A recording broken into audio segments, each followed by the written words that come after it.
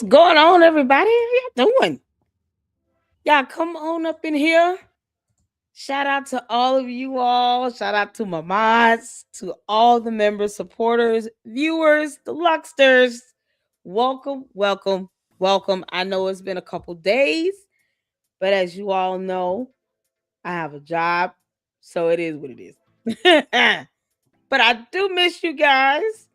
We have some videos that I'm going to show, and I'm going to stick to the time frame that I have here allotted for Candace, the White Walker alien, Amber Owens farmer, because we got a lot of things to discuss with Umar. The rest of the evening is going to be Umar. Y'all, Marianne Lorian putting her foot on his neck once again, and we're all too happy and excited to hear yet another scammer go down in history. You can't make this up. So we got an episode to check out. We have some milk bar videos to check out. Y'all, I am so excited. I want to see if does the Daily Wire do a show? Yeah, I love it when they troll her on that podcast you used to have. Oh, keep trolling the big, keep doing it, keep going. Don't let up. Can't make this up. So let's see here. Yeah, she's still trying this Blues Clues thing. Candace is still walking around here. This is, oh God, trying to discredit. It has nothing to do with the assassination of Charlie Kirk, by the way. She's still walking around here trying to discredit Erica Kirk, and that's her whole goal. If she can get people to just look at Erica Kirk like a bad guy, in her mind, it doesn't matter what she says about her. People are going to automatically think the worst of her because she's already tried to attack her, character and her credibility. Erica Kirk, what more do you need to file a lawsuit? You got to stop. You got to stop. Don't respond to her. Just sue her and be done with it. When is the lawsuit going to drop? Because we just, otherwise, her and her dumb, cult members are going to keep coming for you. I hope you know that, Erica Kirk. And all the TPUSA. They've been wanting to do this for months. Candace, you got around to it after I said it 2 months ago. And I told you, once you start going for Erica Kirk, that she was going to bring that lawsuit upon your head. She already hit you with a cease and desist letter. You can't make this up. So since you want to learn the hard way, Candace, Cadence, we're here to laugh at your ass for many, many hours to come. So y'all come in and hit the like button because that's what we're about to do. Hopefully, Ben Shapiro's still clowning her on that podcast, y'all. I don't know where is it? Where is it? I'm trying to pull it up. I wanted to see if there's any new videos since then. Why can't I pull up her podcast? Okay, here it is. What the heck? I was about to say, man, come on. They don't have a new video out. They need to come on with some more videos. Come on, Ben Shapiro, you taking too long. In the meantime, we'll go what's in our lineup. Shout out to all of you all. I've caught up on most of my emails. Some of them are still going to my playlist, to the y'all hit that like button. Thank you. What's going on? Howdy, Gary. What's going on, Melinda? Cheryl, shout out to my moms. LSS email title is right up your alley. Okay. Yeah, I got caught up until February 11th. So emails that came in on February 11th and thereafter, I haven't seen them yet. So we're gonna get to them though. Because we got to. It's about time. Oh man, some of y'all sent me some good stuff. Oh, and a lot of you sent me the same thing we'll be talking about in the Umar video, in the Umar live stream. Marianne Lorian. Oh, she's going in. She's going in. Okay, there's a crazy pig. Candace. Yeah, I have something else. Oh, this is scary. Oh, Candace, somebody sent me this photo. I'm gonna use it as my next thumbnail. I hope you know that. This is epic. Y'all want to see it? Hold on. Melinda sent me. Oh, Melinda. Cheryl, I'm looking for your email. I'm looking for it. Oh, they going in on you, Candace. I don't see yours, Cheryl. It may have gone to my spam. I don't know why some of my emails still going to spam. Because I realized I had to go there to go find some of y'all stuff. I was like, why is it over there? But yeah, I get the emails I don't want still come to my regular inbox. It's so ridiculous. S File sent me an email.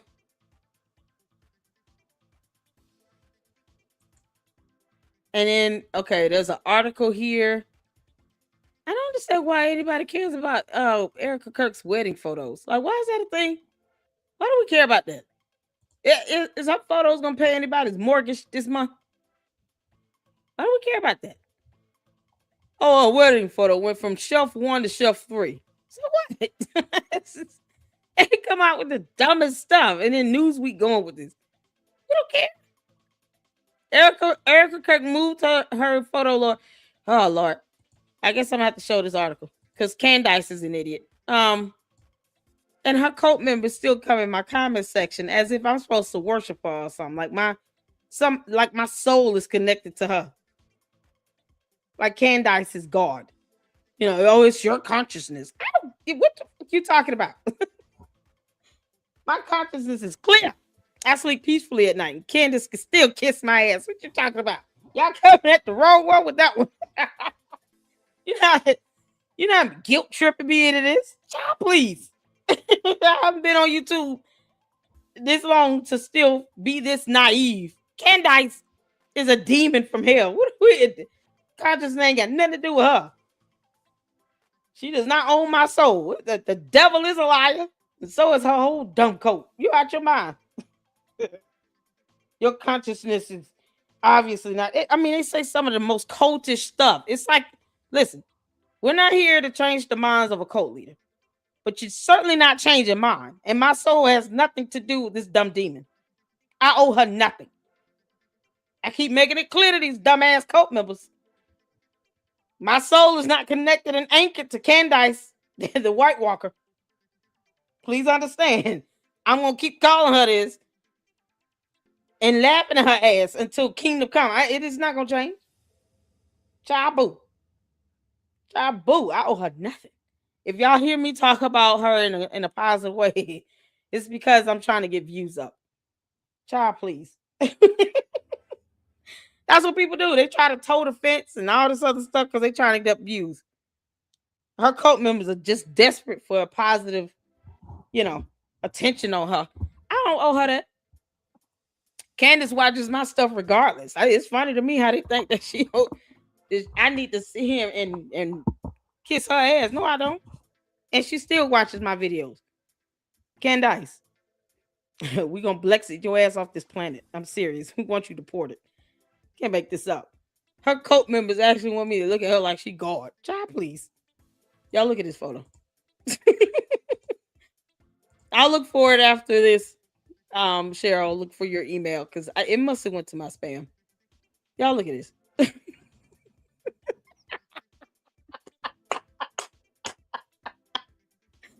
Y'all say hello to Cadence. Y'all say hello to Cadence. Happy Valentine's Day, Cadence.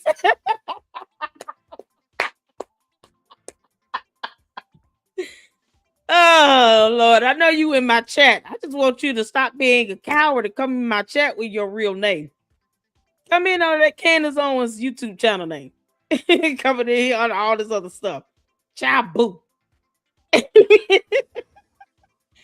Y'all tell Cadence happy Valentine's Day. This is how she's going to be looking tonight with her date with Lucifer. He's got her some burning roses on display. Yeah. Oh, my good Lord. Happy Valentine's Day to all of you all. I mean, it is what it is. And some of you may call it a pagan holiday. It's the day to show some love. I do that. Do we not do that every day though? You got to do that every day. It's just like Mother's Day. You don't just show love to your mother on one day of the month, a year. You do it every day, right? But it's a day set aside where you just really get to go all out. Cadence, this is us going all out for you. Oh man, we got to get started, y'all. Let's get started. We got an article right quick before we get to her episode. We got some milk bar videos we got to check out. Oh man, I am so excited. I cannot wait. I hope you guys tune back in to the Umar videos. The Umar live stream. I cannot wait. Okay. But we got to get started with Cadence. Cadence. Oh man. Happy Valentine's Day, you dumb demon. What's going on, Melinda? Cheryl says happy Valentine's Day, y'all. Colleen up in here. Francisca up in here. Shout out to you. Thank you so much for tuning in. Shout out to my mods. Jennifer up in here. Happy Valentine's Day, you all. I emailed you a bunch of contacts from CO memes and also tagged you on X4 for you. Oh yeah. We got two of the photos, Melinda. Yeah, here's another one. Cadence. Oh man. This is how she's gonna be at the end of her date.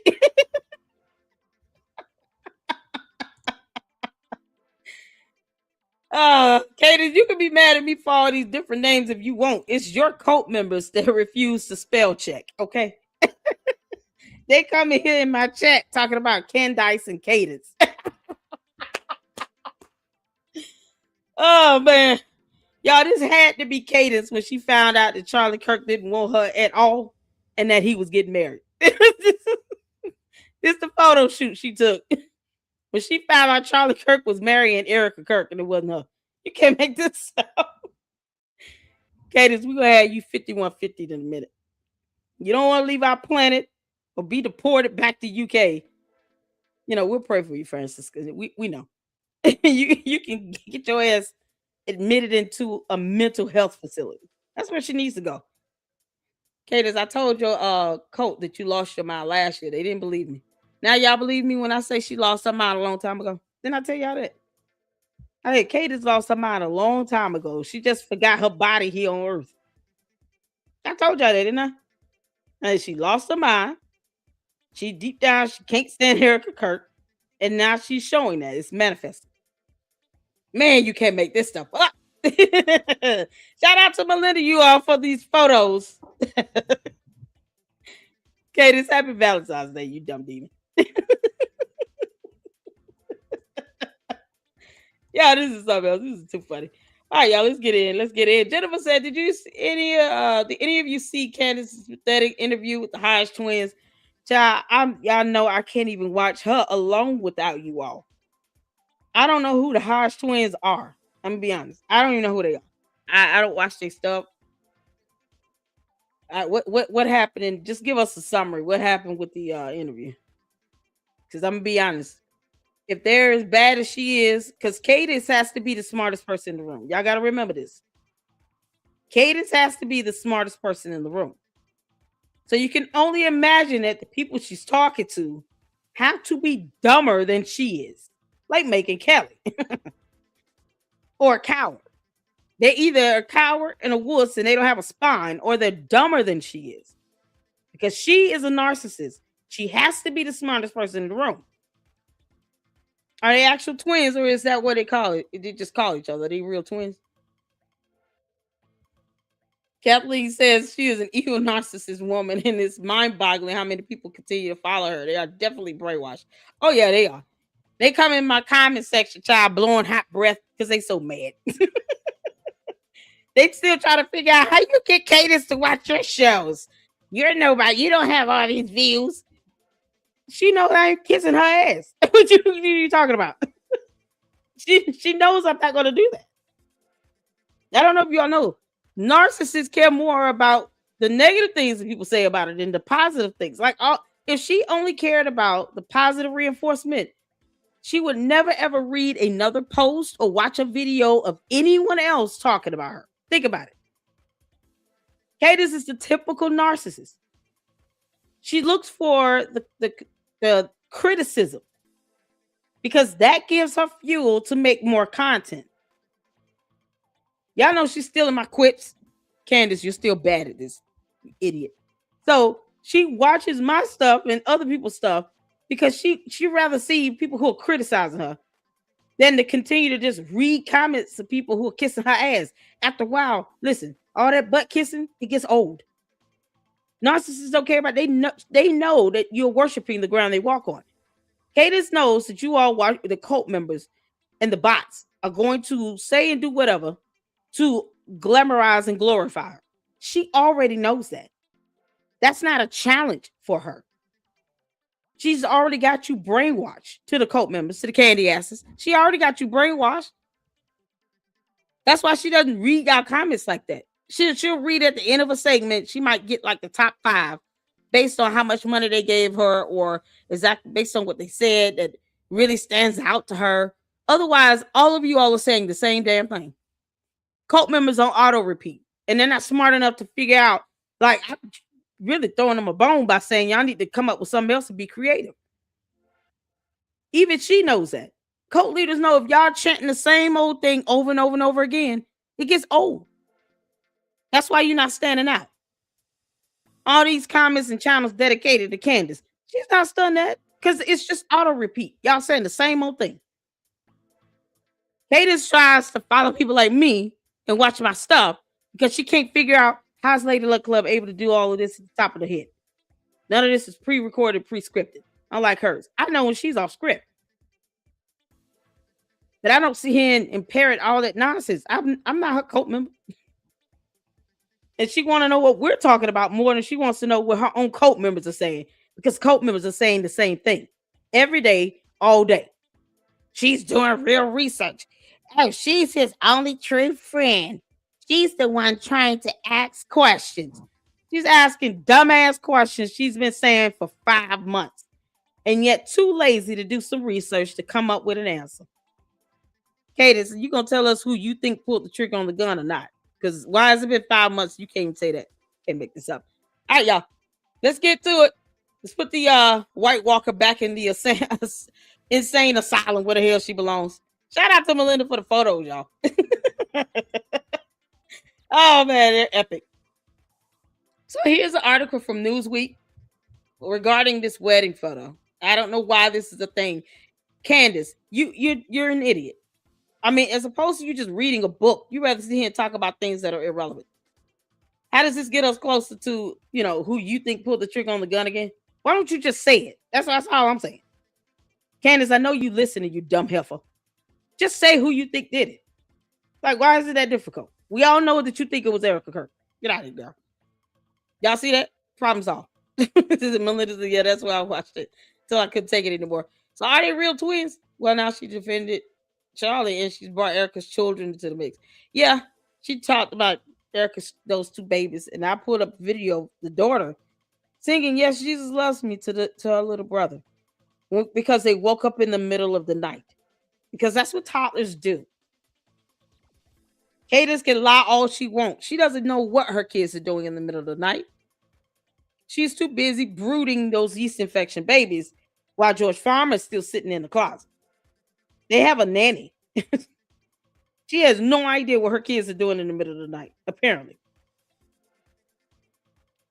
The aspect of her thinking that toddlers should not wake up in the middle of the night. I mean, the baby boy had to be, what? Probably 2, maybe that. Of course he wake in the middle of the night. It happens. They get thirsty. They might get a little anxious. They're trying to, might want to be under mommy or daddy. Like, it happens. If they still wearing diapers and pull-ups, they need to be changed. So, the aspect of them waking up in the middle of the night, somehow she tries to make it seem bad. That's how you know people are she's just attacking. She's not giving any vital information. She's not providing any documentation or evidence. She's just straight attacking her character and trying to degrade her good name. That's all she's doing. That's all the White Walker alien Candace is doing. It's just attacking and defaming Erica Kirk. Cadence, that's why she's gonna sue the hell out of you. And we are here for it. Can't make this up. So this article, I'm assuming it's supposed to be debunking this nonsense about this wedding photo. That should not even be an issue right now. It really shouldn't be. This is from Newsweek. And I want to make sure, shout out to Melinda for sending us this link, you all, on this information here. A post has gone viral online that appeared to show Erica Kirk having moved or removed the photograph of her and Charlie Kirk at their wedding. A TPUSA spokesperson told Newsweek, Erica moved it to a lower shelf when her daughter asked to see it so she could hold and look at the photo. Who told Candace that the picture was moved for nefarious reasons? I'm trying to figure out why do you care about the photo? Like, her tip line must have been blowing up over this picture being moved because reasons. Still not giving us any evidence on who she think pulled the trigger on the gun, though. We don't care about this picture being moved, Candace. We just don't. That shouldn't even be an issue. That is how remedial you are, Candace Owens. That this is the highlight of your reporting. A photo was moved. It's Blue's Clues. Y'all, Blue's Clues came in, peepawed all over the place, and he moved the picture in the process. They forgot to walk the dog. I mean, what are we talking? Candace, why do we care about this? Stop letting your tip line run your show, or do whatever. We're just gonna keep laughing at you, you clown. You can't make this up. So this photo became an issue because someone sent in her tip line, oh, I was obsessively watching this video, this interview, and noticed that the picture was moved. And Candace, you might as well go all the way there. The picture grew legs and arms. It got up, got tired of being in the same old spot, and it walked down to the lower shelf to play with the daughter. It was playtime. Yeah, that picture grew legs and walked away. It flew around the house. Candace, you know what's more interesting? You telling us about your sugar booger binges and how you seeing all these imaginary friends of yours and sources. Oh, man. When Crackhead Grimace is your source, Candace, I don't trust nothing you say. She won't tell us of her stories of what happens when she gets high. That will be more interesting. Candace, when you go into La La Land, what's the first thing you see? Yeah. As soon as that sugar booger kick in, you know she got to see the color purple. Big Grimace appears with Big Bert and Ernie snuffle up against, the it clown. And then all her multiple personalities. You can make this up. Oh, God. So the photo was moved because the little girl wanted to see the picture of her mommy and daddy. Because she lost her father. And perhaps she wants to see something with her father in it. Still wondering what happened to him because she's a child. That's where we are now. This little girl, was she like 5 years old, 4 or 5 years old? Probably still asking and wondering, when is my daddy coming home? Wanted to see a photo with her mommy and daddy in it to get a closer look. But all hell had to break loose because Erica Kirk decided to put the picture on the lower shelf so that her daughter can see it. Make this make sense? And her coat is okay with this nonsense. They should be outraged. Candace, when you going to show us your degrees? Because you said you have 2 of them. Journalism and English. When you going to show evidence that you have a degree? They don't even demand it in her coat. The candy asses don't even demand to see evidence of these 2 degrees. They just let her say whatever to them, and then they go with it. And then they get mad when we call them brainwashed and morons and idiots and stupid and unlearned and uneducated. Psychotic. You can't make this up. What y'all? Somebody says, More Fire says, why can't we see you? Because you can see another video where I'm shown. I don't always turn on my camera. You'll be fine. It's going. Not defame Charlie. Oh, she defamed Charlie. Oh, okay, yeah. We said about an hour ago. Okay, I'll check it out after once we get started with the videos to see, because it's obviously in my Okay, hold on. You sent it to me. I see. Oh, it's Facebook. I don't have Facebook. Oh no, I don't have Facebook. Is it a real? Let me know if I'm looking at what I'm supposed to be seeing here. It's something with a Cherokee hybrid. Let me know if that's it.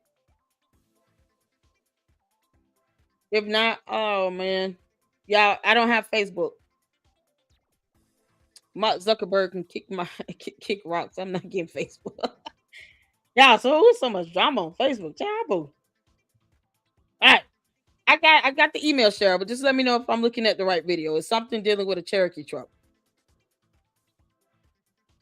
So here it says it's still on the studio shelf, just lower down where her daughter can look at it whenever she's in there with her mom.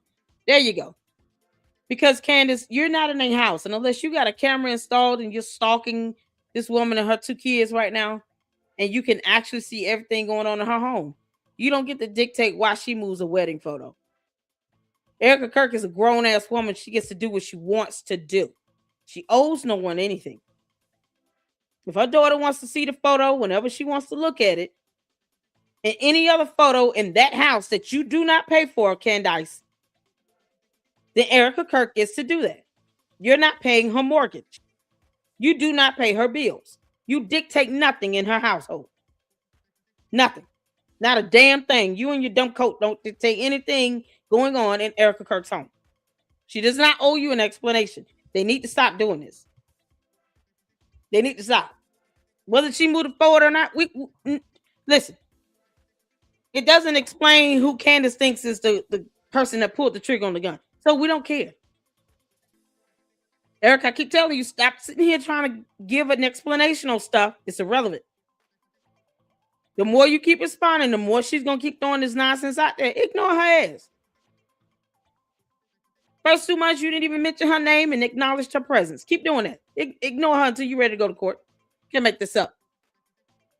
All right, so let's move on. Y'all, because I'm ready to get started on these videos. We got some Milk Bar up in the house. Y'all shout out to Milk Bar TV. Shout out to Milk Bar TV. He did a couple of... This is what I do. And we have... I want to see this one here about this whole thing with Megyn Kelly, because it just backfired bigly with her so-called setting up this meeting in Tennessee. It backfired bigly.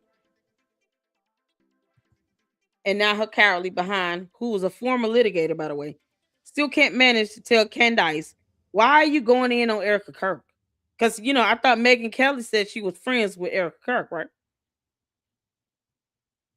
See, Megyn Kelly, the thing is, we don't care if you just cuss out Candace. We know you're a coward. You're not going to do that because you're a punk. But you hear her defaming and attacking Charlie and Erica Kirk. Why don't you say something about that? Are you afraid of her cult members? Because I'm showing you how it's done every time I go live. I'm not stunning them. The cult members don't move me at all. You got almost 4 million. What she got? About 4 million people over there on her channel. And she's scared of Candace. Of all things, you're scared of an alien. You can't make this up. Oh, child. So we're going to get to it. Shout out to McMar. Let me drop the video link. So he did a video on, Megyn Kelly talking about her role as the broker of peace or something. Yeah, child, we get to that. But we're going to go back to back to back because these videos are relatively short. So here's the link. Can I get one of the mods to please drop the YouTube channel link for Milk Bar in the chat? He has been doing a fantastic job. I did reach out to him on X. Would love for him to come back and do a reaction video with us. That would be absolutely fantastic. Hopefully he'll let me know what's going on and we'll go from there. Next week is fairly flexible. Yay! Y'all look. He said, sorry, been snowed under with work. Yeah, would love to. Next week is fairly flexible for me. Yes. Y'all, what day y'all want to do this? Y'all put a day in next week. Y'all want to shoot for next week Friday? No, I mean what? Wait, whoa. Hold on. How about next week Tuesday? Because she don't typically go live on Fridays. Tuesday or Wednesday. Y'all let me know which day. Tuesday or Wednesday in the chat. Y'all let me know which day will be good. So you guys can come over and hang out with me and Milk Bar TV while we react to Candace.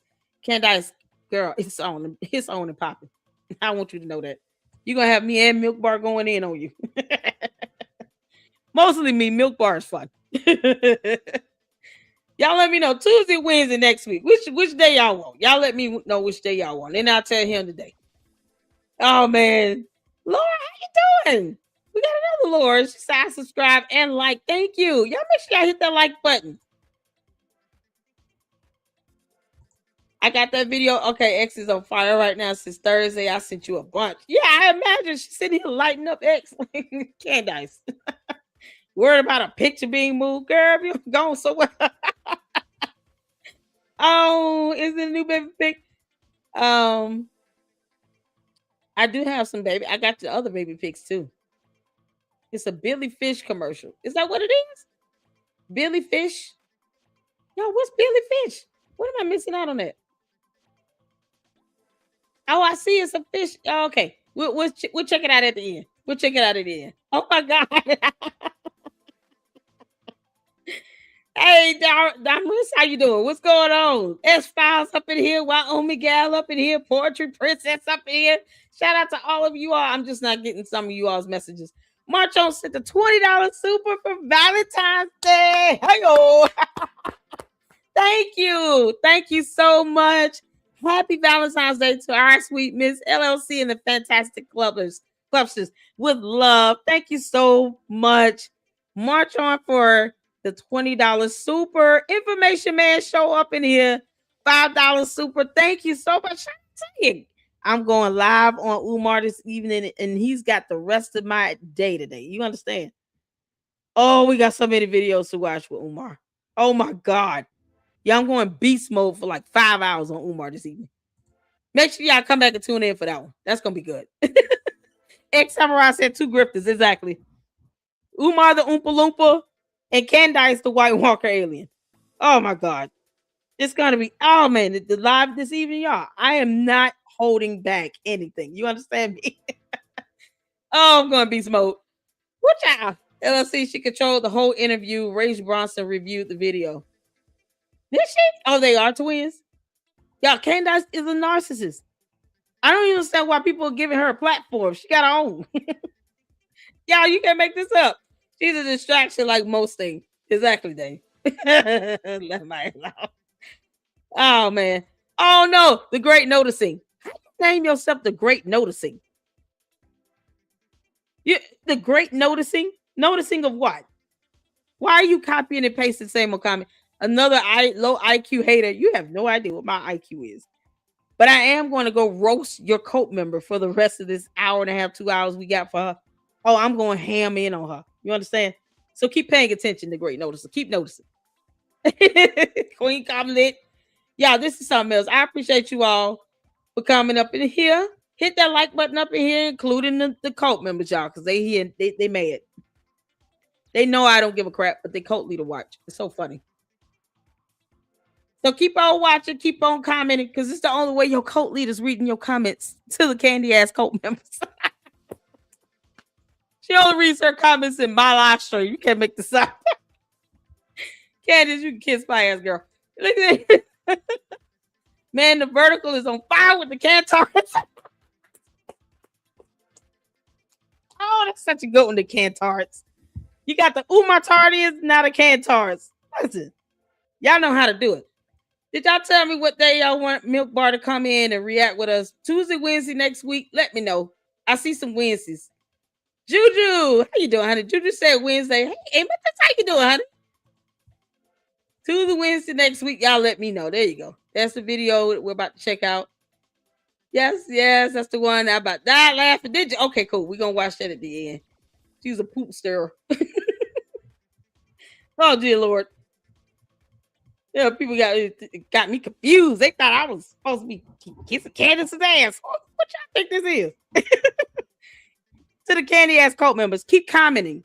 That's the only way your cult leader is watching and looking at your comments is because she's watching my show. And then when I highlight it, that's how she sees your comments. Any other time, she doesn't care that you people exist. You can't make this up. Thank you, Kyla, for the $5 super. I emailed you a video from a third generation ex scientist that went hard on Candace. She said you can use it. Happy Valentine's Day. Woo! Did you? Oh, yes. Watch Scientology US City Takeover 2026. Oh, man. Third generation ex Scientologist and went hard. Oh, Candy, we adding this to the lineup. Candace. Candace. You pissing people off everywhere. I literally said last week, Candace might as well become a Scientologist. Because that's what she sounds like now. You know, I'm sure John Mapping would just be, tickle pink. John Mapping and George Farmer would both be tickle pink. It would make their day. You can't make this up. She might as well go Scientologist. That's how Candace talks, like a Scientologist. A dumb one. Can't make this up. Your cult member sitting here talking about Christ is King while you're a Scientologist member. Candace, don't leave these people in suspicion. Go ahead and let them know. That's what you want to do. She might as well. So we got another video to watch, y'all. All right, y'all ready to get started? We got some content to watch here. We got a Facebook video from Cheryl. We got this video here from an ex-Scientologist that went in. Oh, I'm so watching that. I am so watching that. Y'all ready? Thank y'all so much for tuning in. Put a 1 in the chat when you can see it here and hit that like button. This is what I mean when I say that the public no longer trusts the media because you're asking us to be stupid. And we don't want to do that. We actually don't want to pretend that we're clinical idiots. I want you to listen to this now with new ears in retrospect. And if you see a clue, you can't. I want you guys to shout at the screen. Say, a clue, a clue. And that is the reason why people are watching my show, because I'm the only one not treating them like they're absolute idiots. Go ahead and sleep in her room. What? Oh, what's that? In the chat, people are saying a clue, a clue. Did you guys see clues? Oh, okay. People enjoy my podcast because I don't treat them like they're idiots. But without more clues. Candace. When you're the smartest person in the room amongst your cult, the rest of them are idiots. To the cult members, did y'all know that your cult leader said she does not know the difference between the letter N and the number 9? She said that in a whole episode. I dare you to Google that. Search for that clip on YouTube. She said out her mouth, just like she professed to be an alien, that she does not know the difference between the letter N and the number 9.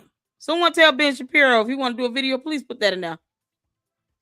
Like do the ABC song and say, Candace, here's the N, here's the 9. She doesn't know the difference. That's the level of stupidity she's achieved in her life, where a letter and a number somehow are one and the same to her. Oh man, is the Great Awakening? What's his name? The Great Noticing. Are you still here? Your cult leader does not know the difference between the letter N and the number 9. That came out of her mouth.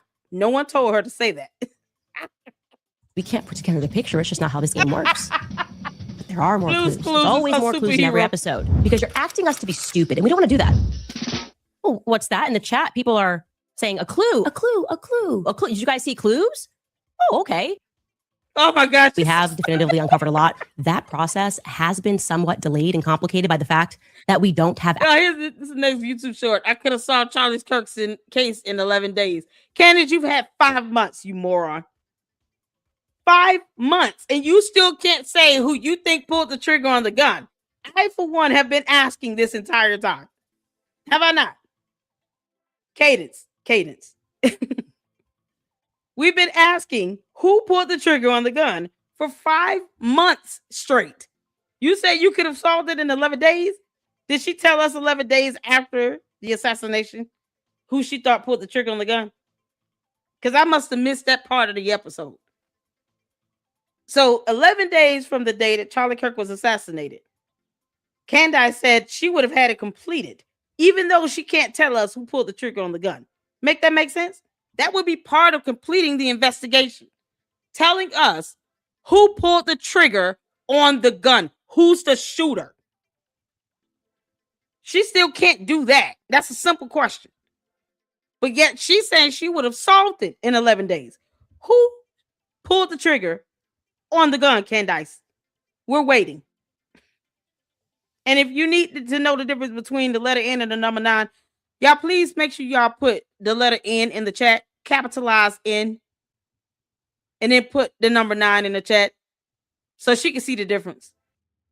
Because Candace, we don't mind teaching you something. I mean, you're still trying to assimilate amongst humanity. We understand that you speaking English is just never going to fully happen. But at least be able to recognize the difference between the letter N and the number 9. Y'all make sure y'all put in the chat the letter N, capitalized N, and the number 9. That way Candace will see this. Because unlike Candace, I do not treat the Luxters like they're idiots. No, we don't do that up in here. We read as well. Something that her cult does not do. Your cult leader can't tell the difference between the letter N and the number 9. Y'all put N's and 9s in this chat. Here's the N, Candace. Shout out to Francisca. There's your capital N. That's how it looks, Candace. Can I get somebody to put me the number 9 up in here? There we go. Belinda said N9.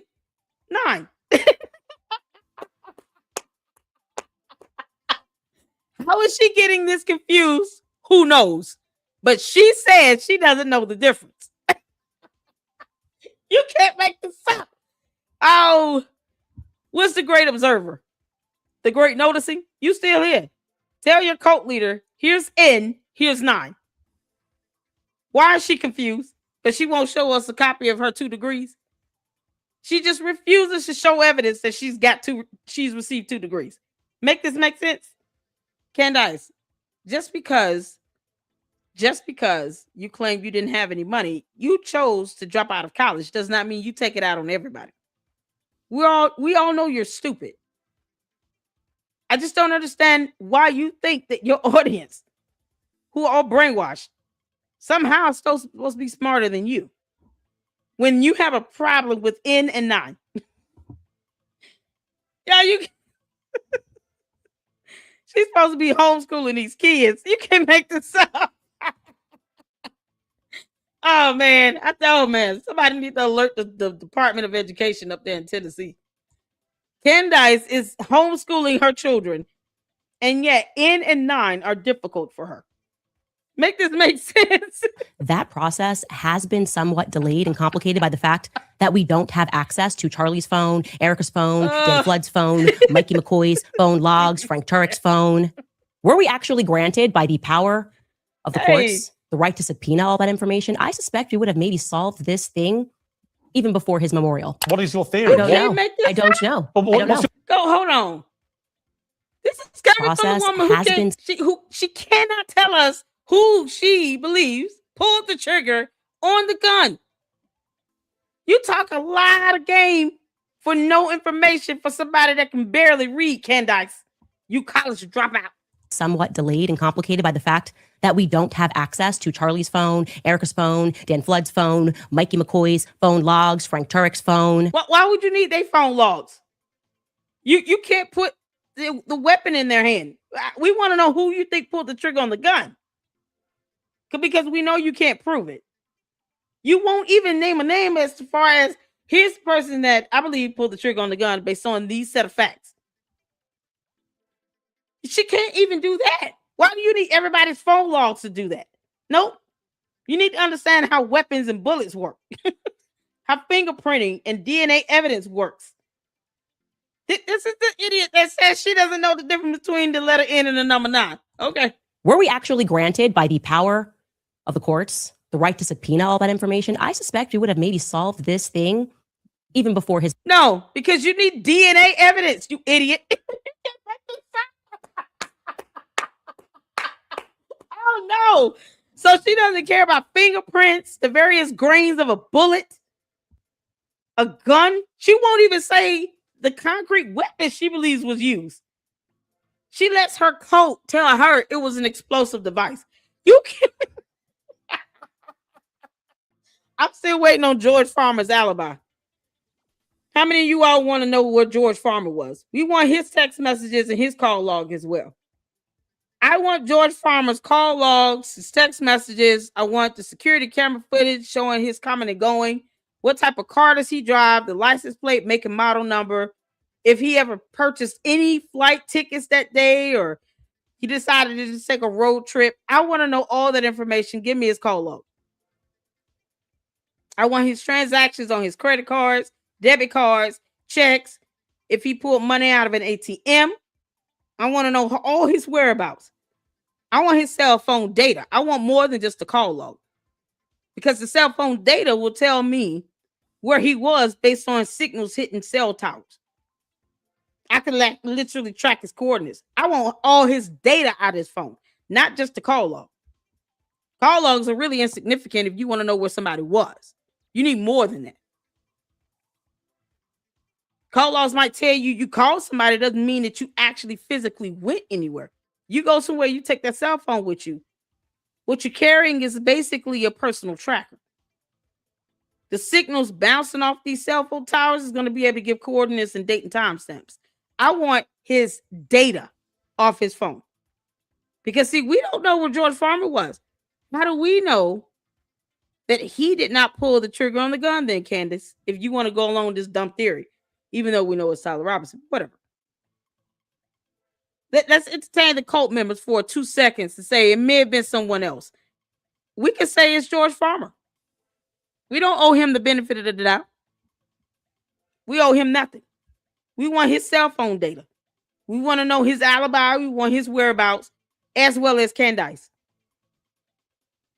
Just because she pre-records her pre-scripted shows does not mean she's doing it in the basement of her home, physically located in the state of Tennessee. This could be a backdrop and she could be anywhere. You can't make this up. I can tell you all I'm sitting in the mountains of the state of Washington right now. You can't see me. You don't know where I am. I don't have a reason to believe that she could be in her basement in her house in the state of Tennessee. That's what's so crazy about technology. But she won't give us her alibi. Candace won't give us her alibi. And she's the one with the grudge. Make that make sense? Maybe George Farmer did it because he was trying to get back at Charlie Kirk for not making him CEO or something. You know, he was a chairman over there at TPUK. Maybe both of them are mad at Charlie Kirk. Who knows? Funny how they both worked out. And neither of them lasted 2 years. You can't make this up. Candace was only employed with TPUSA for 19 months. And this is the grudge that she has after only being employed for 19 months. No, that's deeper than that. Candace, you were in love with this man. He saw that you were a real alien with a burning yeast infection. And he said, hell no. Charlie Kirk said, he'll have to freeze over first. I ain't doing this. You can't make this up. But she would have solved the case in 11 days. We can't get her alibi. Kick rocks. Now, what's good for thee is good for me. Nope, we can all demand that she gives us her alibi, as well as George Farmer, his cell phone data, and everything else. Because if anybody could snake their way through UVU, George Farmer would be it. Candace, I haven't missed the mark yet, you dummy. Memorial. What is your theory? I don't know. I don't know. But what's your theory then? You must have an idea. My theory is that we should investigate everything strange that happened on that day. So you know what this is. You're like, what's going on? Yeah, including George Farmer and Candace. Yeah, we should investigate them too. I mean, you know what? Why exclude yourself out of this, Candace? Girl, can you tell us, give us your cell phone data. Don't tell us nothing. Just give us your cell phone data because I don't believe nothing you say either way. Even before his memorial. What is your theory? I don't know. I don't know. But what's your theory then? You must have an idea. My theory is that we should investigate everything strange that happened on that day. So you know what this is. You're like, what's going on? What's going on? I suspect we would have maybe solved this thing even before his memorial. Candace is a young mom of like 3 young kids. It's my prerogative if I say to myself, no, this dumb clown right here. I'm not the mother of the internet. Yeah, Megyn Kelly, we We never asked you to be. This coward right here, a former litigator, is now allowing Candace to defame and attack Erica Kirk. And she's supposed to be friends with Erica Kirk. What is she calling and telling Erica Kirk? Now that all these episodes are coming out with Candace is really showing her true form here. You know, Hellspawn with horns. The bride of Chucky is finally unleashing her Hellspawn upon Earth. What is Megyn Kelly telling Erica Kirk when she talks to her? Because I know Erica Kirk has to be asking Megyn Kelly, did you see Candace's show today? You know, this dumb demon is now talking about my children. I wonder what Megyn Kelly is saying to Erica Kirk to try to soothe this over, since she's the broker of peace and all. See, Megyn Kelly, you were never significant or a part of the equation. You could have kept your ass out of it if you were going to be this big of a coward. You don't have a problem pointing out anything else going on any side of the aisle. No, just on the left side of the aisle. But yet and still, you hear Candace dogging out Erica Kirk, and the kids are not being brought into this. What the hell you got to say now? You punk. You spineless wimp. What you got to say now? What could you possibly be telling Erica Kirk to soothe her over just so you could give the impression you're her friend? How? But you won't go in on Candace bringing these kids up because she thought that was cute. This right here, I'm not mommy of the internet. Girl, we will never ask you to be, you clown. Like 3 young kids, it's my prerogative if I say to myself, that is not someone I wish to attack. I won't do it. I think Now it's like a point of pride. Is that what Candace is accusing Erica This is of? crazy. Of murdering her own husband? Okay. Like I said, I don't take in that content, and I have since learned it is not true. Candace has not made that claim. She's specifically been defending Erica Kirk. I really fully believe God's will for me here is to possibly play a role in getting this whole thing to a better place. What I really want is for Candace to move on from Turning Point and Erica. Maybe Candace does want an off ramp, and I'm willing to try. Erica Turning Point became the focus of Candace Owens, and honestly, Tucker, from that point forward, I worked with Turning Point and Erica regularly. But for the whole time, I was in close contact with them, and then ultimately, Erica was asking me if I would help. So are you friends with her or not? Because you know what she's saying now about this girl. Erica don't even want to listen. Erica never wanted to have to say Candace's name. And I told you all, Candace kept trying to bait Erica Kirk into some back and forth nonsense, you know, because she thinks this is the court of public opinion on YouTube. Candace thinks this is the court of public opinion on YouTube. So she kept trying to bait her for weeks. And I kept saying, Erica Kirk, do not respond unless you have an attorney, because this crap is not going to end. You're dealing with a narcissistic cult leader. She wants to be right about everything. She wants to have the last word. Don't give it to her. You tell her flat out, when you respond, I will see you in court. I'm suing you. That's it. But now she knows that this girl is making videos going after 2 minor children that have nothing to do with this. They shouldn't even be mentioned. I don't care what the hell she said. She should not even be mentioning their names. What the hell is Megyn Kelly got to say about that now? Talking about broker of peace. Now I'm willing to try. Turning Point became the focus of Candace Owens. And honestly, Tucker, from that point forward, I worked with Turning Point and Erica regularly. But for the whole time, I was in close contact with them. And then ultimately, Erica was asking me if I would help forge a meeting with them, broker a peace, trying to shame me because I haven't spoken out on the Erica Candace conflict. I don't have any pearls of wisdom other. What did she say about that cease and desist letter that was sent from Erica Kirk to Candace? Any of you know? What did Megyn Kelly have to say about that cease and desist letter? Because if she tries to talk her out of suing Candace, I'm going in on Megyn Kelly. Because you don't have nothing to say when she had to send her a cease and desist letter. But you don't want her to sue her either. But you won't say anything to Candace to tell her to shut the F up when it comes to those kids. Erica Kirk don't care if you go in on her. Why are you bringing up her children? What the hell Megyn Kelly got to say now? This dumb clown right here. Then go fuck yourselves. Go fuck yourselves. You have no fucking clue what's going on. You don't know what I do behind the scenes. We are doing a couple of episodes to separate fact from fiction when it comes to the background of Erica Kirk. You are going to hear her actually be the first person to say an expression that has been used a lot. She's going to remind people that everybody grieves differently. 5.5 days after Charlie was announced dead. We will do our best to continue to make Turning Point USA the behemoth that he wanted it to be. Hearing her sound like she's about to cry when she discusses specifically them keeping their jobs, not Charlie, but Charlie having been assassinated in front of the world, but the prospect of their employment, I do believe with all of the new information that I'm getting, and it is a lot, that she has been orchestrating this entire PR campaign. You fail to understand there are real humans involved here. But yet Megyn Kelly says nothing when real human beings that are children are being brought into this. Megyn Kelly, you can kiss all of our asses. You lying, hypocritical oomph. You're sitting here, go F yourself. You go do that yourself. Go F yourself. Put your money where your mouth is. Because, we can just flip your words back on you.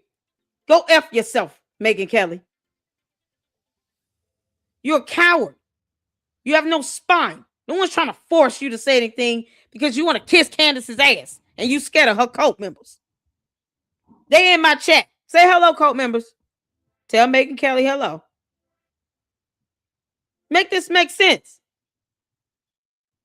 You can't call Candace, say, no, you're going to keep them kids' names out your mouth. That's what you're going to do. And whatever Erica Kirk chooses to do to respond to you, if it's through a lawsuit, so be it. I'm not here to tell her what to do either.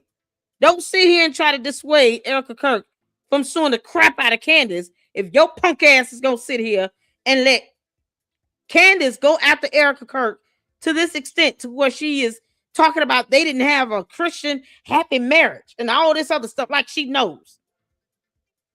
Charlie Kirk wasn't talking to Candace at least a year leading up to his death. Candace can't say what was going on in their marriage and their household unless her ass got a camera up and they're listening.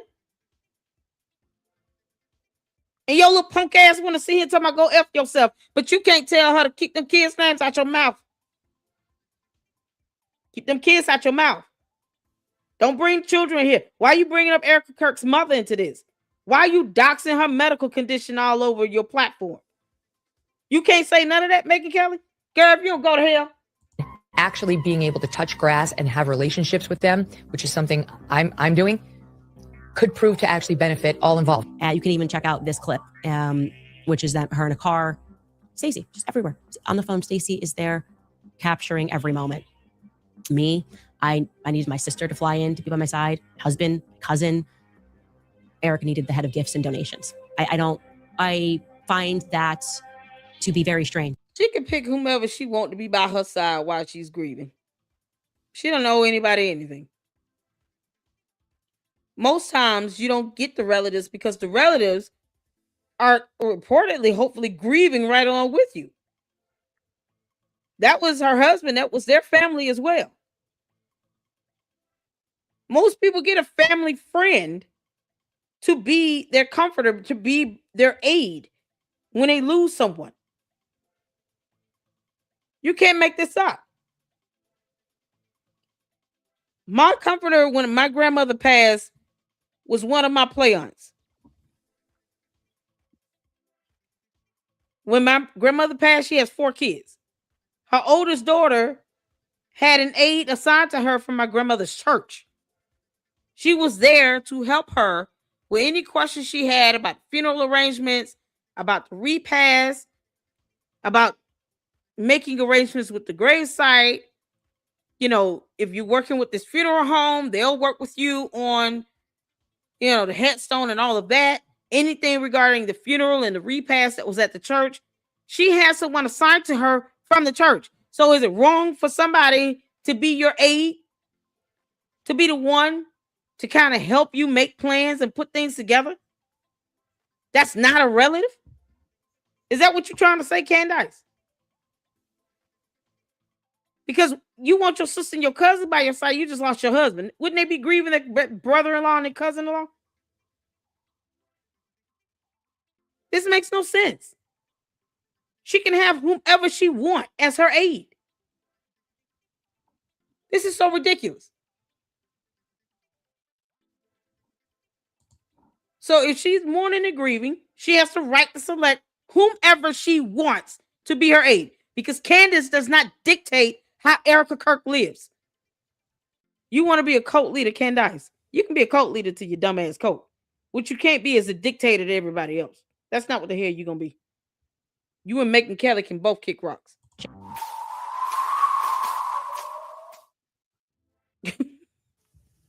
Okay, you guys, I'm sorry that I'm running late. Yeah, here's our episode right here. So we're gonna get into this, y'all. This was the it says, okay, these sex messages are crazy. I haven't seen this, y'all. Y'all know I don't watch this stuff without you all. And the reason being is because I want to be able to give you all a real raw reaction and just clown her in real time like I always do. I'll let you all know if I do watch the episodes like the previous day. I had watched like the last 10 minutes of it watching Jay Witt podcast. But this episode here, I have not seen any of it. So we're going to get into this. Y'all let me know how bad it is, because I heard it was pretty bad. You guys email me and let me know, like, oh, you won't believe this episode. I don't believe any of the episodes. I especially don't believe the one where she keeps doxing Erica's family and her medical information between the screenshot from the hospital with Charlie Kirk and the mother's diagnosis. Those are the worst thing, and the key is being brought up. Just the absolute more heinous stuff. Like I knew she was going to go in after Erica Kirk at some point, because her cult base can't stand TPUSA and Erica Kirk either way. They never did. They never cared. They wouldn't support TPUSA on their best day. They never cared about. They want Candace to keep attacking them because many of them never cared. They were never favorable towards TPUSA and Erica Kirk either way. So it don't make no difference to them. They encouraging this. They don't care. They don't care about what happened to him. No. But bringing up the kids? No, we're not doing it. No. Candace, you knew you had it coming for me. Megyn Kelly, you too. Kick rocks. Today, just so much that I wanted to cover, or our last show before we go off air next week, preparing for our limited Erica Kirk series. Now, we had received a large influx of emails because Baron Coleman had a bit of a viral episode regarding a seemingly weird relationship that Erica had with a then 15-year-old girl named Jillian. Erica was 25 years old at the time, and they developed a relationship that some people believe amounted to a type of grooming. And Baron Coleman was very clear. He gave specific instructions to his viewers not to reach out to Jillian, who is now an adult, about the situation. And I, for some reason, was unable to follow these. Are we really doing? Is she about to go in on this? Talk about she grooming somebody? Man, what the hell is this gonna be about? Oh God! Jay Witt rage quit on Thursday. He came back and did another live show in context. What?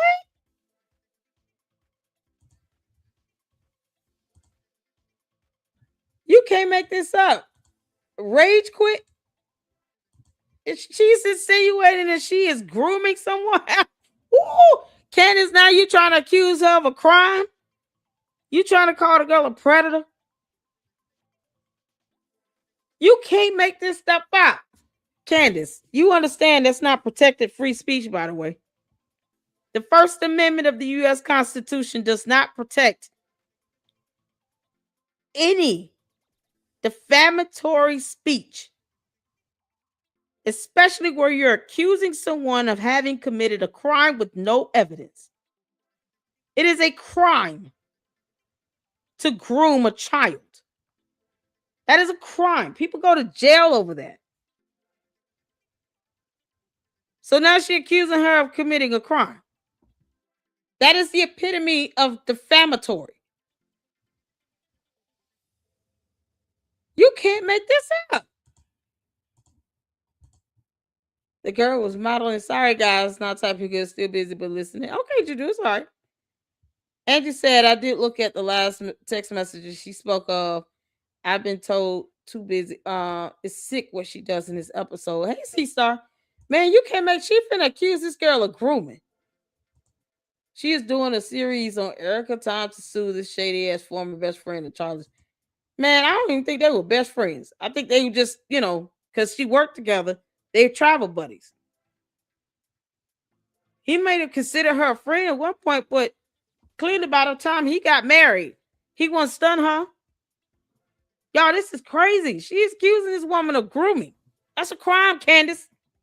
This is why she watches my show, because the only way she's going to learn what a crime is. You can't make this up. Dear Lord. Oh, my God, y'all. Come on, you dumb White Walker alien. You're a clown, Candace. You're a clown. I got to speed this up. Jay Witt rage quit. Oh, my dear Lord. Yeah, it's always refreshing to see him in his raw, true form where he's just released. Just get it off your chest, Deacon. Oh, man. Instructions. I reached out to her immediately. I don't know what's wrong with me, but I had a great chat with her about her. Wait, you don't know what's wrong with you? You're a demon. How do you miss this, you dumb alien? You're an evil demon with no soul, Cadence. And I call you names that your cult members keep coming up with. Somebody called you a Karen earlier, so that's another one. Karen, Cadence, Candace. Y'all, they be butchering her name, and they're her cult members. You can't make this up. And they copy and paste that nonsense. They don't try to do spell check at all. They don't try to be original with their comments. They call her every name except Candace. So we've got a Candace, a Cadence, and a Karen. Karen. Karen. That's what they call her. You can't make this girl up. Named Jillian. Erica was 25 years old at the time, and they developed a relationship that some people believe amounted to a type of grooming. Now, Baron Coleman is very clear. Who believes that? Some people who believe that other than your cult members.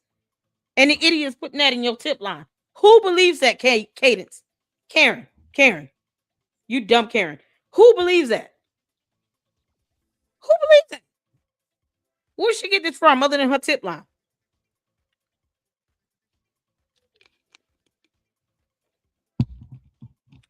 Oh, Lord. Y'all might want to get you a glass of wine and some popcorn.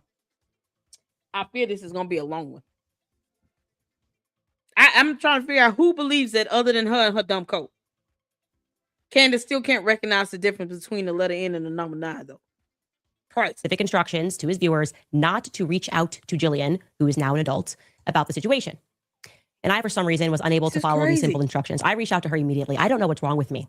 But I had a great chat with her about her dynamic with Erica. So welcome back to Candace.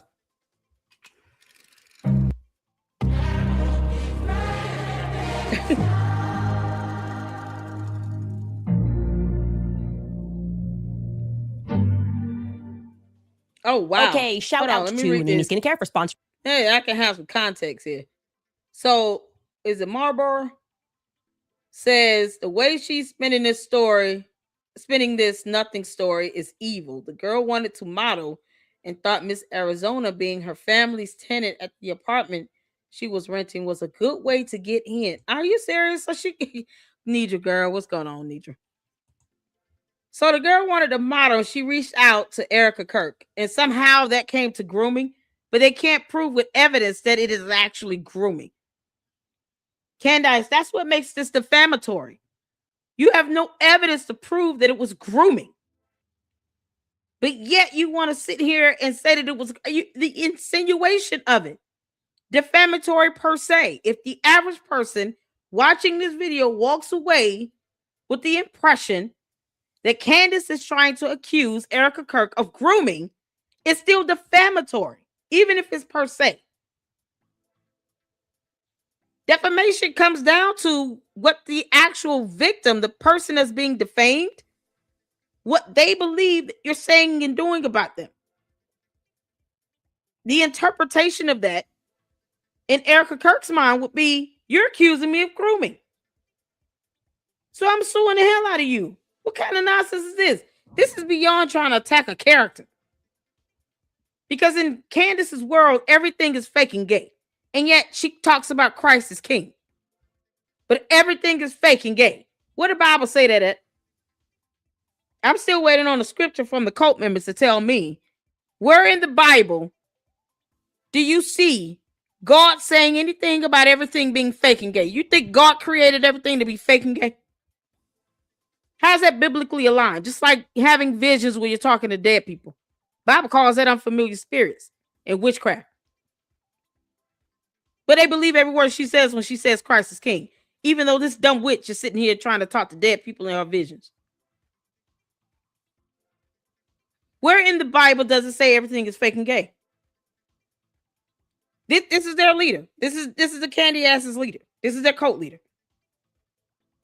That is now trying to attack Erica Kirk and claim that she was grooming a child. That she don't want you all to go after her. No, you don't want to, because naturally that's what people are going to do. They're going to want to talk to the young lady at least to figure out if that's exactly what happened. And then it forces the young lady to come out to have to say, no, that was not grooming. I just wanted to learn how to model. Candace is doing this to get reactions out of people. You understand that? See, independent journalists like me, I could respond to her. I don't owe her anyway. What she wants is Erica Kirk to comment to the court of public opinion on social media and go back and forth with her.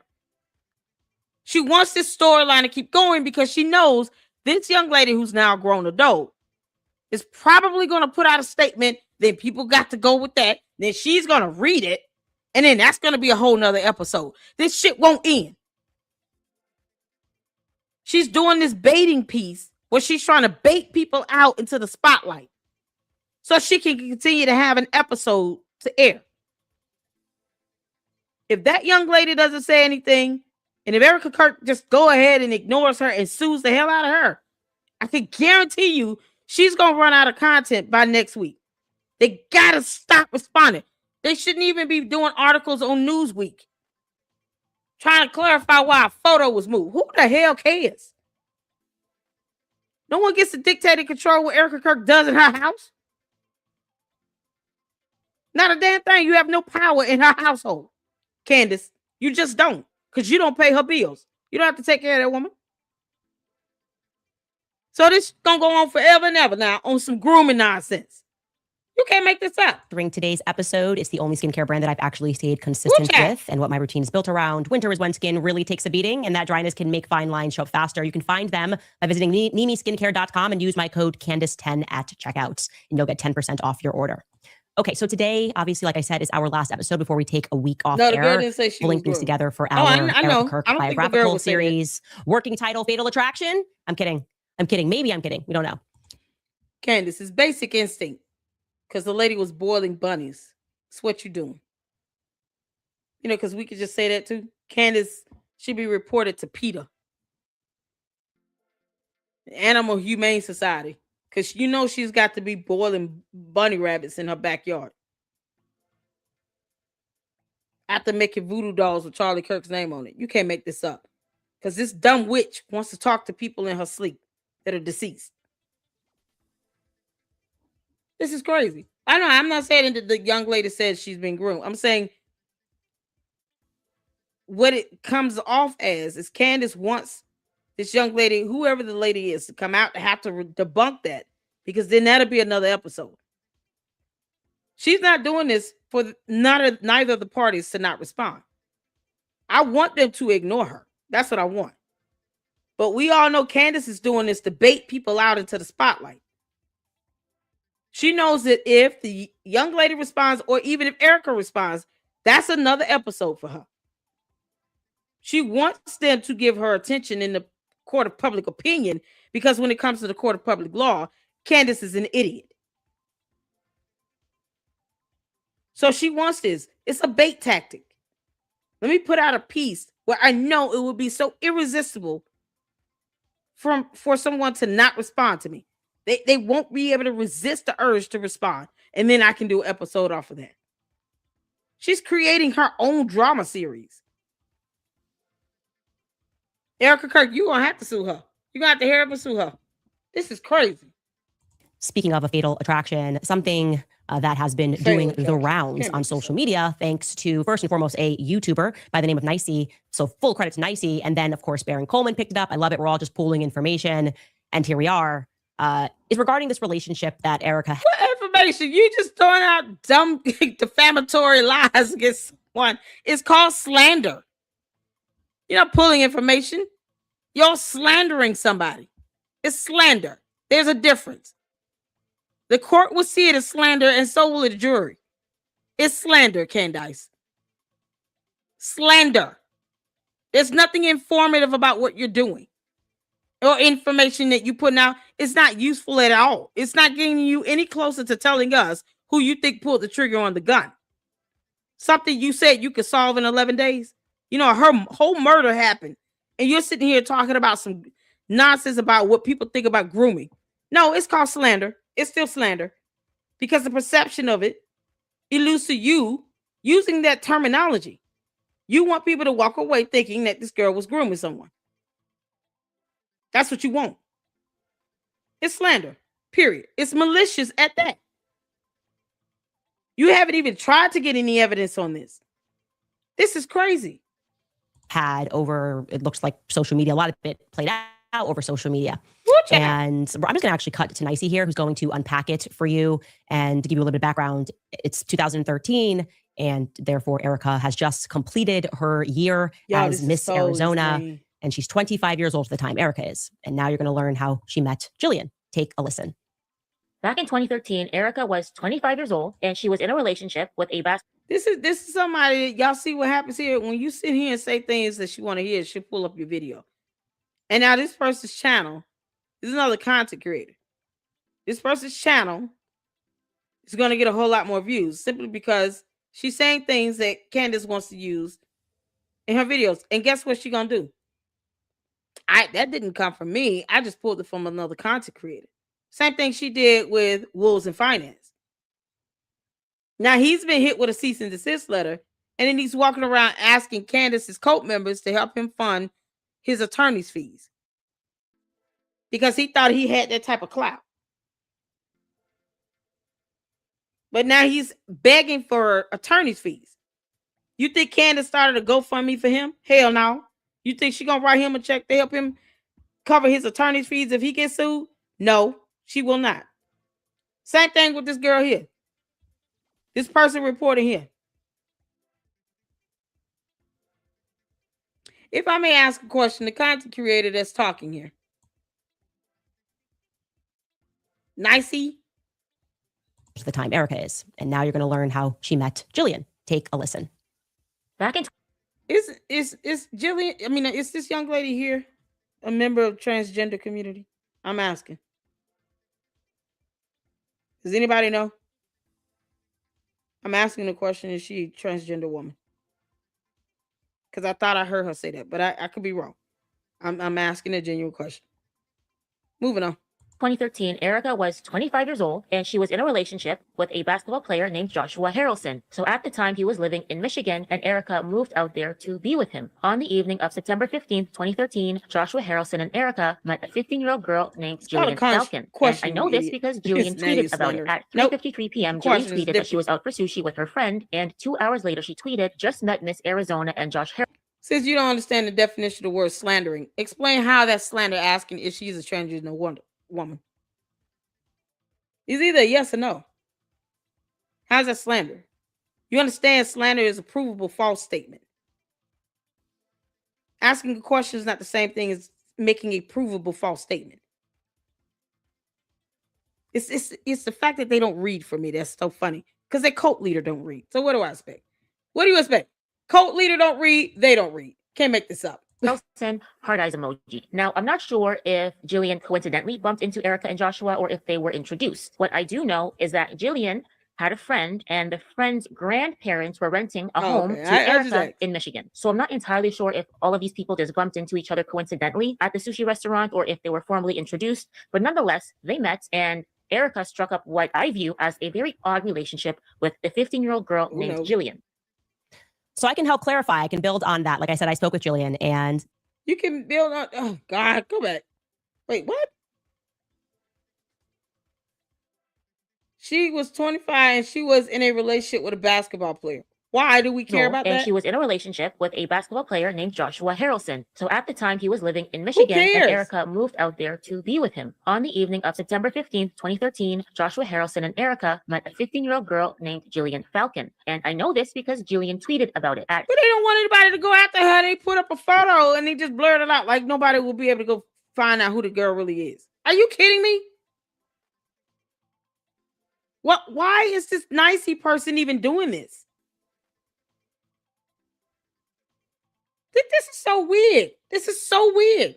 3:53 p.m., Jillian tweeted that she was out for sushi with her friend, and 2 hours later she tweeted, just met Miss Arizona and Josh Harrelson, heart eyes emoji. Now, I'm not sure if Jillian coincidentally bumped into Erica and Joshua or if they were introduced. What I do know is that Jillian had a friend, and the friend's grandparents were renting a home to Erica in Michigan. So I'm not entirely sure if all of these people just bumped into each other coincidentally at the sushi restaurant or if they were... Okay, if she's renting something to her, then wouldn't they know her somewhat? What? Especially if she won Miss Arizona, right? So all of a sudden, you're not gonna tell your family, hey, I got a tenant renting this house for me, and she just won Miss Arizona. What do you mean it's coincidental? They know her because she's Miss Arizona. Wouldn't that be the case? What are we talking about? Formally introduced, but nonetheless, they met, and Erica struck up what I view as a very odd relationship with the 15-year-old girl named Jillian.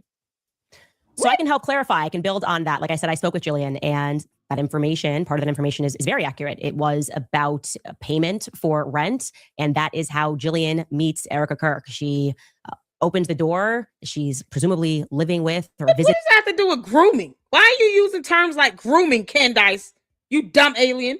What does that have to do with the aspect of grooming? Her boyfriend at the time, and she sees Erica Kirk, and she thinks, oh my gosh, this girl, 25-year-old girl, is so beautiful. And Erica is extremely kind to her, and they start speaking. And somehow, and Jillian does not recall how this transpired, somehow during this rent arrangement, Erica and her exchange numbers. Okay. So what happens next is they begin messaging each other, a texting relationship, and across social media, making comments on each other's posts. And in the beginning, it seems fine enough, I guess. The conversation is polite, maybe something that you might expect to see between... No. You shouldn't be saying maybe. You should be showing us the actual post. And then we can read and take from it ourselves what we need to understand. Why isn't she showing the actual post? Candace, you're bad at this. You are bad at this. I thought you had everything. You should be showing us the text messages and the posts if you claim you have this information. Otherwise, why is this a thing? Why can't she show us the post? I mean, you would think she's sitting here making it seem as if she can affirmatively speak to the post. She would have it, right? The whole purpose of you speaking with this young lady is to verify information in the text and in the post. So why can't she show it?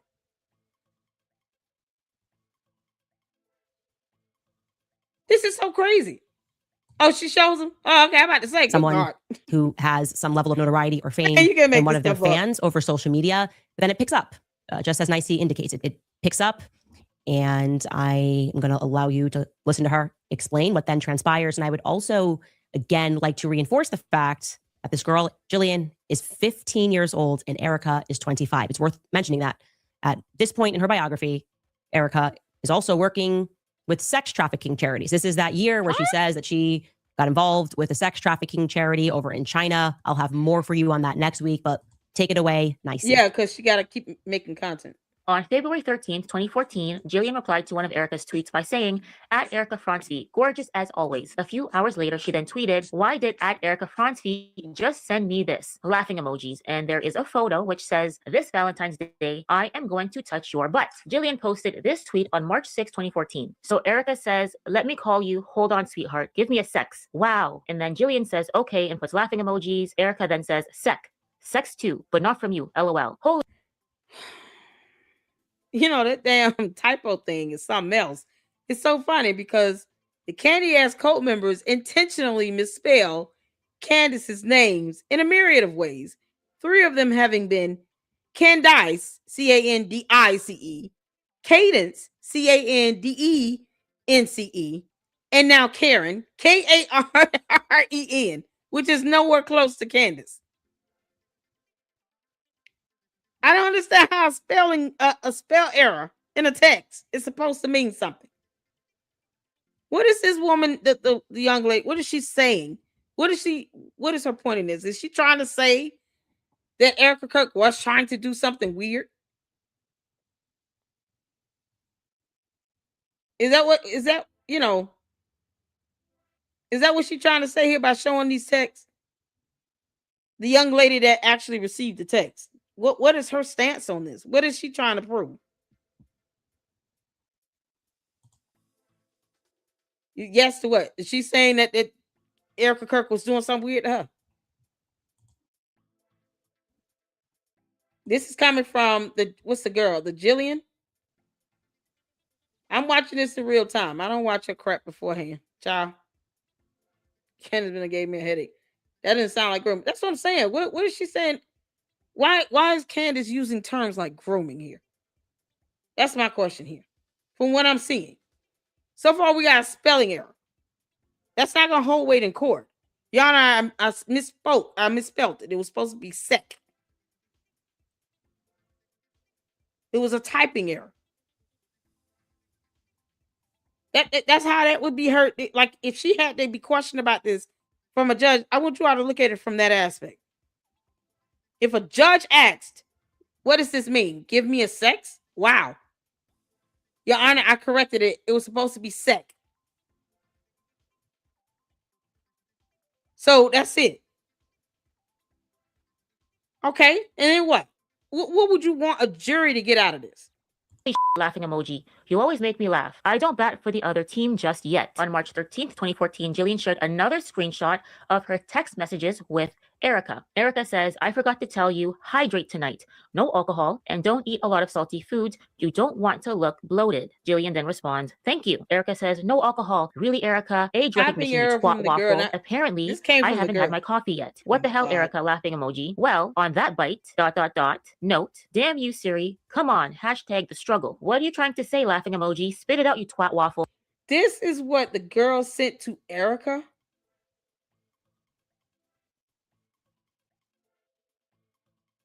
Oh, God. Let me go back. Hold on. So Erica says, let me call you. Hold on, sweetheart. Give me a sex. That's what Erica said to the girl. I'm assuming Erica's maiden name is France V. What is that? And then Jillian says, okay, and puts laughing emojis. Erica then and this says, came from Jillian in the sex blue. too, but not from you, LOL. Holy laughing emoji. You always make me laugh. I don't bat for the other team just yet. On March 13th, 2014, Jillian shared another screenshot of her text messages with Erica. Erica says, I forgot to tell you, hydrate tonight. No alcohol and don't eat a lot of salty foods. You don't want to look bloated. Jillian then responds, thank you. Erica says, no alcohol. Really, Erica? Age recognition, you twat waffle. Apparently, I haven't had my coffee yet. What the hell, Erica? Laughing emoji. Well, on that bite, ... Note, damn you, Siri. Come on, hashtag the struggle. What are you trying to say, laughing emoji? Spit it out, you twat waffle. So you're seeing Erica's name show up on both sides of the text here.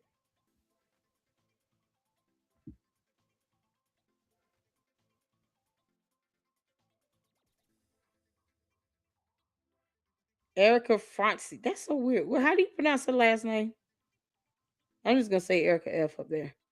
I forgot to tell you, hydrate tonight. So you see this message here that says, no alcohol, really, Erica, as if it came from the other person. Because who refers to himself in the third person like that?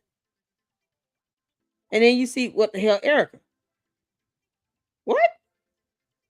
On the morning of March 26, 2014, Jillian tweeted, I just want to be somebody's woman crush Wednesday. Is that too much to ask? That evening, she then tweets, thank you at Erica Francie for making my whole week. And she shares this photo, and the photo is of a gnome, and it says, I want to be inside your lady garden. Know what I'm saying? On April 3rd, 2014, Jillian tweeted this picture and said, I miss this goon. A few minutes later, she tweeted, did Erica just text me, hashtag no new friends?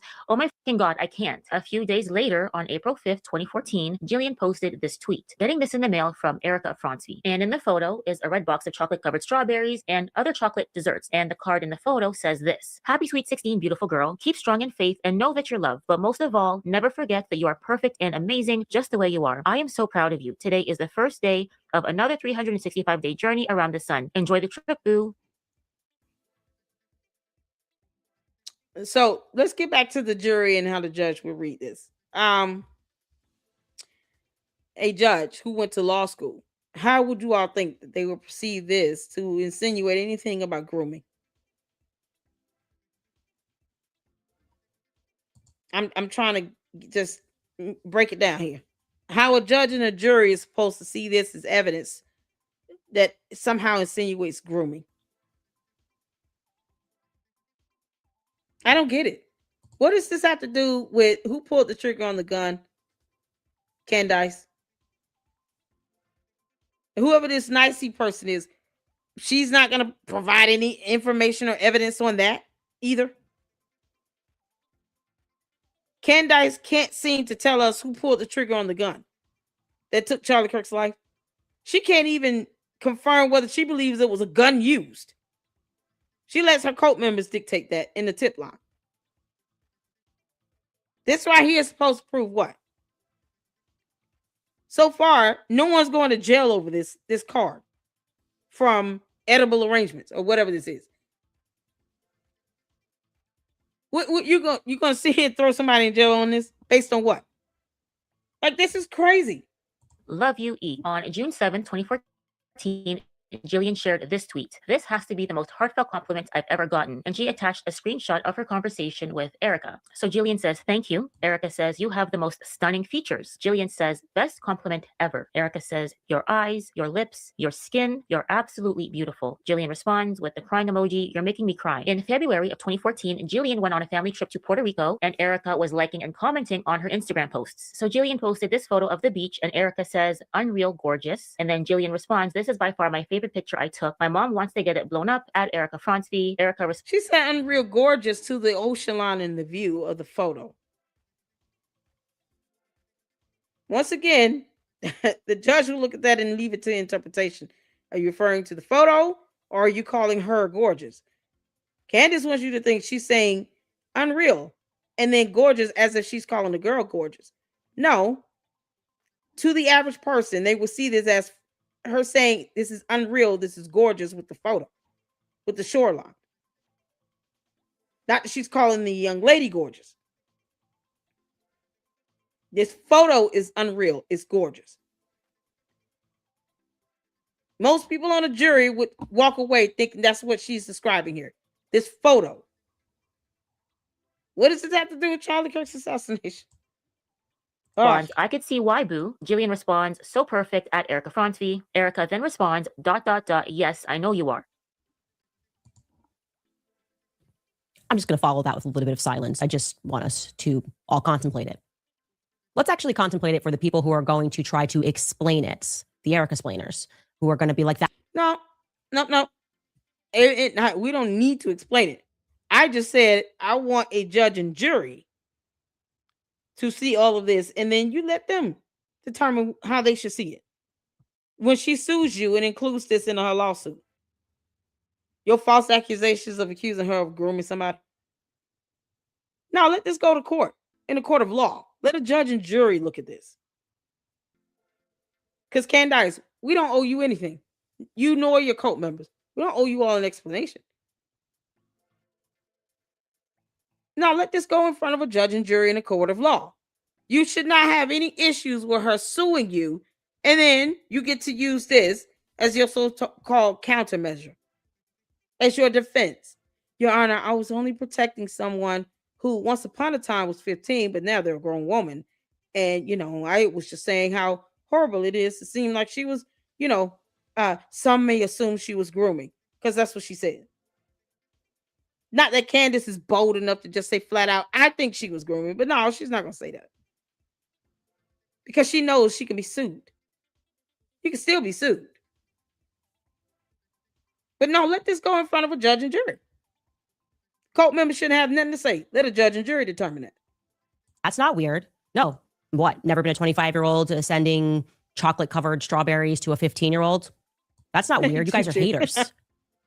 No, what? Oh, come on. You've never, as a 25-year-old, decided to message a 15-year-old about their lips and their skin and how perfect they are. You never decided to message them when they posted a photo of them with a person. Let it go to a judge and jury, Candace. You shouldn't have a problem with this being named in a lawsuit.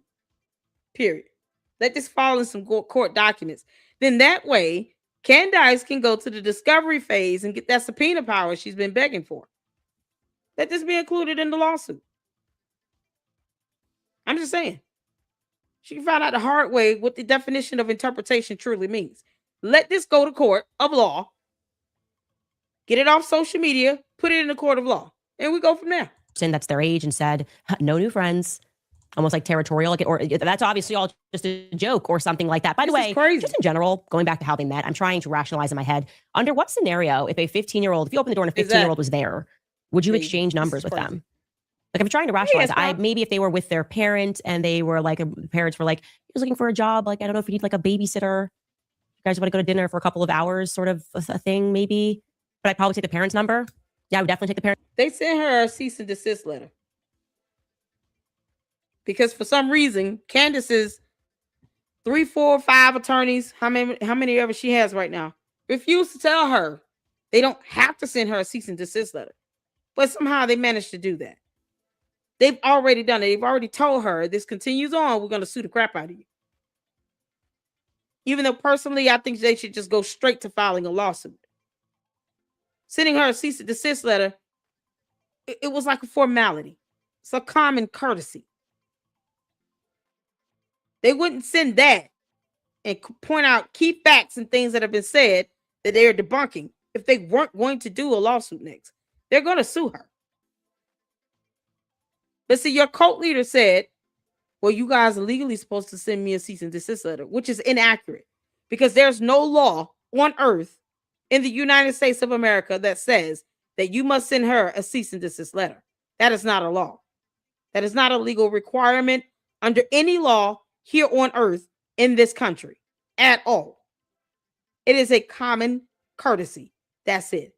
They will sue the crap out of Candace, especially when you're using terms like grooming. She got it coming. This is what she wants, right? To have more content, the back and forth banter. She'll get it, but it's just going to go to the court of law. I actually can't rationalize that. So I'm throwing that out because sometimes people in the chat can be more creative than me and they can say, oh no, it's totally normal to exchange numbers to 15-year-olds and then kind of have this relationship with them where you're commenting and saying, making lesbian jokes. I don't, swing for the next team yet. Is that appropriate to say to a 15-year-old when you're 25? Come on. Where are my Erica explainers in the chat? Hold on. Candace, you want an Erica explainer? Oh man, Candace, I still want an explanation on this photo here. Because we're waiting on you to explain yourself on this. Since you're taking great offense to, everything being fake and gay, like you said. You said everything is fake and gay. That's what you said, Candace. Didn't you say that? Didn't Candace say everything is fake and gay? Candace said that, right? Candace said that. Candace, you ever going to explain this photo? Were you grabbing this woman's ass? Is this why she's so mad? Candace. Oh, Candace. You grabbed this woman's butt. You look pregnant. She's wet. Her clothes are sticking to her. Someone came in front of you to take a photo and you grabbed her butt. Yeah. You talking about everything being fake and gay. Georgia's in the closet. What do you... And you want somebody to defend some nonsense that you still haven't proven was groomed. I don't even want you to have to prove it. I want you to go to court with that. Erica Kirk, make sure this photo goes with it. So the jury can see this is all coming from the woman here that believes everything is fake and gay while she has her moments of whatever you want to call this. You know, we can leave that for interpretation as well to the jury. Like, seriously, this photo, Candace, is you grabbing another woman's butt while she's soaking wet, and you're enjoying the hell out of this. Can you explain that? You want me to be fair and leave it to a judge and jury to explain? Okay. You can't make this up. This poor woman, how do we know she's enjoying this? What if you forced her to sit there and just take that photo with you? How do we know that she's having a good time? She's wet. She got this baby kicking in her back. You're pregnant as hell and you grabbing her butt. You can't make this up. Now, Candace, we want you to explain this photo.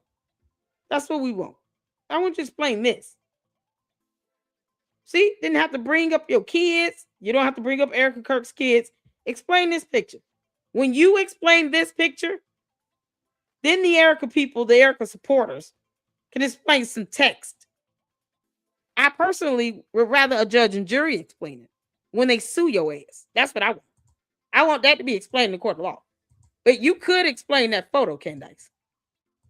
You know, because you took the photo. You took that photo, girl. I want to hear it. It's a time to be alive. You know, everyone's explaining Jeffrey Epstein and all of his friends. Go ahead, go for it. I think it's fine. Go ahead. I want to hear it. There's so much that disturbs me about that.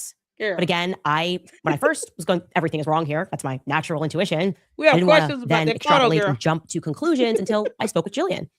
On the off chance that maybe it is my personal senses, having learned everything about Erica's background, maybe my personal senses about Erica might be clouding my judgment. Maybe there was a perfectly reasonable explanation for that sort of relationship. Maybe she really is just such. Is there any explanation you can render, Candace, about that photo of you leaning up against this woman, grabbing her butt while she got wet clothes on? You enjoying the hell out of that picture? Is there any explanation you're going to render about that? You know, because there's no Christ or King in that picture. Because she'll tell you all in the candy asses, Christ is king. That's not an explanation of why you grabbing another woman's butt in that picture. Can you explain that photo? Because you, Candace, took that photo. Not Erica. Not this other lady.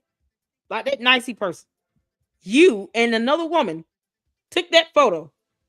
And unless she's an unwilling participant, you grabbed her butt. Who is that lady? Was she under 18 in that photo? I'm asking a question. Was the other person that took that photo we just saw, was she under 18? Or was she an adult? Candace. Oh, see, we could do this all day. Anything you can do, I will do better. And you're not smart enough to keep up on the rest. An amazing person by the time she's 25 years old. Such a strong and faithful Christian that she wants a 15-year-old to feel sexy or something. Oh my God. I also want to note that this particular 15-year-old at this time, what we know based off of Jillian's tweets is that she doesn't have a father in her life. Okay. She tweeted this in June of 2014. I haven't seen my dad over 2 years. Okay. The reason why I want to point that out is because Charlie Kirk and I did a lot on the road discussing father absence and how these teenagers and children are instantly more vulnerable to tons of things, getting involved in the wrong networks, criminal activity. You need a father in the home. So I just find it interesting that it's a good fact to know about this girl at this time. Maybe her father's in her life since. I don't know. I didn't ask her. But I told you I called her. I instantly reached out because sometimes I just can't follow instructions the right way. Candace, did you have your father in the home? When she raised by her grandfather? I mean, I just ask questions here. Wasn't she raised by her grandfather? I know that. Shout out to March On for the $10 super. I don't think Candace got enough discipline when she was a child. A little smack hand. I don't even think she got that. They probably gave her a blow pop and told her to go to the corner. You just go figure some things out. Go talk to your imaginary friends. Here's some candy. You can't make this up. Shout out to you, March On, for the $10 super. Thank you so much. I appreciate your generosity and your support. Didn't Candace say that she had to move in with her grandparents? Where her parents at? Where her daddy? Y'all, this is unreal. Erica giving tips on modeling doesn't amount to grooming in the real world, only in the depraved world of Candace. Exactly. She want to talk about fathers being absent in the home. Was Candace raised by her own father? I don't get it. Candace, you are a product of a fatherless home. And we this is why you act the way you act? Is that why you got a charge of harassment at the age of 17 in high school? Who catches harassment charges like this? Has anybody caught anyone in this chat? Put a 1 in the chat if you've ever been charged with harassment before you graduated high school, before you turned 18. Did anyone in this chat get hit with a harassment charge at 17 years old? I'm just curious to know.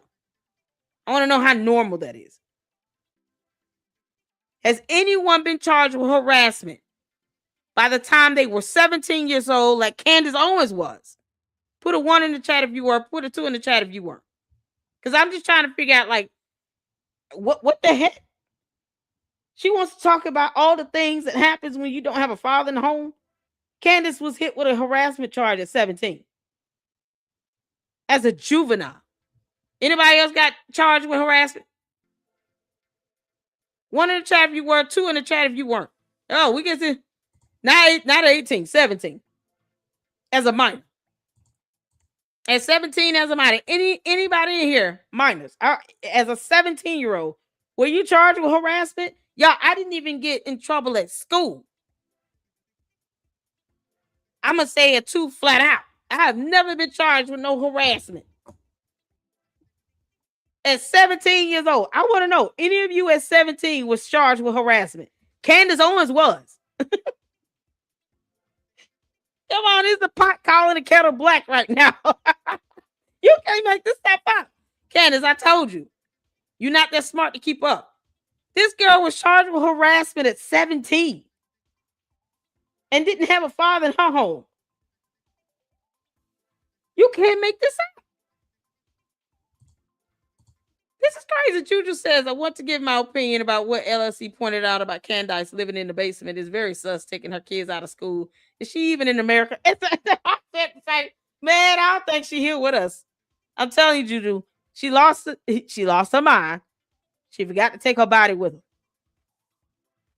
I really hope she is in Russia. That's where she want to go. You can't make this. She already admitted on X that she defamed the Macrons in the state of Tennessee.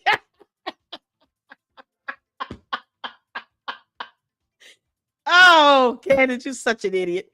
She confirmed it on Twitter X, y'all, that she defamed the Macrons in Tennessee. She said that's where it happened.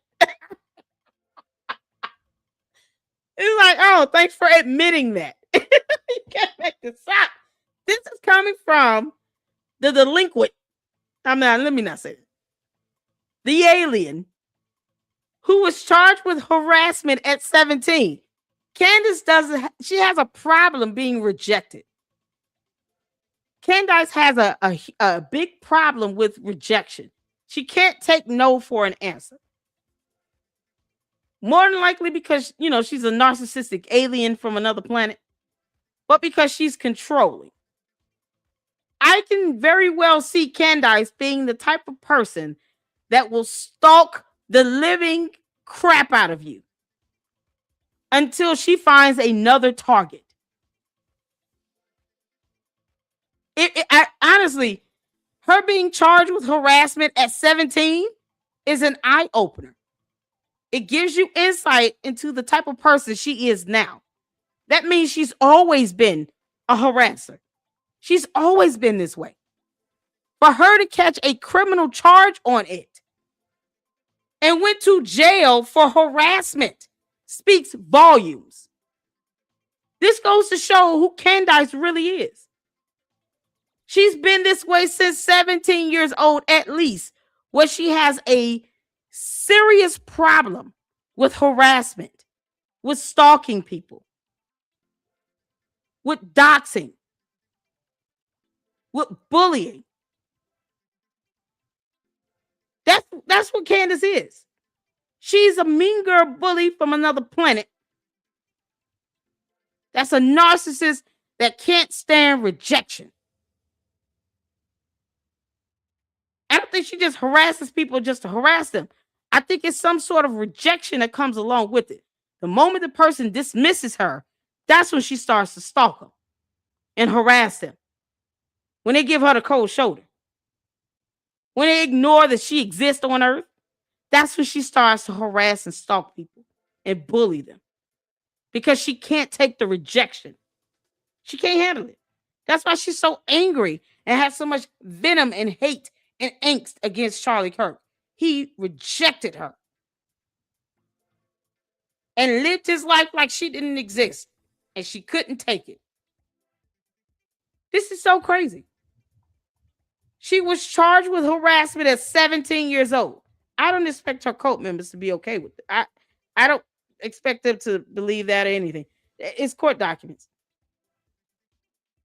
But this shows a pattern of behavior. So I want you all, as we finish off this episode, keep that in mind. Candace was charged with harassment at 17. She has to stalk and harass people.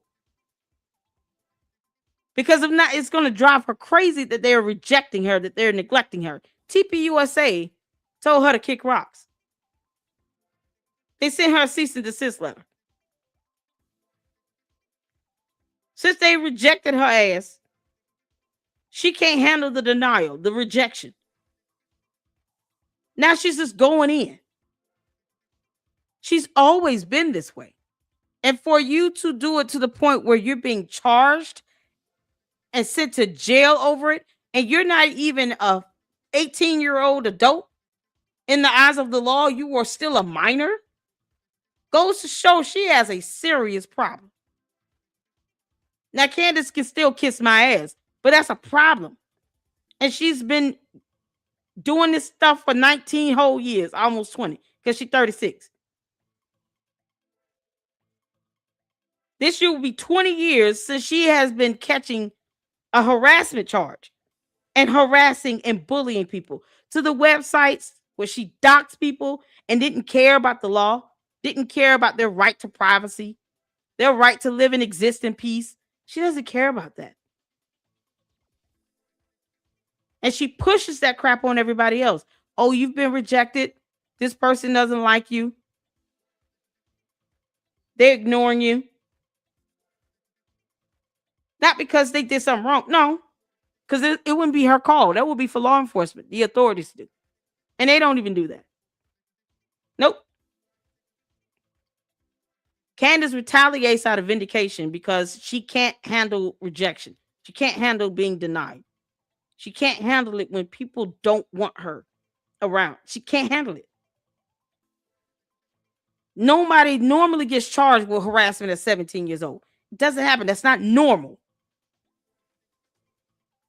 And she's still at it after 20 years. It's disgusting.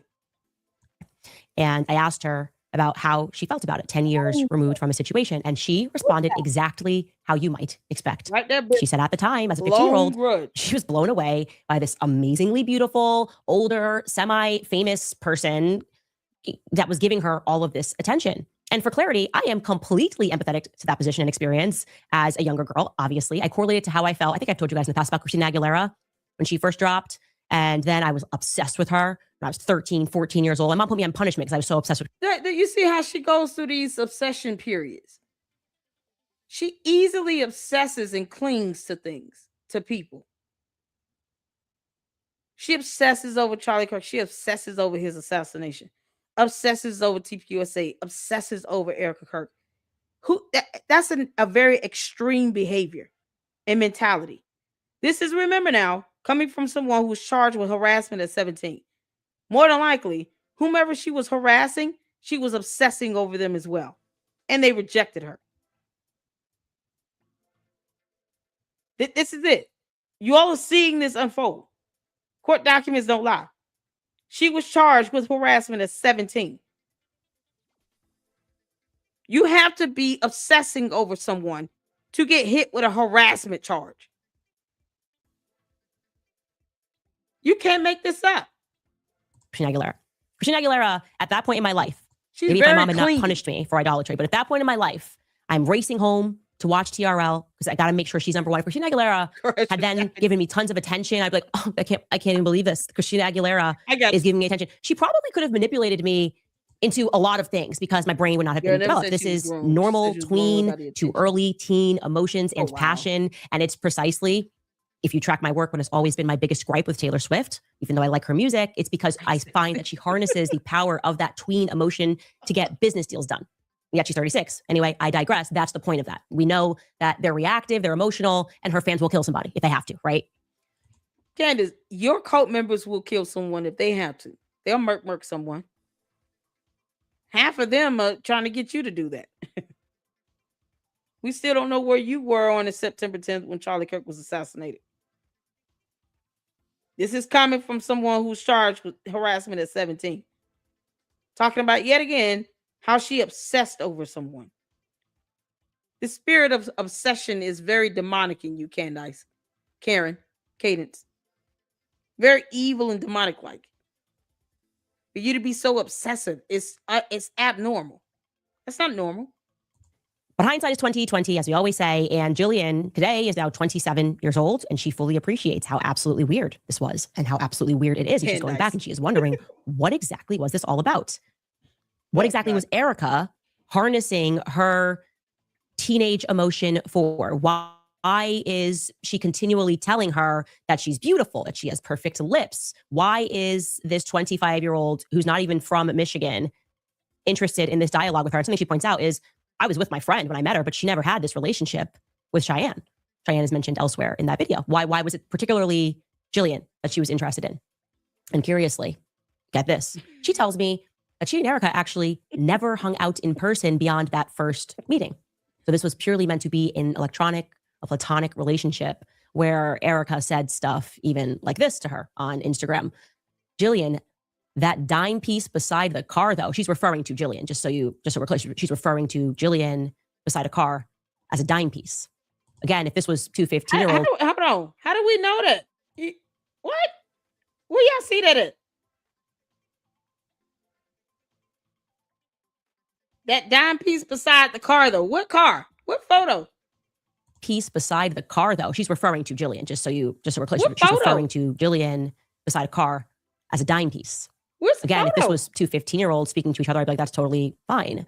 I actually tend to agree with Nice's assessment elsewhere in the video. Just put in your mind, this is a 25-year-old man referring to a 15-year-old girl. What would happen? Cadence. Where is the photo? You said she's referring to hers standing next to a car. Where is that at? Never had this relationship with Cheyenne. Cheyenne is mentioned elsewhere in that video. This is why, let me tell y'all something. When I say with the text message and all of that, even if Candace puts up text messages, look how she chops this shit up. Look how she's only going to give you what she wants you to see to prove her dumb point. That is more and more sounding like she's insinuating that Erica Kirk committed a crime. Where is the picture? How do you put up the actual text and then say she's standing next to a vehicle? Okay, so where is that at? Make it make sense. Why was it particularly Jillian that she was interested in? And curiously, get this, she tells me that she and Erica actually never hung out in person beyond that first meeting. So this was purely meant to be a platonic relationship. They never hung out in Erica person. Said stuff. Erica Kirk wouldn't even know, aside from what she's seen on social media. She can't even say she met this girl in person. And you're talking about grooming. Why? You can't make this up. Candace, you are disgustingly deplorable in every way. Yet, you physically took a photo with another woman grabbing her ass, and you refuse to explain that. Or explain that harassment charge you caught at 17. What is the dynamics of you and your relatives? I mean, who raised you for real? Because it's a little bit all over the place. When are you going to show us evidence that you obtained 2 degrees? You want us to believe all this about you and your life, and you have no evidence to prove it. And yet, you put up a text and not even a photo because these two never even met in person. Even like this to her on Instagram. Where's the photo? Y'all see the photo? Maybe I'm missing it. Does she show the photo later? Am I getting ahead? Yo. Does she show the photo maybe after this? Because you think you would show the photo while you're showing this text. That dime piece beside the car, though. How do we know she's talking about her? We can't see it. This is something else, man.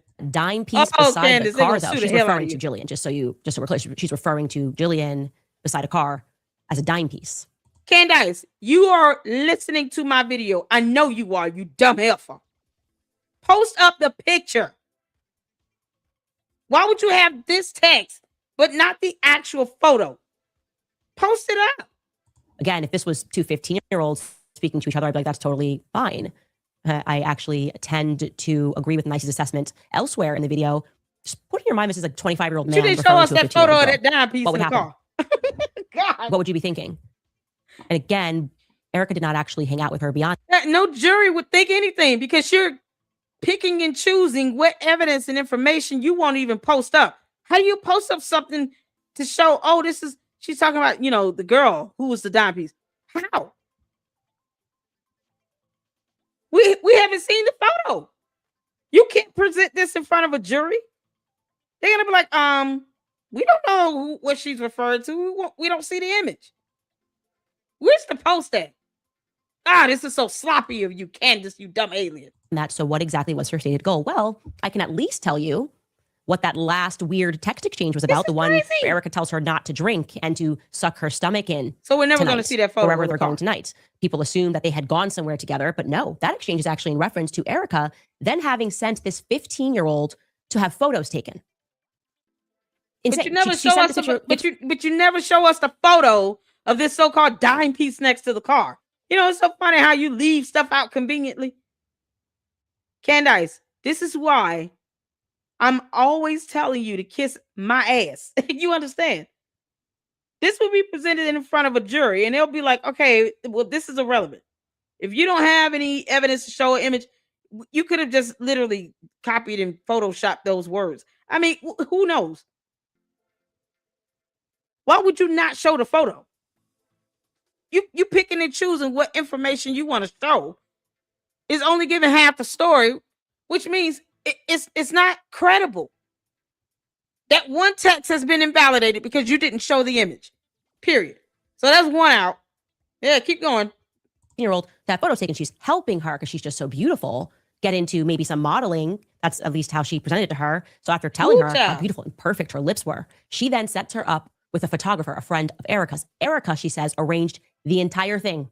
This person she had only met once, then after what maybe love bombing her, you describe it, then sends her to meet up with this male photographer. And Jillian said that this photographer was kind of creepy. She's trying to remember his name. She says she remembers it began with an R, and he was kind of shorter, chubbier, and yeah, Jillian, if thou be a real person, why would you talk to this dumb alien? You know she's gonna twist up your words. You know that. You see she's throwing out half of the story. She won't even show all the images to help us understand the comment section about a car and a dime piece. So we got to throw that out. The court would throw that out. And that would not have any merit to it because you have no image to go along with it. So who knows what you're saying in that? That would be deemed irrelevant. It would be objected to. It will not be submitted as evidence because it's irrelevant. There's no relevancy to that. You're not even able to show us the actual photo of the car and the dime piece, whatever that is. So that's irrelevant. That's been thrown out. We got to toss that out. You're picking and choosing what you want us to know. And then this Jillian person has a conversation with this dumb alien, knowing that she is capable of twisting up her words and only saying half of the conversation for shock value because she wants to prolong this out into 2 or 3 more episodes. We're going to keep tossing out crap that's irrelevant, Candace, because if you don't have any images to go along with it, the comment itself is dumb. It's moot. It's irrelevant. Good grief. Yeah, Jillian, that's pretty creepy. Any photographer who is taking photos of a 15-year-old without their parents' consent is a creep. Find me this. I am looking to find and discover who this person was. And I would also... I've never said hate. Candace is the one that says, I hate everyone. You know that thumbnail? That came from her mouth. Secondly, it is her job to present her evidence to support her actual statement or whatever point she thinks she's proven, which is none. She's ushering herself into a lawsuit. But if you're going to show a comment, we're not going to search online for that. She should have had the image right next to it. That's how you present the information. Because Candace is bad at this. Don't get mad at me. Because she's the one walking around talking about I hate everybody. I've never said I hate her. I want Candace to keep on talking. The more she runs her mouth, the more evidence people get to use against her in a court of law. You know, that one place that all of you all are scared of? Candace going to court? No, I want Candace deposed. I want her to be put under oath. I want her cross-examined. I want her to slip up and lie like hell in the court of law under oath. That's what I want. She's not smart and competent enough to avoid that. She's the one making the moot point. She puts up the image. We're not going to sit out here and go out searching for her. We don't owe her that. If you got it, then post it up on your X and then send me the link to where it is. Either Candace or her cult members can do the work. I don't give a damn either way. We're throwing it out until she shows the image. The end. It's the same thing the court would do. So I guess the court and the judges and the jury would be hating on her because they're saying this is irrelevant when you can't show us the image. How do you give only parts of the evidence? Make that make sense? I don't expect you to think too hard about this. I don't. Because all her cult members, know how to do, the candy asses know how to do, is copy and paste. That's the best you're going to get out of them. But if thou decide to go a little bit further, go find the image your damn self and help prove your cult leader's dumb point. So then we're tossing that out. No image to go along with it. It gives no context. It's a moot point. It's irrelevant. All they can do is just say hate, because they can't define the word. Let me know if you understand how reading and comprehension works by looking up the definition of the word hate.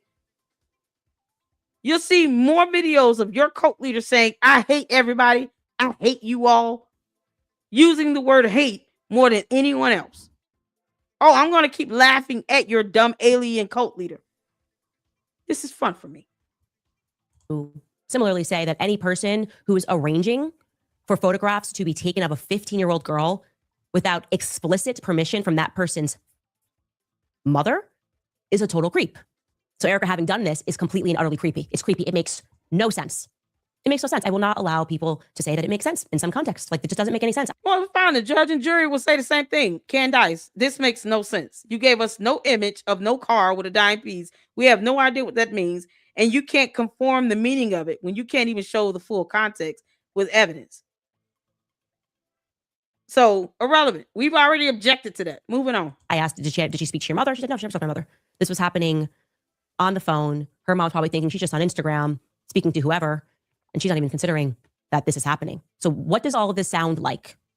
It sounds to me like every parent's worst nightmare. Your kid has a phone. No, that's what you want it to sound like. You haven't proven sufficiently that it sounds like grooming, because that's the term you're using. Let's not forget, this goes to a court of law in front of a judge and jury. You're going to have to prove that this is grooming. You're the one bringing forth the allegation. Candace, you dumb alien. It's not for Erica Kirk to help prove your dumb allegation against her. No. The onus will be on you. Her burden will be to prove that you lied, not to validate you in any shape, form, or fashion.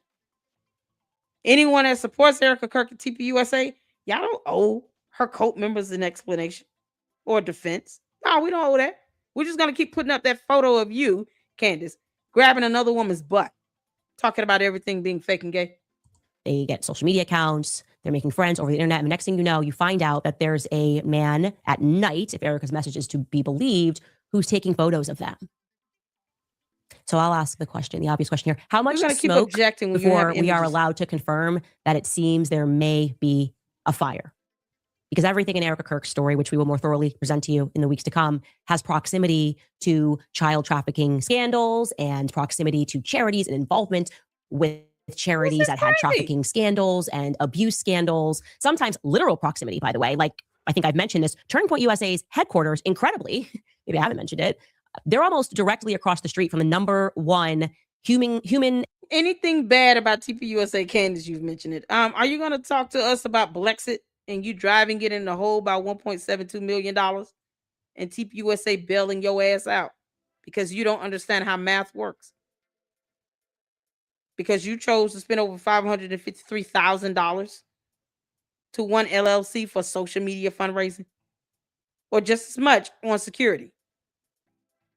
How about the fact that you hired your husband's Parlor Inc. LLC, that Olympic Media LLC, and paid them $248 million in 1 year for what? Social media fundraising. You care to explain what the hell that is? Aside from Save Me, GoFundMe, and all this other stuff, why would you spend almost $250,000 to an LLC that also maintains Parlor Inc. to do social media fundraising? And yet TPUSA bailed your dumb ass out. Blexit was a hoax, flat out. It was a pyramid scheme. It was just a way for her to garner money, talking about she's doing something in urban communities. No, she ain't. She did nothing. This is coming from someone who doesn't know the difference between the letter N and the number 9. She won't talk about how she ran Blexit in the ground, and yet she's just putting up comments with no images that we have to rule out because it has no context. And yet, once again, Erica Kirk never met this girl in person. Funny how that works. Funny how that works. How do you sit here and talk about the aspect of grooming, and you can't even confirm that they even met in person? This is ridiculous. These are just the messages she's choosing to show us, because Candace doesn't tell us everything. She never does that. She will not even play a full video of somebody saying the word car versus vehicle or automobile or whatever. Because if it doesn't fit her moot point, she's not going to play the whole video.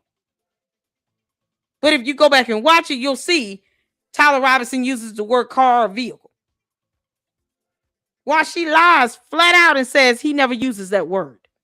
But he actually uses the word in the end of the video that she never shows, because her coat are stupid enough to just go with that as opposed to watch the full video. For context. Now you all see why I have to object to this comment thing about a dime piece in a car when she refuses to show the image. Probably because the image may not show what the comment says. But why not put it up? And how does that allude towards grooming? How did we get in? And child sex trafficking location in Arizona, a place called Arizona Mills. If you're in Arizona, everyone goes, oh yeah, I know what that is. Everybody knows what Arizona Mills. Who picked this location for a student activist organization? Who was the real estate agent on that deal? I feel like this slurring the speech is something else. I want y'all to pay attention to how she slurs these words over. Charities that had trafficking scandals and abuse scandals, sometimes literal proximity, by the way. Like, I think I've mentioned this, Turning Point USA's headquarters, incredibly, maybe I haven't mentioned it, they're almost directly across the street from the #1 human and child sex trafficking location in Arizona, a place called Arizona Mills. If you're in Arizona, everyone goes, oh yeah, I know what that is. Everybody knows what Arizona Mills. Who picked this location? Who slurs that speech like that? Why are you slurring over your words? She's slurring over them. It's like she's just throwing out fancy talk, like she's not trying to make it make sense. What's that have to do with anything? You think TPUSA can help what businesses are across the street from them? Who was that first? Let's ask that. For a student activist organization. Who was the real estate agent on that deal? I feel like we need a good real estate agent comes around and you're like, oh, is this a good spot? And they say, you know what? You don't want to be close to Arizona Mills. It's not a great spot for a student activist organization. Was Erica the real estate agent? And actually, I do know who handpicked it. Erica's not a real estate agent. Is Erica a real estate agent? That's are you serious? She's trying to get this girl a whole new occupation. Does Erica have her real estate license? I'm curious. Does she have a your real estate license? You can't make this up. Melinda said, hold on. Patrina said, Melinda, yes, it's a fancy mall. Already brought it out.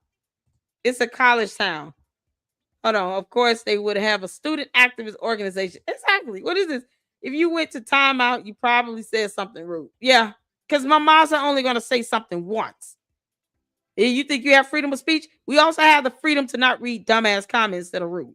We're not doing that. I understand you all are excited because you know your cult leader's watching my live stream and it's the only way to get her attention. But at least show her that you know how to spell check. Can you spell check? The word is Y-O-U. Shia. Not O. What is it? U-O-U? Can you spell it right? At least did he spell Can? Yes. At least you spell your cult leader's name correctly. Good job. Stop using all caps. It's not necessary. It's like you're shouting. Only I get to do that. I'm the queen of YouTube. It's you. Y-O-U. Come on now. Do better. You gotta do better. Can't make this up. There you go. Somebody said, go Candace. I'm just so proud of you all spelling her name correctly. I'm just so proud. You can't make this up. Y'all, they spell her name 3 different ways. Candace, Cadence, Karen. You can't make this up. I was around for that. It was Tyler Boyer. He's like a proud 5th generation, I think he says, Arizonan. He grew up in its backyard, Chandler Gilbert area. So I'm going to go ahead and assume that he was familiar with the reputation of Arizona Mills. Tracy Martin, Erica's best friend. She's also has been involved in charity work for trafficking victims via Dream City Church, which we mentioned to you. And that actually makes sense because Dream City Church. You know, what did you talk about? Tracy Martin, Erica's best friend. She's also has been involved in charity work for trafficking victims via Dream City Church. Bad thing. Charity work for trafficking victims. Wow, how is that a bad thing, Candace? Cadence. That's not a bad thing.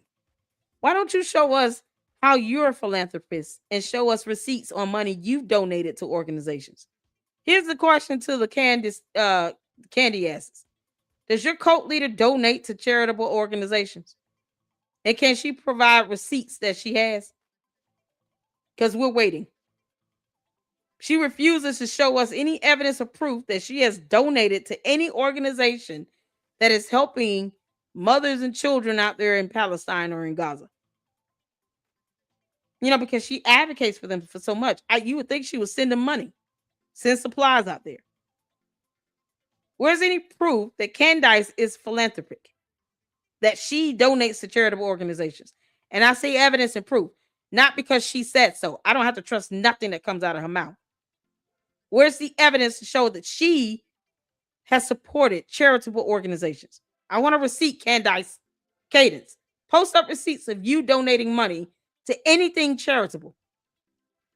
We're still waiting. Which we mentioned to you. And that actually makes sense because Dream City Church runs Phoenix Dream Center. Phoenix Dream Center, according to their website, is a center that provides residential rehabilitation, shelter, and care for victims of human trafficking. Wow, everyone is so amazing. So amazing. They just can't get enough of trying to help these trafficking victims. It says that they provide affordable housing for men and women that are in transition after having been trafficked. They give them food, they give them clothing.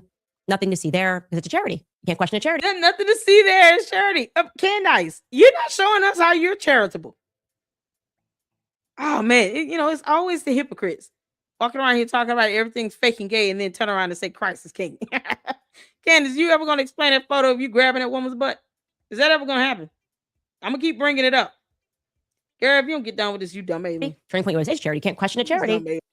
Stacey Sheridan, who has been playing the role of Erica Kirk's mother, we recently discovered worked under Jeffrey Epstein's friend, Kenneth Starr, at Pepperdine University. By the way, I can't find a trace of her actually at Pepperdine University, aside from her resume where she said. And we can't find a trace of your mother. What is the point here? Candace, you won't tell us about where are your parents at? Who are your parents? She'll sit here talking about her relatives. We can't find a trace of your degrees, either of them. You said you have 2. It's funny. I emailed the school and I still have no copy of a degree. Funny how that works. Candace, are you ever going to post up your degrees on the wall? Hold them up in front of a camera. Let us see. You know what? Go to X. You take photos of everything else. Why don't you take a picture of your degrees and then post them up on X.com? We have no evidence that Candace has 2 degrees. None. She refuses to post the evidence. Funny how this can go both ways. You can't make this up. She worked there for 8 years, but in Ken the Star's office. But the point is that for almost a decade, she worked She may have for an Ken honorary Starr degree. at the exact same time that he was working with Jeffrey Epstein. Okay. Yeah. But Stacey Sheridan is not Erica's real mom. Lori is Erica's real mother. We had mentioned to you this desert spirit tech company that she was running. Yes, Lori was we running on a Native American reservation. And boy, were we hit with a lot of emails about, you guessed it, high instances of children and girls being trafficked. I don't have to degrade her. Candace tells on herself. Me calling her the various names I call her is because of her cult members who have spelled her name wrong. And that's what they call her. I don't have to degrade her. I just use her words against her. I don't owe her any pleasantry. You understand that? I owe Candace nothing. Cadence does not have to get anything pleasant out of me. This woman is sitting here saying that someone is involved in grooming, and yet she can't even put up an image of a dime piece next to a car or whatever it meant. But gets mad when people sue her, when people send her cease and desist letters. She was charged with harassment at 17. That's not degrading her. That's a fact. You understand? That is a point of fact. Fact. She's the one that talks about obsessing over things. She's the one that's in that photo grabbing another woman's butt. That is a fact. I don't have to degrade her. The same way she's sitting here trying to say someone is grooming, it's the same way I'm going to sit here and remind you all, this is what she's done. Take photos with women, grabbing butts, talking about everything fake and gay. Failed to produce evidence of these 2 degrees she lied about having. Having been charged with harassment at 17. Those are facts. That's not a degradation. It's a matter of reality and what's occurring here on earth, in this reality here on earth, in this reality. I'm not going to La La Land where you all are. I'm not trying to convince you people of anything. The cult members, I'm not trying to convince you all of a damn thing.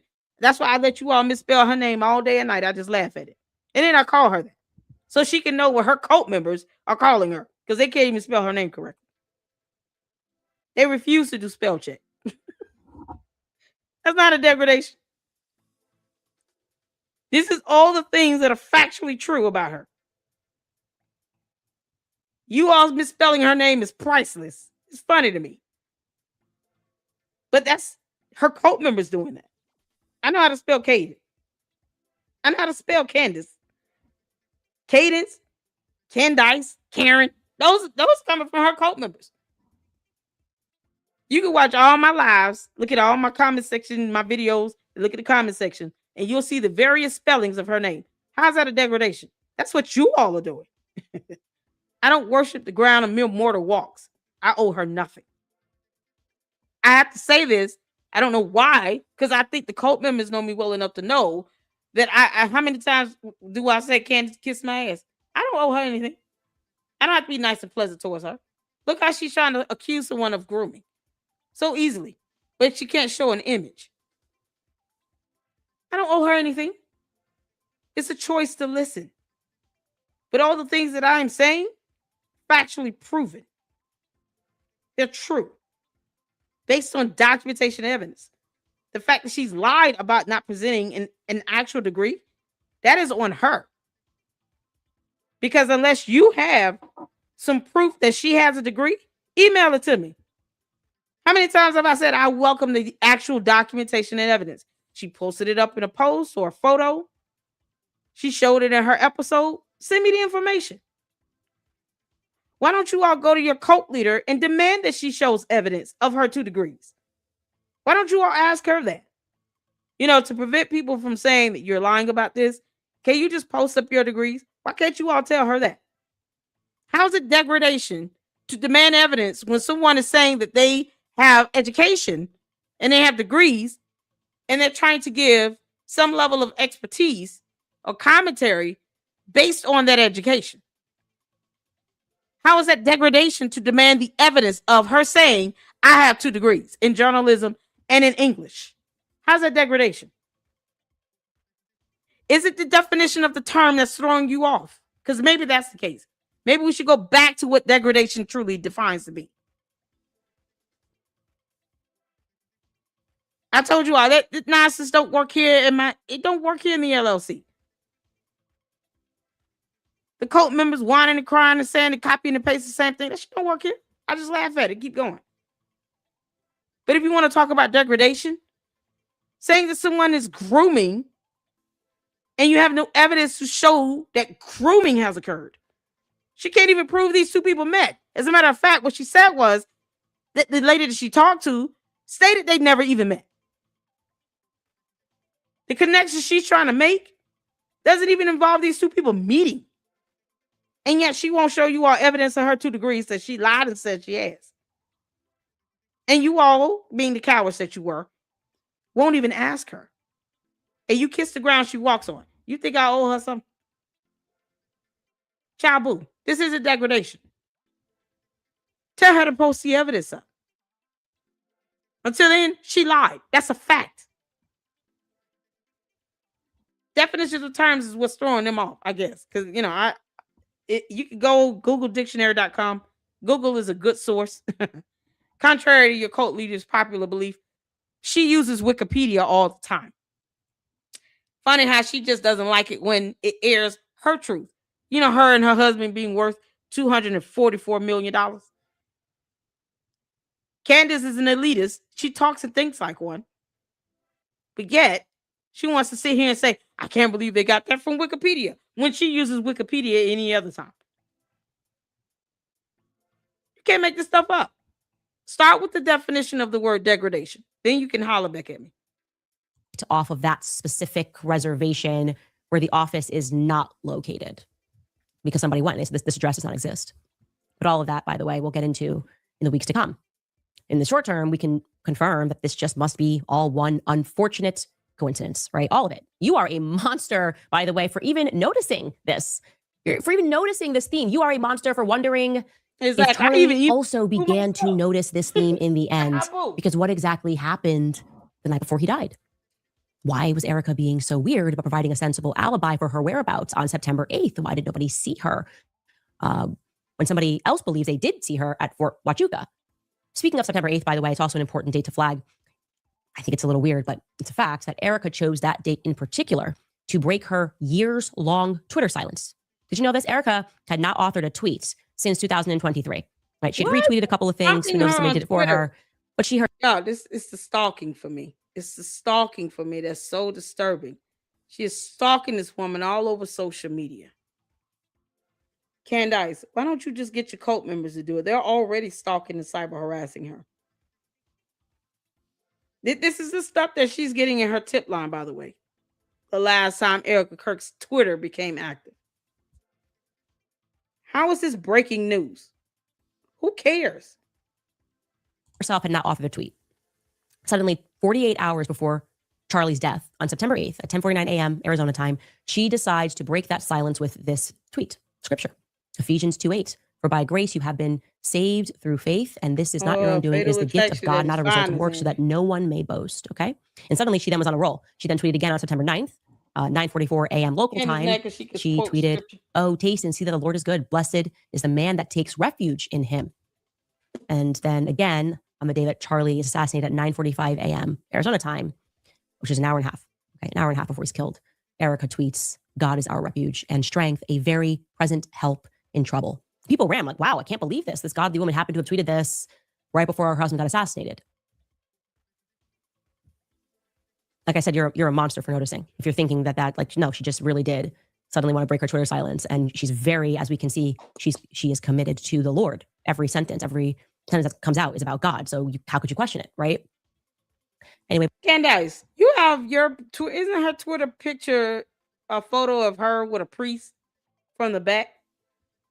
It's a back shot of Candace in the Catholic Church, unless she took it down. Because, I pointed that out.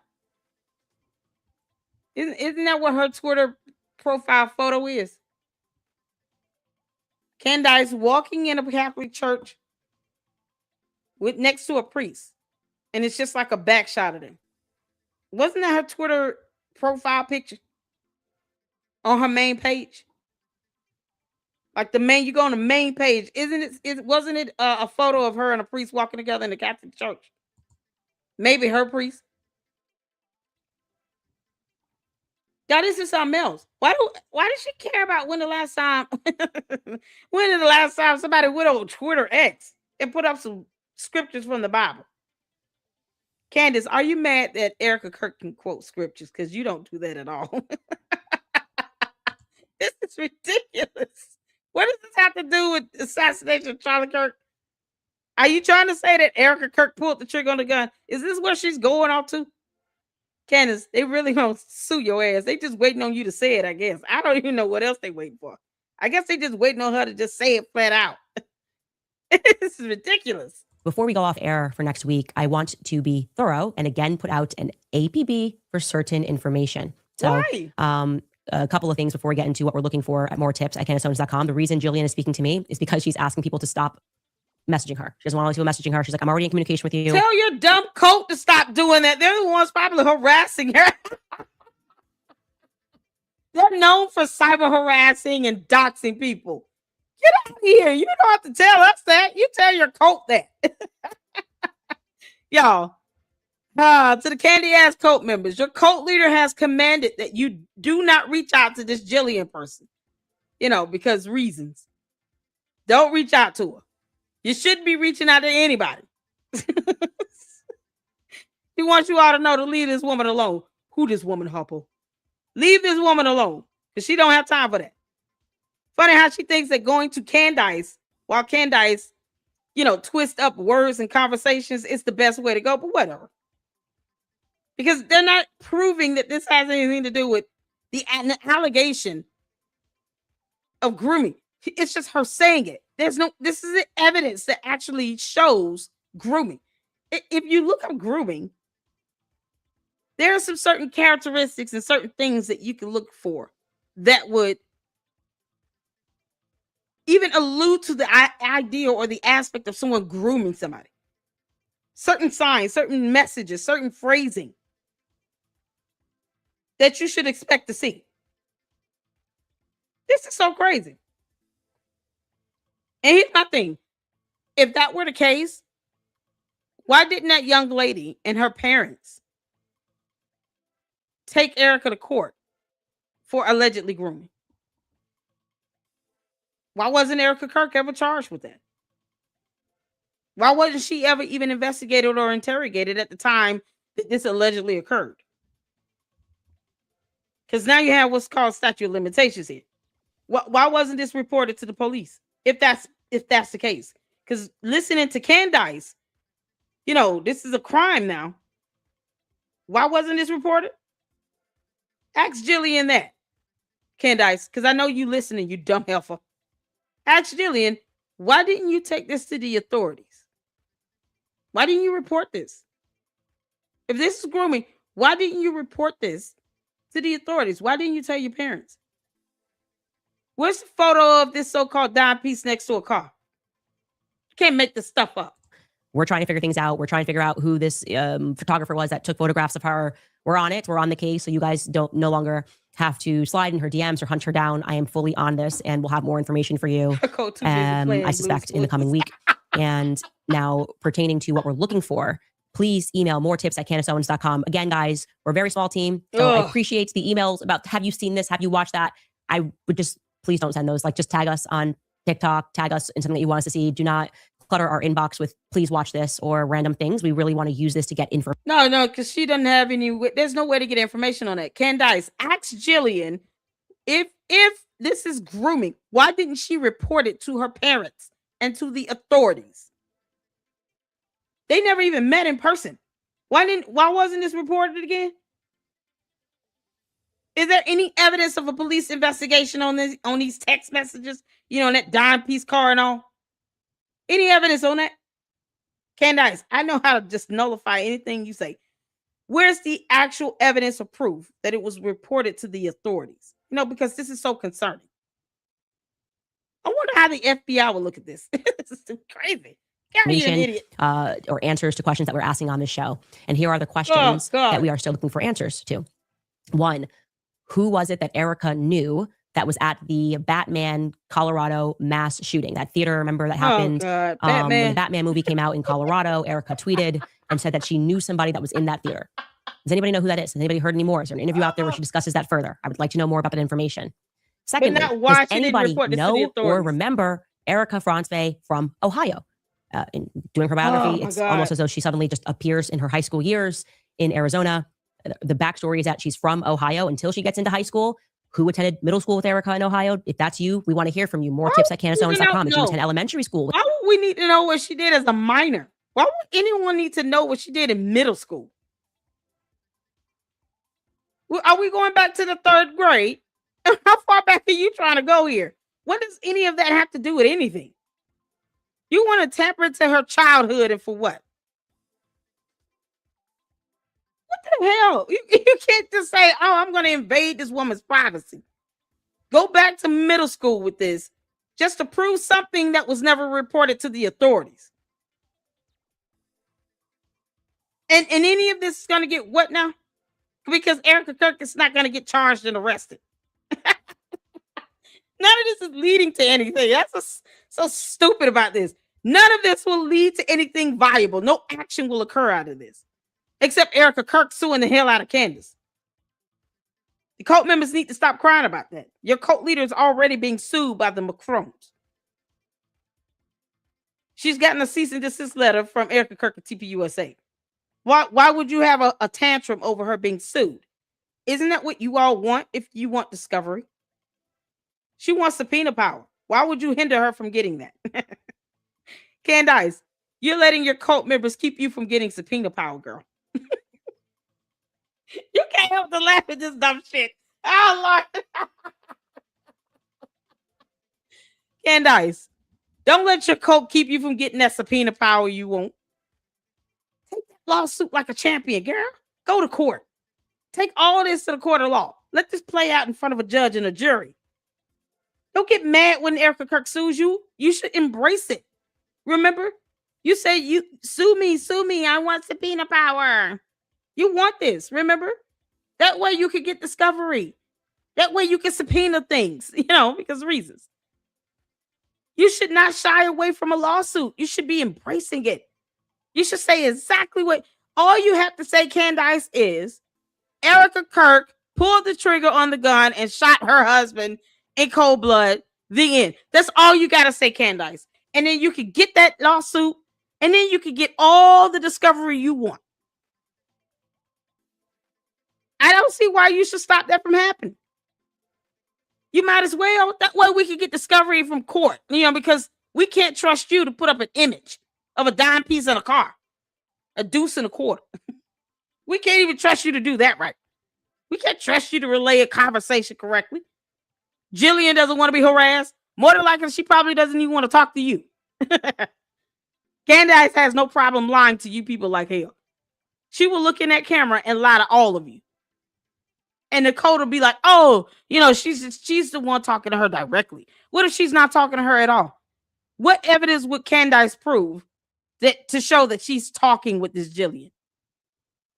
She doesn't want anyone else to talk to her. Think about this. Think about this to the cult. Think about this. Your cult leader just said, do not reach out to Jillian, which I feel is more than fair. So don't. But you have no way of knowing if this Jillian is actually in contact with Candace as well. No way of knowing that. Candace will create an independent source in a minute. My source is this, my source that. She never says a name, who they are, where they work for, none of that shit. None of that. She never proves these sources are real people. How do you know she's actually communicating with Jillian? Maybe Jillian doesn't want to talk to Candace either. But see, wouldn't you want that exhibit, those documents, that evidence to be presented in court? Yes. You know why? Because you can't lie about it with court. She would have to show this evidence. The discovery would have to be valid and authentic. Present some false information as discovery in a lawsuit to the court if you want to. Quickest way to piss that judge off and get sanctioned. So all of the discovery that Candace presents would have to be valid, legal, and authentic. That's why you should be welcoming a lawsuit from Erica Kirk. That way, all of the exhibits, all of the discovery, whether it comes from Candace or Erica Kirk, it would have to be valid, legal, and authentic. It would have to be real. You can't go in with forged fake documents. That's forgery. And then you can be charged with contempt of court for lying to the court. So you should be embracing a lawsuit, because that lawsuit is going to bring out the discovery that you all so desperately want to see, right? We all want the same thing. We all just want to see the discovery. We all want to see the evidence and the documentation. So when Erica Kirk says, I'm going to sue her, y'all should be saying, come on, bring it. Encourage that lawsuit.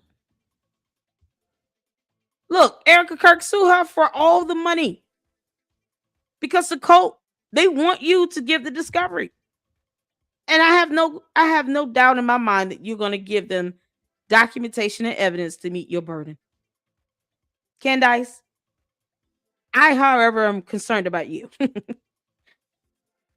But go ahead, take that lawsuit so you can put in that discovery so we can all see the evidence. That's what it's about, right? Getting the truth out there. Come on, Candace, take that lawsuit from Erica Kirk. With Erica, if that's you, we would like to hear from you. You guys in Cincinnati, Ohio, please check your yearbooks. Maybe you didn't know that it was her. It's a long time ago. Please email us. Also, does anybody remember her at Loyola Marymount? This is also the same school that Stacey Sheridan went to. And people who went in that same year as her say, I don't remember her. We have not had a single person that has come out and said they remember her, despite the fact that she's mentioned in a program. I'm looking for somebody who says, yeah, I took a class with her. She was a full adult by then. You would remember this. Oh, I went out with her for something. I don't know. If you attended school with her at Loyola Marymount, we would like to hear from you. And again, we will ask for more information just to dot our I's and to cross our T's, even though I think we have the information we need. If you have any information pertaining to Erica Kirk's whereabouts on September 8th, when she broke her Twitter silence, the 9th, or on the 10th, when Charlie was assassinated, because the story goes, Turning Point employees were told that she got the news when she was with her mom, and then she drove herself back home. Thus far, nobody where they live remembers seeing Erica, but she apparently met Stacey Sheridan and a couple other people, and then they went to the airport together. So it's a pretty big assassination. The entire world would have been looking out for her in that moment, especially people who knew who Charlie Kirk was. These neighbors said they knew him and his wife and his kids. And okay, so you asking me questions on what? Because you said degradation. That's not you asking me a question. You stated that I was degrading her. No, I don't need to do that. That's my point. I use her words against her and the facts and the evidence that are out there. For everything else, have I not said produce the evidence? What is your question? Because I think there's a discrepancy in what you all distinguish as a question versus an allegation. So what is your question? Go ahead. Guess what? I seen this something crazy today. I mean, that's okay. That's why I ask questions in the comments. Ask the questions. Saying that someone is degrading her is not a question. That is a statement. We're going back to English grammar here. It's that simple. So ask the question. If thou have a question, let it be posed in the comments. But it should be a question. Anybody, do I need to put in what a question is? And give you an example of a question? You're saying you're asking questions, so ask the question. What is the question? What is the question? Phrase it as a question. You talking to my chat? You think you ready for me to read your comment? Who are you talking to? Lord, can you be specific? You can't make this up. All right, y'all. Come on, let's let the Ewok finish. Come on, Ewok. As far, nobody remembers seeing Erica Kirk on the 10th. Maybe you work at the airport and you saw her board. Candace, we didn't see you on the 10th either, or George Farmer. So anybody can show some evidence of where Candace was. That'd be great. We want the metadata from your phone. Candace, this is why you should welcome a lawsuit. Because see, that data from those phones is something that you might be able to get out of discovery. Come on, Candace, welcome that lawsuit from Erica Kirk. That way you can say, hey, I need some data from those phones. And then they can request data from your phone and George Farmer's phones. Fair, it's fair to me. I think that's more than fair. I think it's more than fair to expect the data from Candace and George Farmer's phones just as much as she wants the data from Erica Kirk and Charlie Kirk's phone. That's a fair exchange. Because Erica can prove with video evidence where she was on that day. Candace, her getting that actual evidence from you might be difficult because you're going to be difficult about it. But if you have nothing to hide, then you should not have a problem giving up the data from your phones, all of them, as well as George Farmer's phones. That's fair to me. I think we can all agree that's fair. Because Erica Kirk, she can just show video evidence. Here where I was. I have cameras in my house. Cameras in my baby's room. Here's cameras. See me coming and going. Here's the data. This is where I was. That's it. Candace, you're going to have to give evidence from your phones.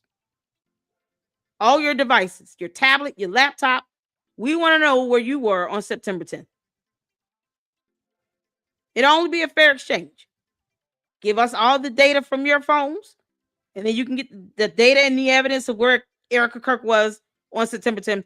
Fair exchange, I think, is more than fair. That's fair. That's a fair exchange. Let's make that happen. Come on, Erica Kirk, drop that lawsuit, girl, so we can get the data from Candace's phone. That would make sense. Yes, I happened to work at the terminal, and I saw them all run in looking frantic in Scottsdale.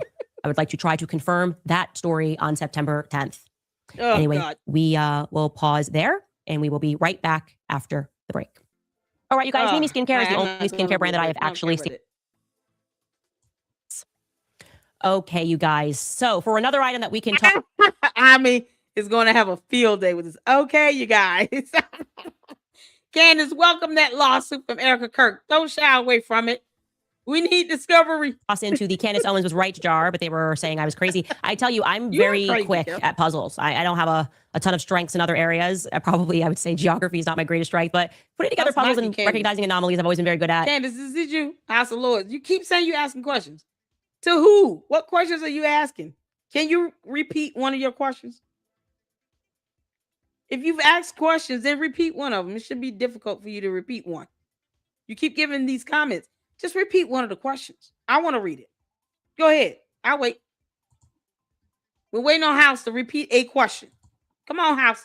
And I right away said that way too many dudes are wearing maroon shirts, and common sense, if you're going to organize any military operation, which I believe September 10th was obviously a military operation, to those of us who are sensible, you're going to need to know who your guys are. So yeah, you're going to have certain people wearing certain colors, certain hats. What was George? And they were like, this is crazy. No, this many men really like maroon. And I was like, I feel like there's a color of the day here. And everyone who's wearing maroon. Candace, George probably has a lot of maroon shirts as well.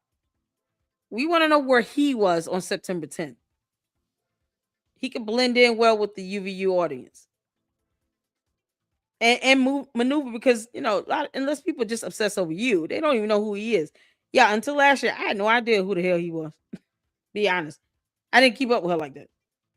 Candace, we want the data from George's phone. All of them. All his devices. Laptop, tablets, whatever he took with him. We want that data. Please take that lawsuit and make sure you submit your discovery. Don't file for a motion to dismiss either. Stop running from lawsuits. Is involved. Well, guess what? The Epstein docs dropped, and there was a mention of military colors of the day. A TikToker went viral discussing it. Take a listen. Just ask the question, House. Good grief. During the Charlie Kirk assassination, there was a significant number of young men wearing maroon shirts. Originally, Candace Owens was the first person to point this out, and everybody called her crazy. House, just ask the question.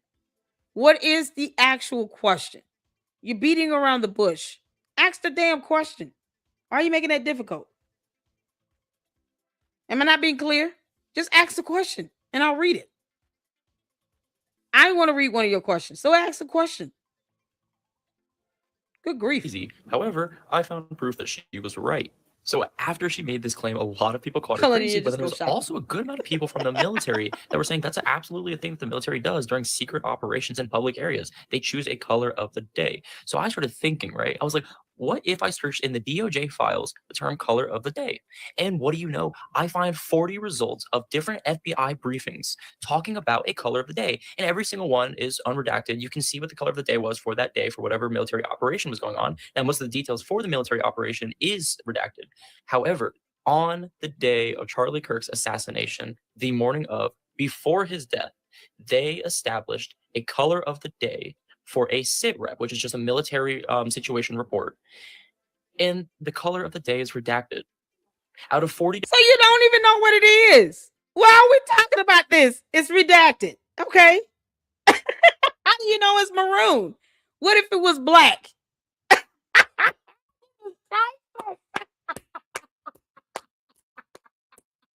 Once again, a moot point that the judge is going to throw out. Okay, well, y'all are going to object to that. It is irrelevant. It's redacted. You can't say it's maroon because you can't see it. This is priceless. None of this is going to fly in court. The judge will not care. They'll be like, it's redacted. We don't know. So kick rocks. Keep moving. Next point. It won't even last 2 minutes in court. I'm going to tell you all this right now. The moot point about the dime piece in the car. Now this moot points. It's because it's redacted. You don't know what it is. It could have been black. Different files mentioning a color of the day for secret operations. The day of Charlie Kirk's assassination is the only one that has a color of the day redacted. Thank you, Uncle Mo. Like I said, I'm just out here doing comments. Uncle Mo TV, who is in the military. Shout out to Uncle Mo TV. We don't put colors on stripes. Sit reps. Sit reps. Am I saying that right? We don't put colors on sit reps. Uncle Mo TV here, who's in the military, says they don't put colors on it. So I mean, the aspect of that, Candace does zero research. She just played that video. She didn't show any other information to corroborate it. And here we have someone that's in the military saying they don't put colors on it at all. I trust my Luxters here because we read. And I trust the experience of someone who's in the military over Candace playing anything where the boy said nothing, but it's redacted. That's it. That proved nothing. That proved nothing at all.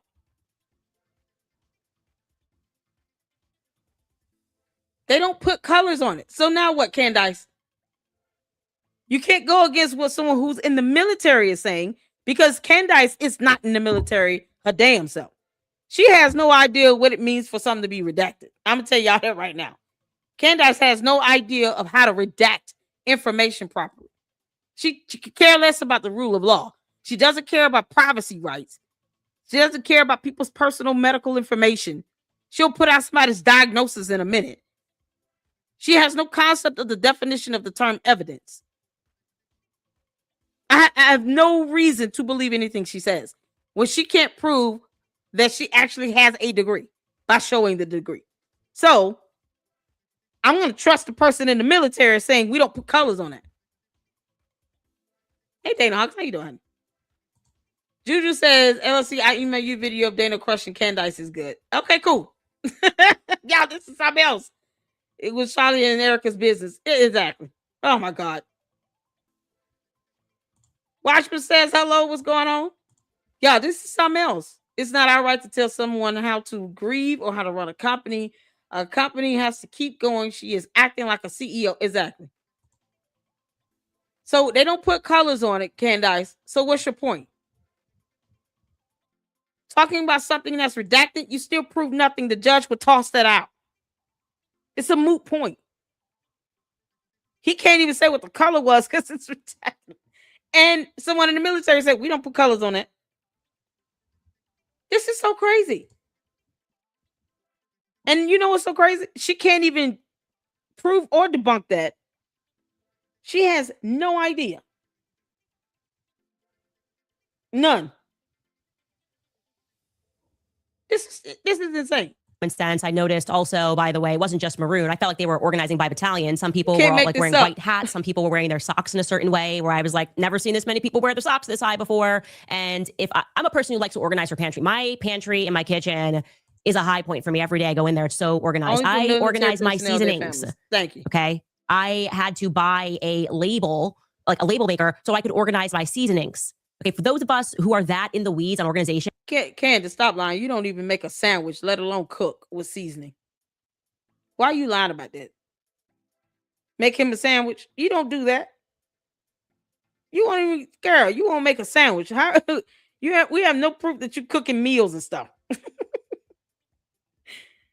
Where the hell were you on September 10th, 25, Candace? Because you're the one that keeps saying that you're obsessed. That I do believe. Candace is very obsessed. Are you ever going to talk about this harassment charge you caught at 17 years old, Candace? Or the photo of you grabbing another woman's butt? Are you going to talk about those things? And thinking about how you might organize a military operation, that seemed pretty obvious. I just recognize organization even when it's supposed to look like... No, you don't. You have no idea how the military operates. None at all. Good grief. You have people in the military that are trying to say, this is what it is. This is what they do and don't do. And then, like I said, I don't expect her cult members to believe anything I say. But they don't even question her either. You know, you say you have 2 degrees. When are you going to show us your degrees? Show us that journalism degree. They don't even challenge her on that. When they're that lazy, I mean, you know, why should we care about how they feel? We don't. Chaos, it's got to be organized, and that's what was going down on that day.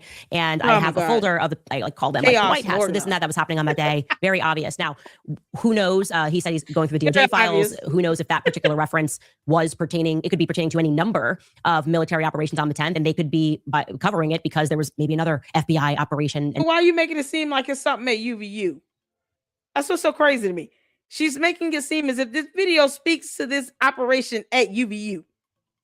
You know, the location where Charlie Kirk was assassinated.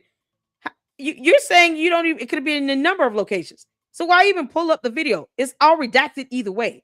The color was redacted. And because this ding dong doesn't understand how militaries operate or how they're organized or can't speak to why it's redacted, what the colors mean, none of that.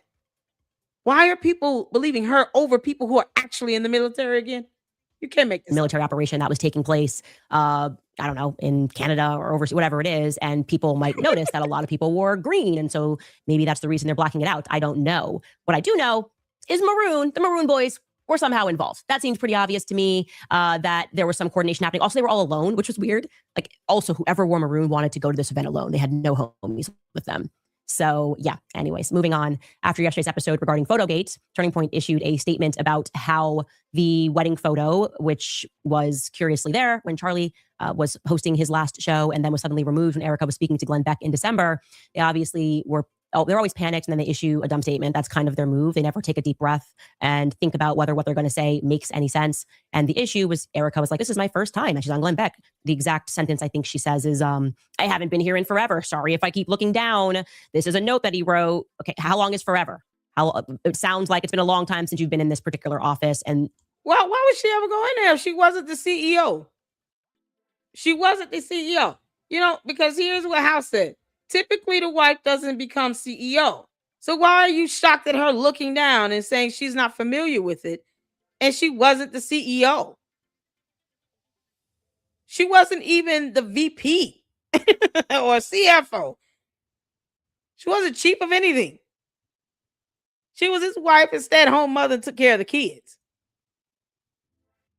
So why is it shocking to you for her to have to look down and she's new to this? Here's your supporter confirming that. See, here's typically what you're forgetting is nonprofit organizations don't operate the same way as a regular for-profit company. Charlie Kirk was the CEO. He gets to put down who he wants to take over. The board voted for her. If she didn't want to do it, I'm sure she would have told them no, get somebody else. It's that simple. She didn't do anything prior. It wasn't like she was operating as a VP. I do believe he tried to put her in a position to where she could learn the ropes. But her involvement in TPUSA was as minimal as it could be. Because it wasn't her focus. But the fact that she's the CEO now, it's not because she did something heinous to become that. If she didn't want to be that, she wouldn't be it. It's that simple. She had every right to tell them no. She said yes. She chose to do it. He wanted her to be the CEO. Or else explain why doesn't he have something in writing pointing someone else? Why not just designate someone if you don't trust that your wife could run your nonprofit organization? Why not just put something in writing and say you want someone else to do it and make it clear and have it on file with the attorney? He could have done a living will and last testament. Could he not? Who said that he didn't do one? I'm just saying, I'm just trying to figure out why is it they make it seem as if her being the CEO is implausible. What do you mean? If he wanted someone else, I don't think he was incompetent to where he could not appoint someone else to be CEO of TPUSA in the untimely event of his death. He could have put that in writing, had that signed with a witness, had it notarized, filed with his attorney, and had that to be what they go on as a legal binding document upon the unfortunate event of his death. He could have named someone else.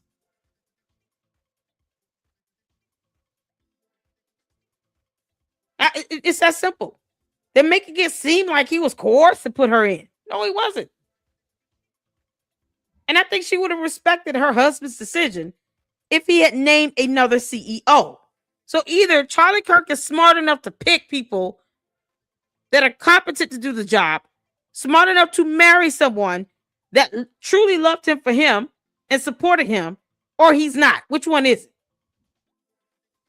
To all the candy asses, since y'all sitting here saying, oh, he was so smart and intelligent, because that's what Candace thinks now. He was very smart. He was a Wonder Boy genius. He can make lights move when he walked past the goalpost, because he was electromagnetic. He was a graduate of Xavier School for Gifted Youngsters and all with X-Men and mutants. But all of a sudden, when it comes to his wife being the CEO, it's like he didn't know what he was doing. What do you mean? I thought he was smart and gifted. Either he knows how to pick them and have good judgment, or he didn't. Which one is it? We're not going to have that be in between.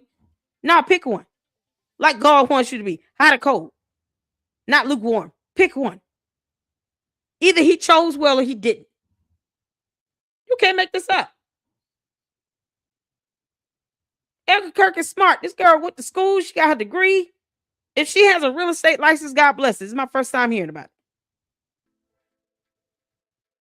She could have done some things on her own. If she was married to somebody else, she would have been able to make her own way. They got married. He obviously was cool with her being a stay-at-home mom, doing whatever she was doing, taking care of the kids. So either he knows how to pick them, and he has good judgment and character, and he put the right person in place. He wanted this to go to his spouse, or there's something else in writing where she can show evidence where it was supposed to be someone else and they completely disregarded. Which one is it? You can't sit here and make statements or insinuate that he was a bad judge of character when it comes to his wife being the CEO, but then say he was a Wonder Boy genius who graduated from X-Men school. Oh, God. You obviously have not even seen this desk. Anyway, to account for the now missing photo, they went to Newsweek. I think the editor at large is Josh Hammer. They just can't help themselves. They just want to look guilty in everything that they do. This is what they told. This is what they told Newsweek. A post has gone viral online that appeared to show Erica Kirk having moved or removed a photograph of her and Charlie Kirk at their wedding. Well, a Turning Point USA spokesperson told Newsweek, Erica moved it to a lower shelf when her daughter asked to see it so that she could hold and look at the photo. It's still on the studio shelf. It's just lower down where her daughter can look at it whenever she's in there with her mom. Aww. There's just always... Oh my God, is she really about to do this? Oh, no, hold on. I got to brace myself. Candace, are you fucking serious? Are you serious? Is she truly about to respond like, is that a response? This is why you don't respond. It doesn't matter.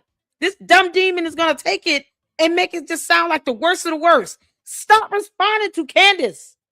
TPUSA, stop doing it. Look at how she responded to this. Are you out of your mind? Candace, you really are a dumb demon. And your cult members want me to sit here and not degrade you. I don't have to. I just hit play and let you degrade your damn self. You know, because I'm still waiting on the definition of the term to show up in my chat. Of her and Charlie Kirk at their wedding.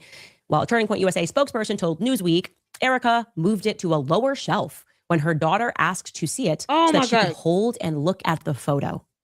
It's still on the studio shelf. It's just lower down where her daughter can look at it whenever she's in there with her mom. Aww. Look at this dumb demon. Why are you being cynical? I'm sorry.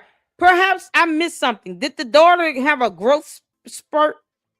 Maybe Candace went through a warp of time or something. And the daughter has grown up by 15 good years and she's 6 feet tall. Maybe I missed something here. Because the little girl is still, what, 4 or 5 years old? So she's not supposed to move the photo down so that her daughter can look at it? You don't get to dictate what the hell happens in their house, office, anywhere else, Candace. You don't pay the bills there. You own nothing there. This is her response to this.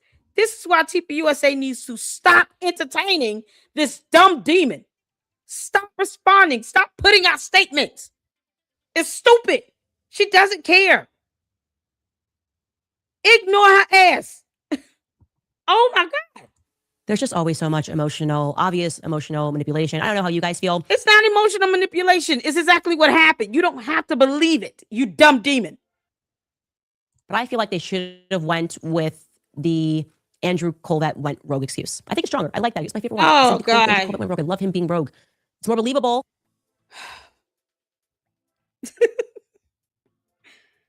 Woo, Candace, the devil is a liar and so are you.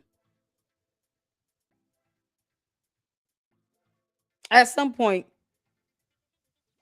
you know, Candace is going to wish that hell froze over before she landed. I don't care how this sounds to anybody. Candace, at this rate, you're going straight to hell. In a hot, burning handbasket. You can't make this up. This is why they need to stop responding. She just kind of ignores that and glosses over it. Oh, it's emotional manipulation. No, it's a child saying, I want to see this photo. They moved it. But see, this is what happens when you try to appease a narcissist who doesn't know the difference between the letter N and the number 9. You know, the same one that lies about having 2 degrees and can't provide evidence of either. The same one that took these photos, a photo with her and another woman grabbing her ass, talking about, yeah, because everything is fake and gay, according to her words. The same one who was charged with harassment at 17 years old. That keeps obsessing over people and over things that aren't stun her, that could care less that she's walking this earth. This dumb demon here. They're putting out statements for her to respond to, and for what? For her to sit here and mock it and call it emotional manipulation. TPUSA, have you learned your lesson yet? How many more times do you have to have any statements that you make, your responses, your explanations be kicked in the ground before you learn to ignore the hell out of her? Let people like myself clown her ass out. You all only should respond with a lawsuit. That's it. Have you learned your lesson?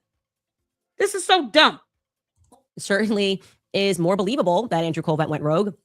Because I'm feeling now like I got to start like justice for Gigi. They keep dragging this poor toddler into every possible alibi regarding Erica Kirk. And I'm just not going to stand for this much longer. Okay, we're out here treating Gigi like Puerto Rican moms treat their daughters. Okay, Latinos, you know what I'm talking about. Their sons can do no wrong.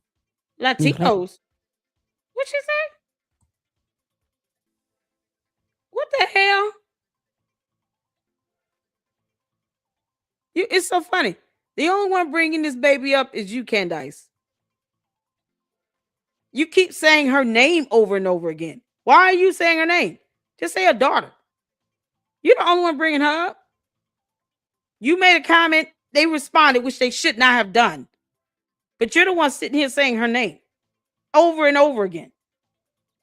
But she don't let anybody talk about her kids. Candace, I'm never going to say your kids' names on my videos because it's not necessary. I don't have to take care of them. It will prove nothing. TPUSA, I hope you learned your lesson. Stop responding to this miscreant from hell. Possible alibi regarding Erica Kirk. And I'm not going to stand for this much longer. Okay, we're out here treating Gigi like Puerto Rican moms treat their daughters. Okay, Latinos, you know what I'm talking about. Their sons can do no wrong. Mi rey. The daughters, they do a lot of wrong. That's how I'm feeling like Gigi's getting some treatment here, but I'm not cool with. She's always in the alibi. Remember, Gigi kicked Charlie out of the bed the night before because she was doing gymnastics. Gigi wanted to move that photo to eye level, so they had to move it. Gigi wanted to go for a walk. So Eric, the daughter couldn't move the photo, you idiot. She couldn't reach it. Is she for real? What is she talking about with Latinos? Candace, you're not Latina. I know you're not copying over me because we were learning Spanish in my members only. Is that you trying to say I need to get back up with the Spanish classes? This is priceless. You can't make this up. Candace, you're bad at this. You're going to hell, girl. Colvette went rogue. Because I'm feeling now like I got to start like justice for Gigi. They keep dragging this poor toddler into every possible alibi regarding Erica Kirk. And I'm just not going to stand for this much longer. Okay, we're out here treating Gigi like Puerto Rican moms treat their daughters. Okay, Latinos, you know what I'm talking about. Their sons can do no wrong. How does Puerto Rican moms treat their daughters? You know, Puerto Ricans are Americans as well. Just as an FYI to you, Candace, you dumbass. We know you didn't know that. So that's a little tip for you. Puerto Ricans are Americans. Yep. Puerto Rico belongs to the United States of America. How do Puerto Ricans treat their daughters? Y'all. Oh my God. Erica, girl, if you don't hurry up and sue her.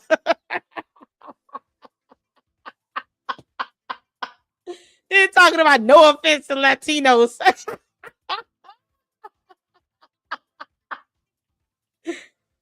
Oh my God. Oh man. Candace, your cult thinks that Puerto Ricans are foreigners. They're Americans. It's priceless. You can't make this up. Oh my God, y'all. Candace did not know that Puerto Ricans were Americans. They're Americans. She had no idea that Puerto Ricans are Americans. I'm going to tell you how that right now. Candace, I know you listening, you dumb heifer. Puerto Ricans are Americans. You understand? Why would you make that type of statement and then say no offense to the Latinos?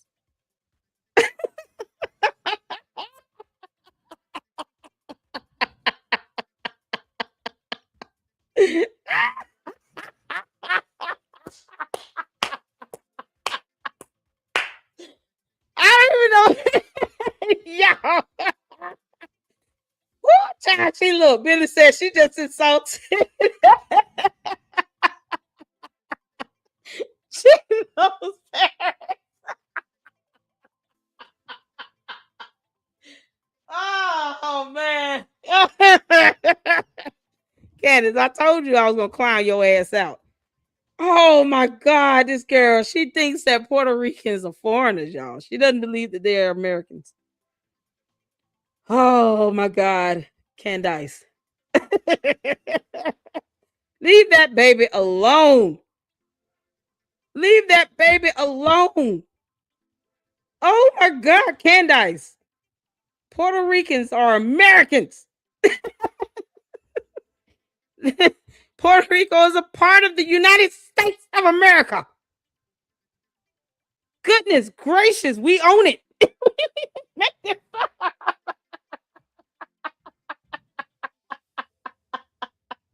Yeah.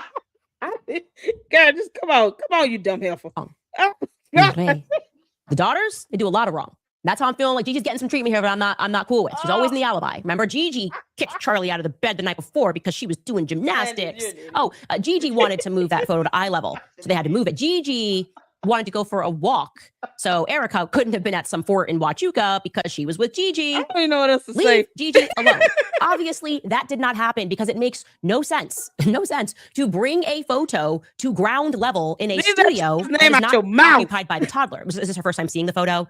If she wanted the photo, if she was like, I want to hug the photo, you would just give it to her. You would allow her to take it. This is your home studio. You would say, yeah, take it out of the office because it's no longer serving us. It's not in the background.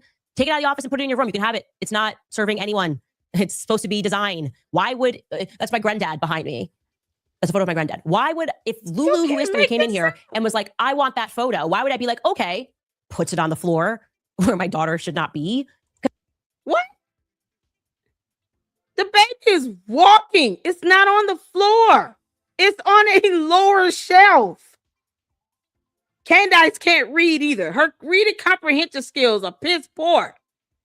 Candace, it's not on the floor. It's still on the studio shelf, just lower down, where her daughter can look at it whenever she's in there with her mom.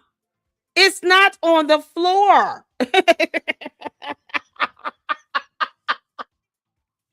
She who does not know the difference between the letter N and the number 9.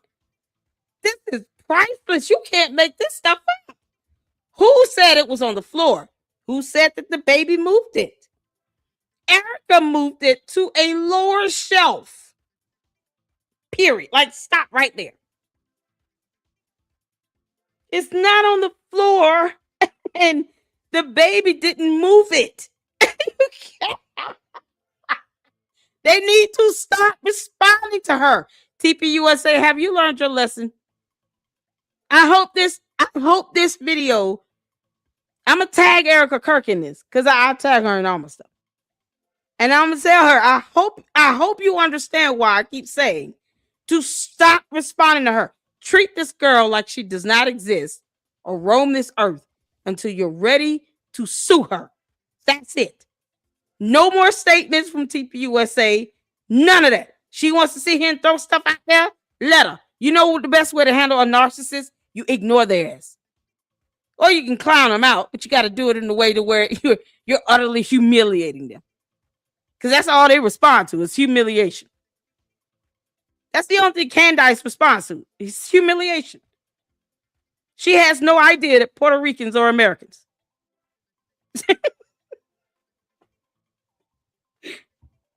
This is priceless. Candace. I don't even know what else to say. Oh, God. Dad behind me.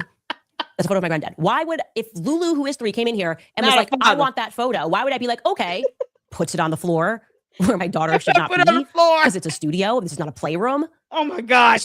Stop. Please just stop. I want Turning Point USA to, for once in their lives, do the right thing and pay me a monthly retainer to go.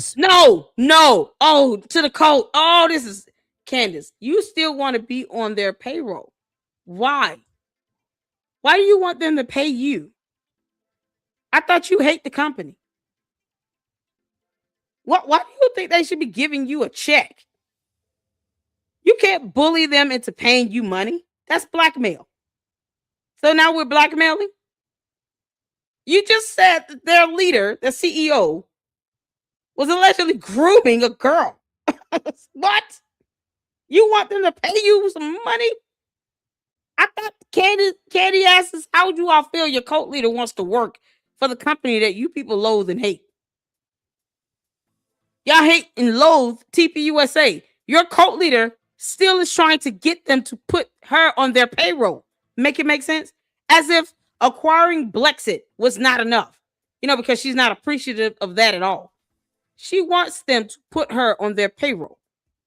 Y'all good with that? Y'all good with this company that you hate and loathe, where you're saying the CEO is horrible, putting your cult leader on their payroll?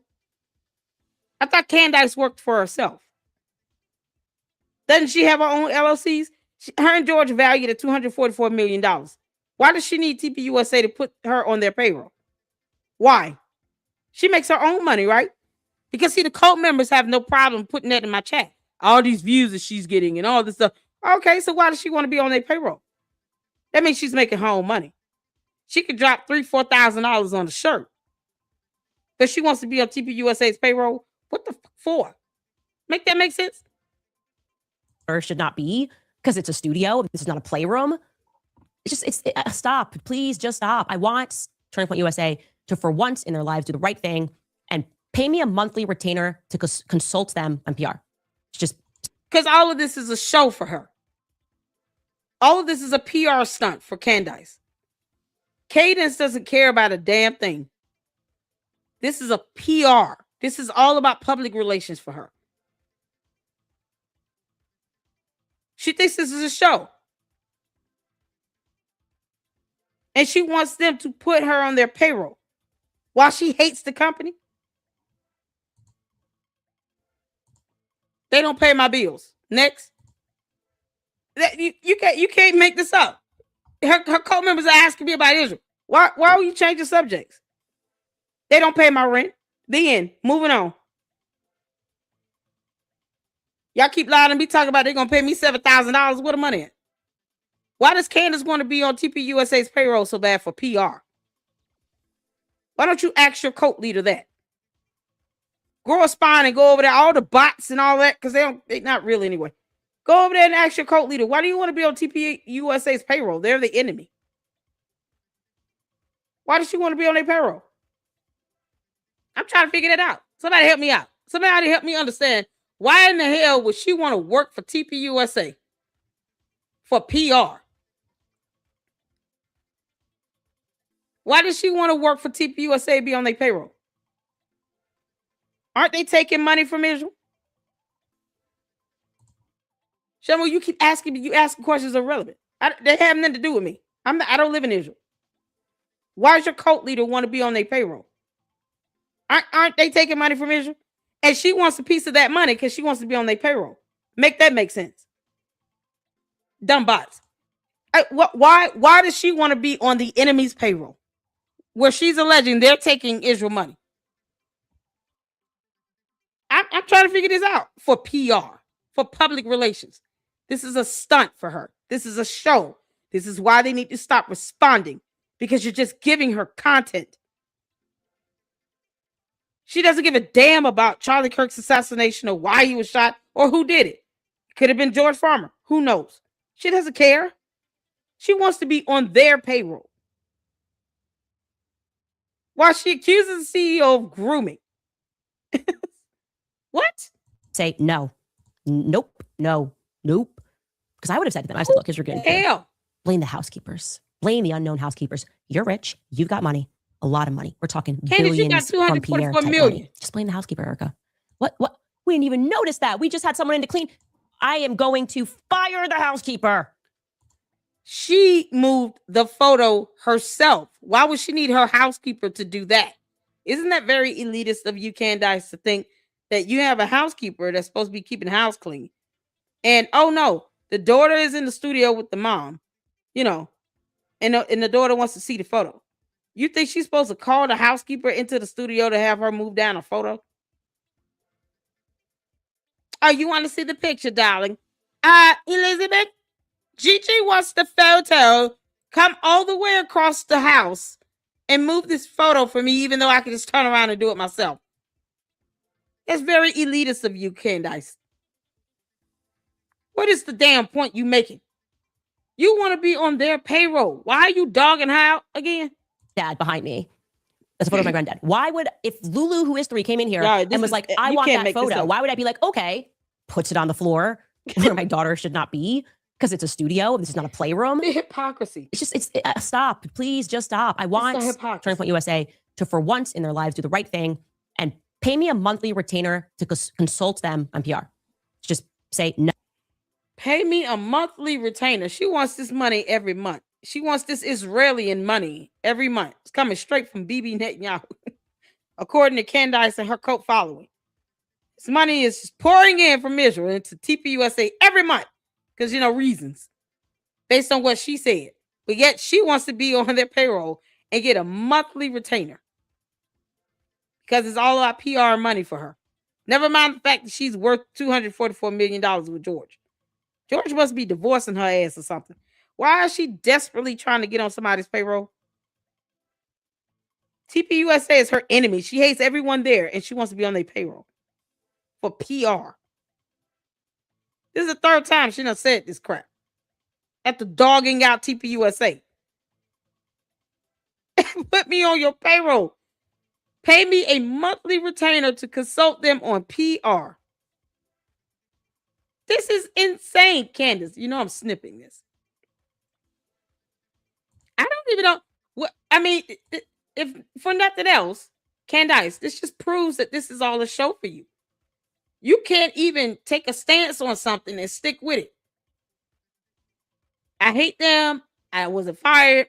Now I want to work for them. They ought to put me on their payroll twice. Now it's pay me a monthly retainer to consult them on PR. This is about Charlie Kirk. Now it's about a PR. Like, you can't make this up. Take a stance and stick with it, you dumb hypocrite. No. It's helpful. Nope. No. Nope. Because I would have said to them, I said, look, here's what you're going to do. That man, he must be divorcing her. Blame the unknown housekeepers. Trying to get some money. You're rich. You got money. A lot of money. We're talking billions from Pierre type money. Just blame the housekeeper, Erica. What? We didn't even notice that. We just had someone in to clean. I am going to fire the housekeeper. This is ridiculous. That's why we're done. But nope, nobody pays me. Nobody pays me the big bucks. And even though they are lying about Gigi, we can now debunk my earlier suspicion that Charlie himself moved the photo because he did not. It is likely that he did not. He could not have moved the photo himself. And the reason that they're lying is because they want to protect a person. No one pays me the big bucks.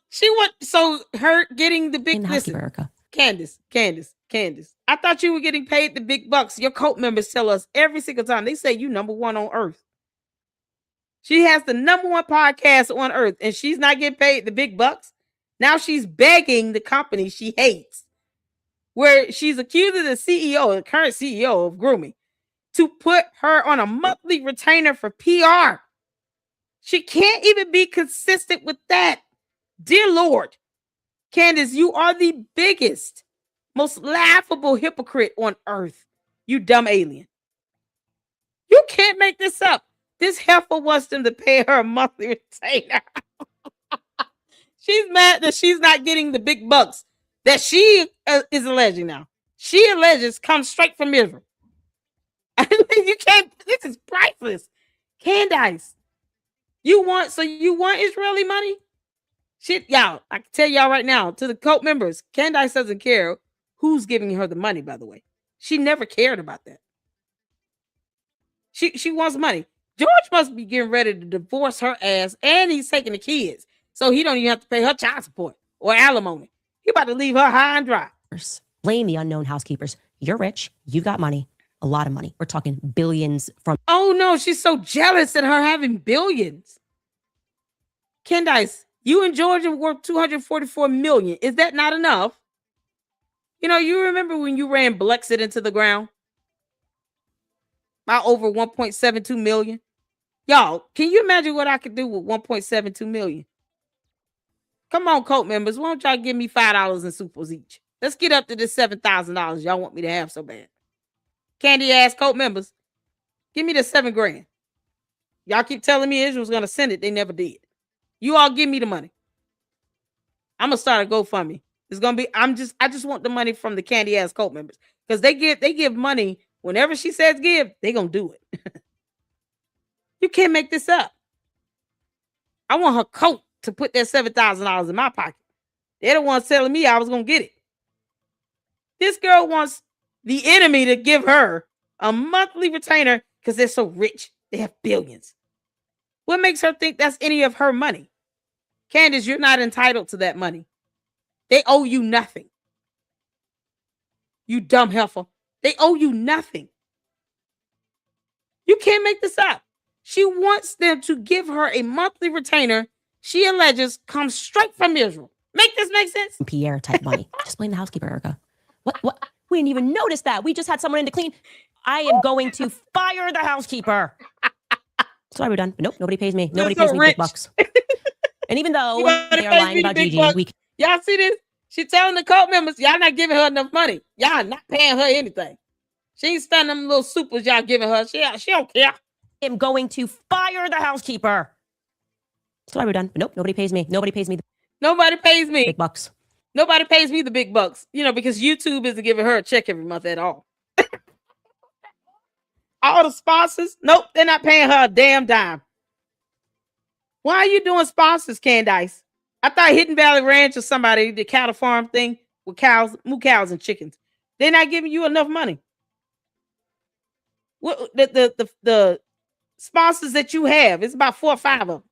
They're not paying you any money. Nobody pays me. Nobody pays me the big bucks. So she wants somebody to pay her the big bucks for what? Candace, you're not worth the big bucks. Do you understand? You're not worth the big bucks. Blue's Clues can't pay her either.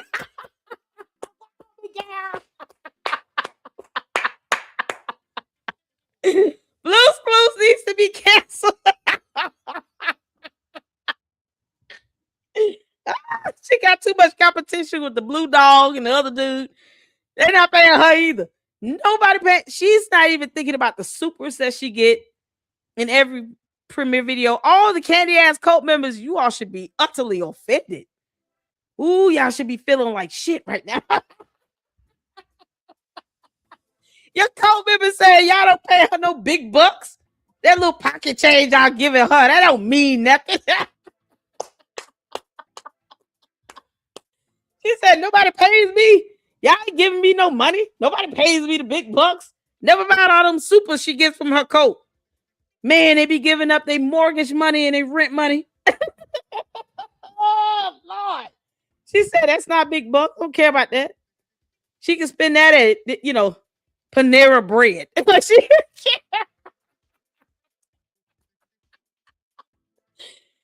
Candace, you're not even grateful for the money that your coat is giving you.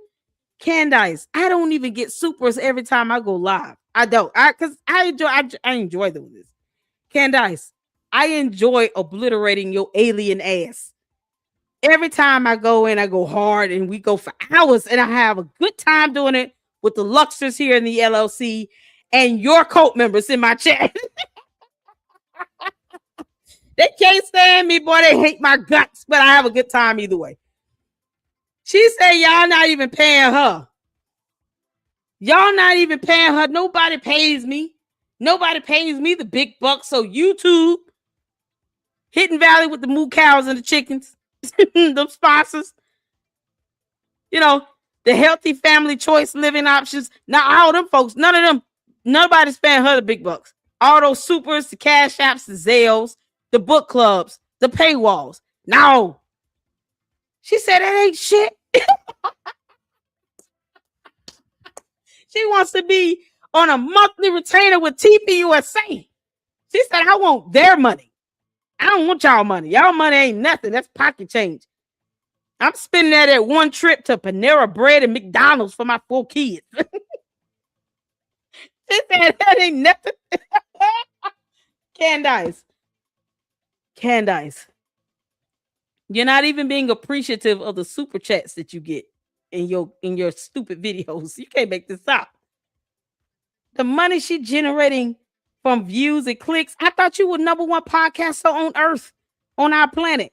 You're not getting the big bucks, Candace. Come on now. I thought you were getting the big bucks because you're #1 podcaster on planet Earth. Maybe not on Jupiter's moon, but on planet Earth, you claim to be. Don't you think YouTube will be paying you like you #1 podcaster? And that's just one social media platform. Let's not forget, she's got TwitterX.com, Instagram, and Facebook. Think about it.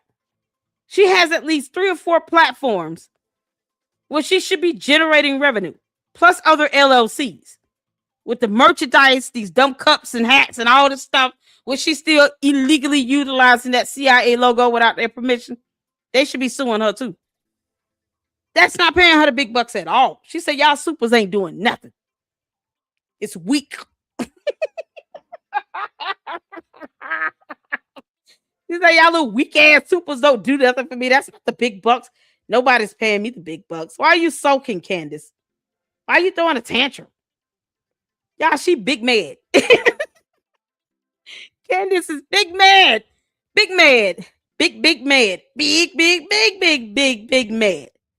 She is big mad at TPUSA getting the big bucks and her ass can't get a piece of it. I thought it was Israeli money. Are they getting paid in Israeli money? Because somehow in her world that makes a difference. Now she wants to be on their payroll. She wants a monthly retainer for PR because she doesn't believe that the mother is capable, that Erica is capable of taking a photo, moving it from one shelf to another shelf, just so her daughter can reach it. So that's her excuse of trying to get them on to consider her to be their PR person and to pay her a monthly retainer. Because at some point, she's going to run out of content. And she knows that any other time, she has nothing of value to add. The Macrons are about to mollywop her in court. She's got court coming up in April. She knows that these videos aren't going to keep up the views. She got to keep lying like hell. Now it's grooming something. TPUSA Erica Kirk will sue the crap out of her. And she wants them to pay her a monthly retainer fee with that Israeli money she claims that they're getting. Make it make sense. The biggest load of crap ever. The hypocrisy is staggering, Candace. You're pathetic. Nobody pays me. Nobody pays me the big bucks. They're not giving me any money. Why should they?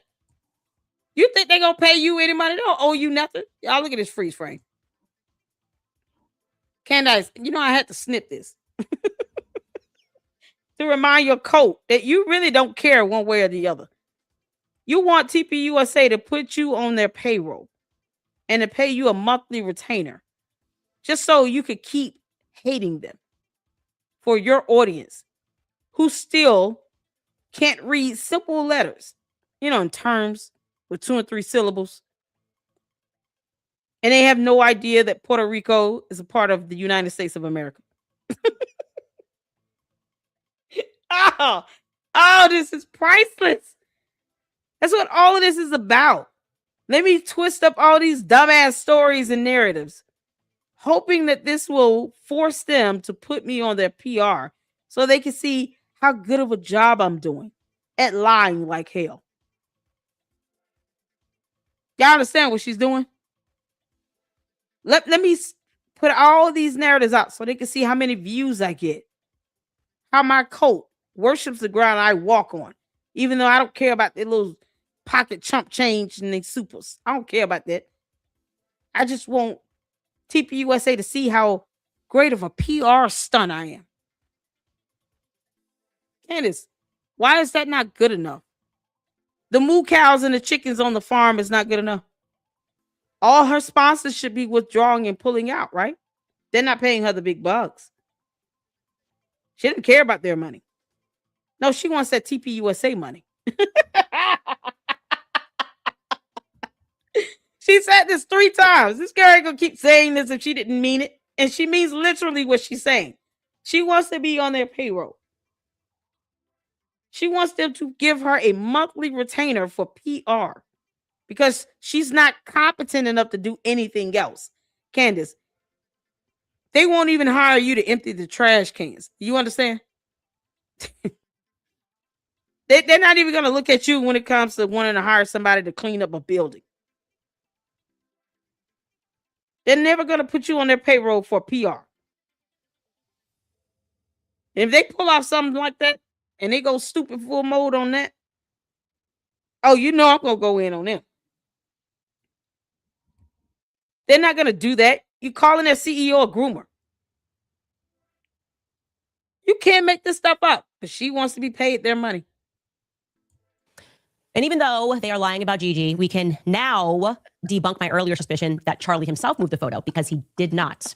It is likely that he could not have moved the photo himself. And the reason that they're lying Candace. is because they want to protect a person that is truly amazing. A person who is so terrific, who is so spectacular, that we dare not even say his name without an adjective. He is he who must not be named without an adjective. You know who I'm referring to. Because oddly, despite the fact that this is Charlie's home studio, in the aftermath of Charlie's assassination, before Erica got in there, Mikey began doing media hits from it. What's he doing at the house? Nobody knows. What does he do for Charlie? Nobody knows. How did he become chief of staff? Nobody knows. So, well, yeah, anyway, one of our mommy sleuths did find. And she said, y'all hire Mikey McCoy, y'all won't hire me.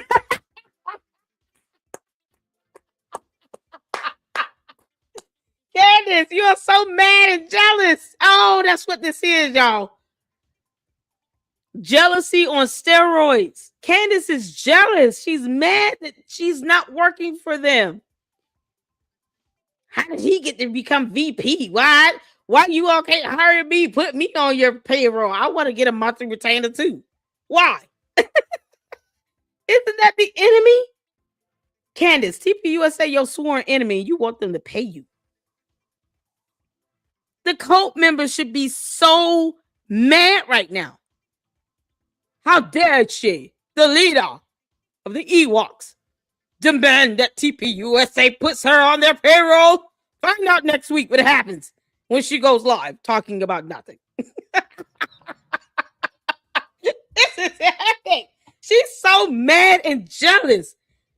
Candace, ooh, that jealousy is just disgusting on you, girl. Mikey McCoy, the amazing, the marvelous Mikey, on November 8th, giving an interview to Real America's Voice. And you can see in the corner, there is no photo. Okay, there's no photo. So it was already moved. So if Erica was really seeing the notes on his desk for the first time in December, because she hadn't been. Yeah, no, because God forbid if it's like down there right underneath this other photo, if that's it.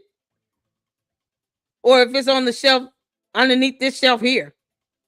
Y'all see the USA hat? And then you see this shelf here? What if it's on the one underneath that one right there, down there? Down there, right down there. Where his arm is, right there. What if it's on that shelf? So God forbid if it's on that shelf. You got this banner right here in front of it. How do we not know it's not right there? Over here where the arrow is. Or over there. That's not the picture right there? What the hell? Candace, we don't care. You want to be on their payroll. So all this crap you're saying is irrelevant. You want to work for them. They can't be that bad if you want them to pay you money for PR. You want to work for them. You want them to hire you.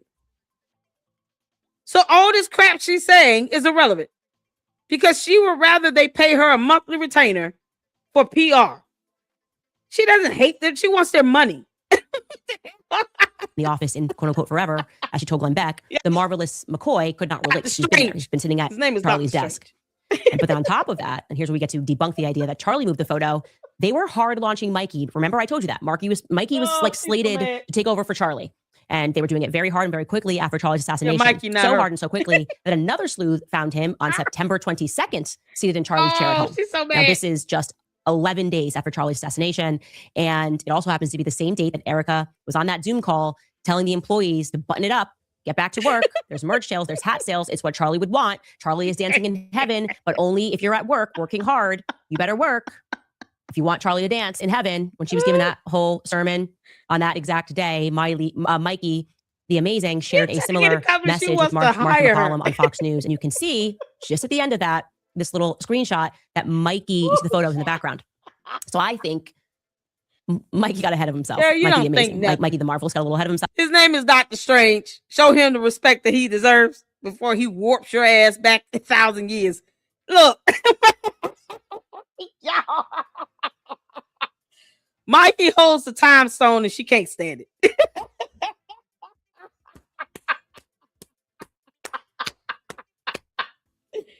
Y'all see her? Y'all see a thumbnail with Dr. Strange? She got that from me. Once again, just like she stole my X-Men joke. Oh my God. So Mikey McCoy, aka Dr. Strange, is able to manipulate time and space. Listen, Candace, they're not going to hire you. No matter how many times you keep begging them to do it. They're not hiring you. They're not putting you on their payroll. They don't want anything to do with you. They're not paying you a monthly retainer. Forget it. They won't even hire you to pick up trash. They wouldn't even hire you to go clean them dookie toilets. They say kick rocks and kiss our butt. Girl, bye. Bye, Felicia. Bye, Felicia. They're not hiring you to do anything. Y'all, this is insane. She wants to work for them. Oh, the candy asses should be mad right now. She said, y'all money ain't none. She wants to be paid the big bucks. And it was like messing up his vibe and he moved it. Priceless. That's probably what happened. He's like, I can't really vibe out with Charlie's. He probably even put up his own photo. And they said, nah, too hard, too aggressive, too soon.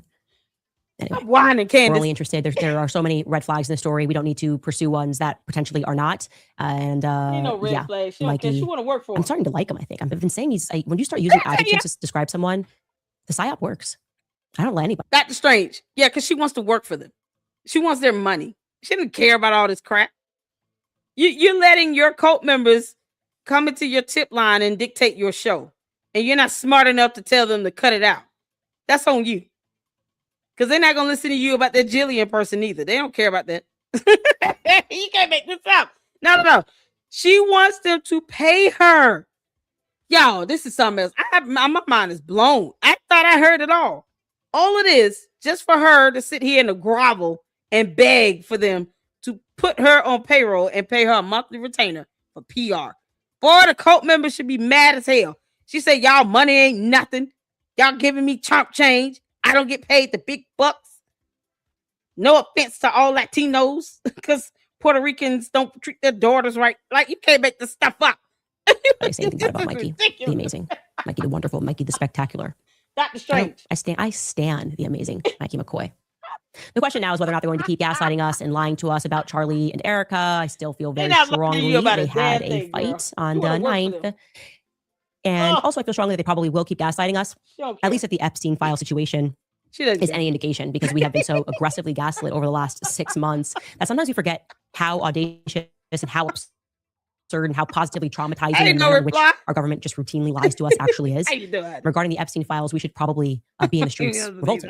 We're probably due for like a revolution or something. It's so bad that Republicans are sharing Democratic tips. It's actually kind of bringing us together because I think we all just hate the elites so much.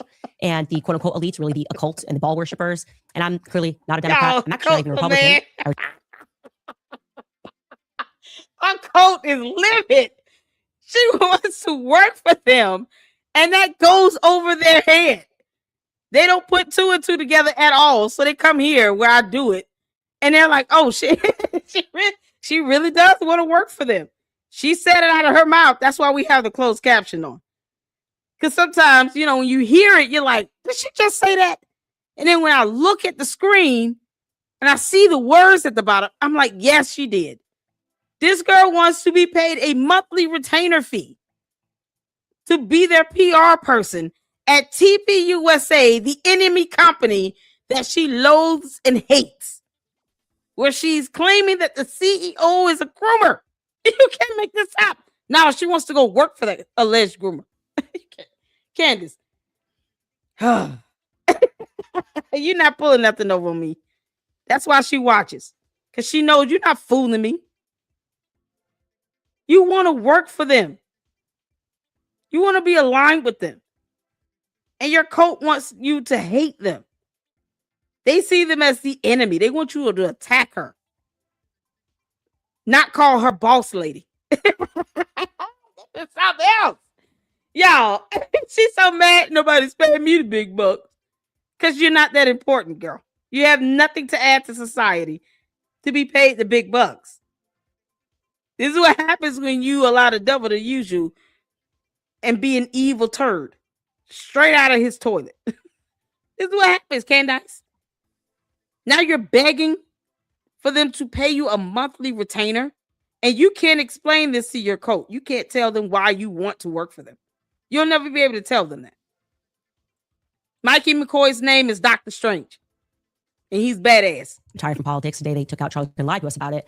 But this Democratic representative, Jared Moskowitz did a really good job recapping exactly what the Trump administration put us through with the Epstein files, gaslighting his own supporters after insisting that day one, they were going to give us access. They were going to tell us the truth. They were going to be the most transparent administration ever, holding up the binders. Take it away, Jared Moskowitz. It's been 12 months since you gave Republican influencers part one of the Epstein files. You said the list was on your desk. They invited the her memo to came speak. out She and would said that there jump was at no the list. chance. Phase two of the binders never happened. The president of the United States says the Epstein thing is a hoax. He blasts his own base for wanting the release of the files. He blamed Barack Obama. Republicans voted against the release of the files in the Rules Committee. Then they refused to even return to the Rules Committee until they could be protected from future votes on the release. Speaker Johnson sends Congress home a day early before break. They sent the Deputy Attorney General to meet with Maxwell. She says something favorable about the president. Miraculously, she gets transferred to a minimum security facility. No one can explain why. Miraculously, the leaks to the Wall Street Journal stop. We come back from break. We have the Massey discharge petition. Republicans drop a rule, a non-binding resolution. Yeah, this is the cult is mad because their cult leader wants to work for TPUSA. That's my fault. Candace, you big mad. You are big mad that TPUSA is making the big bucks. And you can't get any of that big bucks in your big pocket. You can't make this up. Now your cult leader, your cult members are mad. They bigly mad in my chat. Candace, I know you watching, you dumb heifer. How dare you sit here and want TPUSA to pay you a monthly retainer? For what? You don't even read. You can't make this up. You pulled up that article and then you still said that photo was on the floor. That's not what it said. You got to read it again. Your reading comprehension, that's even more concerning because you're supposed to be homeschooling 4 children, 2 of which sounds like they're still infants. Can't make this up. Your cult members are mad at me because I'm reading your words of you saying you want to be paid by TPUSA. Are any of the cult members going to ask her, you want them to pay you a monthly retainer? Isn't that accepting Israeli money? Trying to kill the Massey discharge petition. The White House says passing the Massey discharge petition is a hostile act. Trying to stop the necessary 218 signatures, according to Republican members that signed it, the White House brought them into the Situation Room, the place where the president goes for time of war, promising things like appropriations or maybe even to primary them. People in the room say you were there. It didn't work. Yeah. We get the 218 signatures. We eventually passed the Massey petition. You guys didn't release the files. You were forced by Congress. Every member of the House except one and the entire Senate. The reason the president signed it is because it was a veto-proof majority. We can't agree on anything, and yet the entire House but one member and the whole Senate forced the administration to release the files. Kash Patel under oath said to Senator Kennedy, the FBI is not in possession of any credible evidence that Epstein trafficked girls to anyone but himself. We know now that's not true. According to documents, Epstein had a worldwide sex trafficking ring. Girls from Poland, Czechoslovakia, Russia, Paris, modeling agencies sending him girls. He even had a relationship with a summer camp where he groomed girls at a picnic table. Ghislaine Maxwell says 29 Epstein associates cut secret DOJ deals. Turns out there is a list. 6 names readily available if you unredact them. Co-conspirators named, but we got them when you unredact them. Maxwell recently tells a House Oversight Committee that she wants clemency to release more names. Kash Patel under oath said Trump's name appears less than 100 times in the files. We now know that's not true. Trump's name appears more times in the Epstein files than God's name appears in the book about God. Okay, by the way, this is the Trump Bible. Move over, King James. Trump's name also appears more times in the Epstein file than Harry Potter's name appears in the 7 books about Harry Potter. Lutnick says that in 2008, he went to Epstein's home, says he had a massage table in the living room, that Epstein said he got one every day, that it was the right type of massage. He and his wife decide to leave and say they'll never be in a room with him again. Howard then says, I'm sure the Epstein stuff is all on video. He was the greatest blackmailer of all time. Well, how would Howard know that? But now the files are public. And in 2012, we find out that he and his family are on Epstein Island after Epstein pled guilty to state charges. I'm from Florida. I take my family to Disney World, not to Epstein Island. There are documents in the files that dispute the president's claim that he kicked Epstein out of his club. Allegedly, the president said that he asked Epstein to leave. Supported now, that's disputed though, statements from the manager of the club. Now, Madam Attorney General, I have like 25 seconds left. So because I'm curious, and I'd like to see you flip to the Jared Moskowitz section of the binder. I'm interested to see what staff provided on the oppo on me. And because we're in the Olympics, I'm going to give a grade. I just want to see how good it is. So give me your best one. So first of all, nothing is funny about mocking the Bible and holding up a Trump Bible. That's what you did. You made a joke, and I find it offensive. That's all I have to say. I want it from the burn book. Shame. I want it from the burn book, which is the best one. What you got? That's all she had to say to him. Shame. Shame. Shame on you for telling the truth about what we have put the public through, what we have put our supporters through, the people that believed in us, who wanted to get to the answers, who took us to this line because we wanted to see how power works. Instead, we're protecting people that are in the files. How we're practically running Trump's administration. Bibi Netanyahu and Howard Gardner all over the world. Jared Kushner. He's just been protecting his homies, and she's got shame on you because you didn't. Actually, he did not mock the Bible in any way. That's what she's got. Yeah, she's got a little bit more too, by the way. Hold on, Candace. I thought you were. What point are you making here? Because I thought you were a Republican. I have a feeling she's about to say something contrary to what the majority of Republicans and conservatives are saying here. I'm neutral when it comes to politics, you all. It's the beauty of it all because I get to say stuff like this. What is your point, Candace? How does this have anything to do with Charlie Kirk? He wanted the files released. Are we? What is the deal? Why are we not talking about who you think is the shooter? How about you grovel a little bit more to TPUSA so they can never put you on their payroll? Because I guess she thought this was going to work. And I actually appreciate this response, this next response from Pam Bondi, her perspective on it, because I think it's honest. I appreciate it because it's honest. Take a listen. They are talking about Epstein today. This has been around since the Obama administration. This administration released over 3 million pages of documents, over 3 million. And Donald Trump signed that law to release all of those documents. He is the most transparent president in the nation's history. And none of them asked Merrick Garland over the last 4 years one word about Jeffrey Epstein. How ironic is that? You know why? Because Donald Trump, the Dow right now is over $50,000. I don't know why you're laughing. You're a great stock trader, as I hear, Raskin. The Dow is over 50,000 right now. The S&P at almost 7,000. And the NASDAQ smashing records. Americans' 401ks and retirement savings are booming. That's what we should be talking about. We should be talking about making Americans safe. We should be talking about, what does a Dow have to do with anything? That's what they just asked. Are you kidding? It's simply amazing. It's as amazing as Mikey McCoy. Candace wants people in the military to abandon their posts because she doesn't want them fulfilling their duty in war. Like, it's the same one that said you all should just go AWOL. If you need to, just go AWOL. This is crazy. She'll never let her sons join the military, I assume. You can't make this up. Candace, what does this have to do with Charlie Kirk and you wanting to work for TPUSA so bad? Right? She's just out there like, what? Let them have cake. Like, what is wrong with you guys? Okay. We're guilty. Guilty as charged. Nothing. Yeah, Epstein's trafficking. It's a whole network. Everyone at the top is kind of a monster. They've been trafficking children, harming children. There's all this Baal worship. We're referring to you guys as Goyim and increasing your taxes, making things more dangerous, stealing from you effectively. Money has gone missing. But have you checked your 401ks? Guys, gas is down 10 cents a gallon. Why do you care if we're harming children on islands? Why do you care so much? Are you good? That's what we should be talking about here. Gas. We find George Farmer in there. You can get going petrol in now, on you, and Candace. it's like, 10 cents cheaper than it was during the Obama era. What's wrong with you guys? How much more do you need to be distracted so that we can go on worshiping Satan? Stop I just don't mapping in understand. Please, let's talk about the Dow. Incredible. That's where we're at right now, guys. Up is down, down is up. Like I said, we are pretty much due for a revolution. I guess the empire, it's supposed to be every 250 years.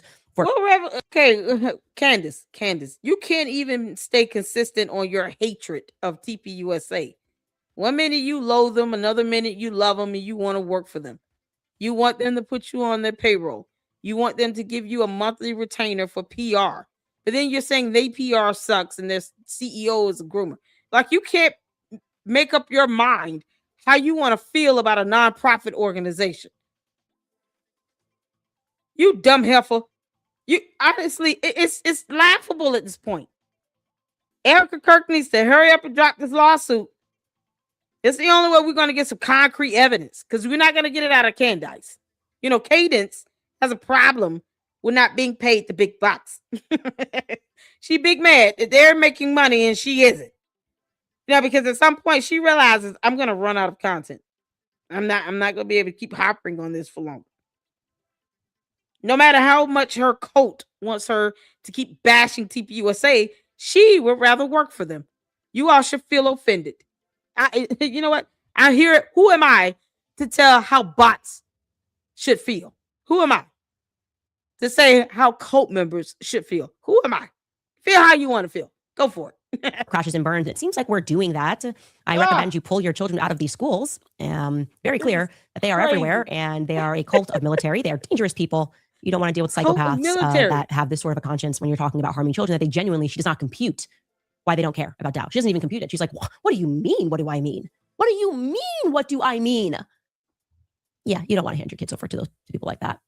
Anyway, so much more that we will be uncovering, and always interested to see with that same energy, are they going to continue to gaslight us about Erica Kirk? Are they going to continue to do the thing? That had nothing to do with Erica Kirk.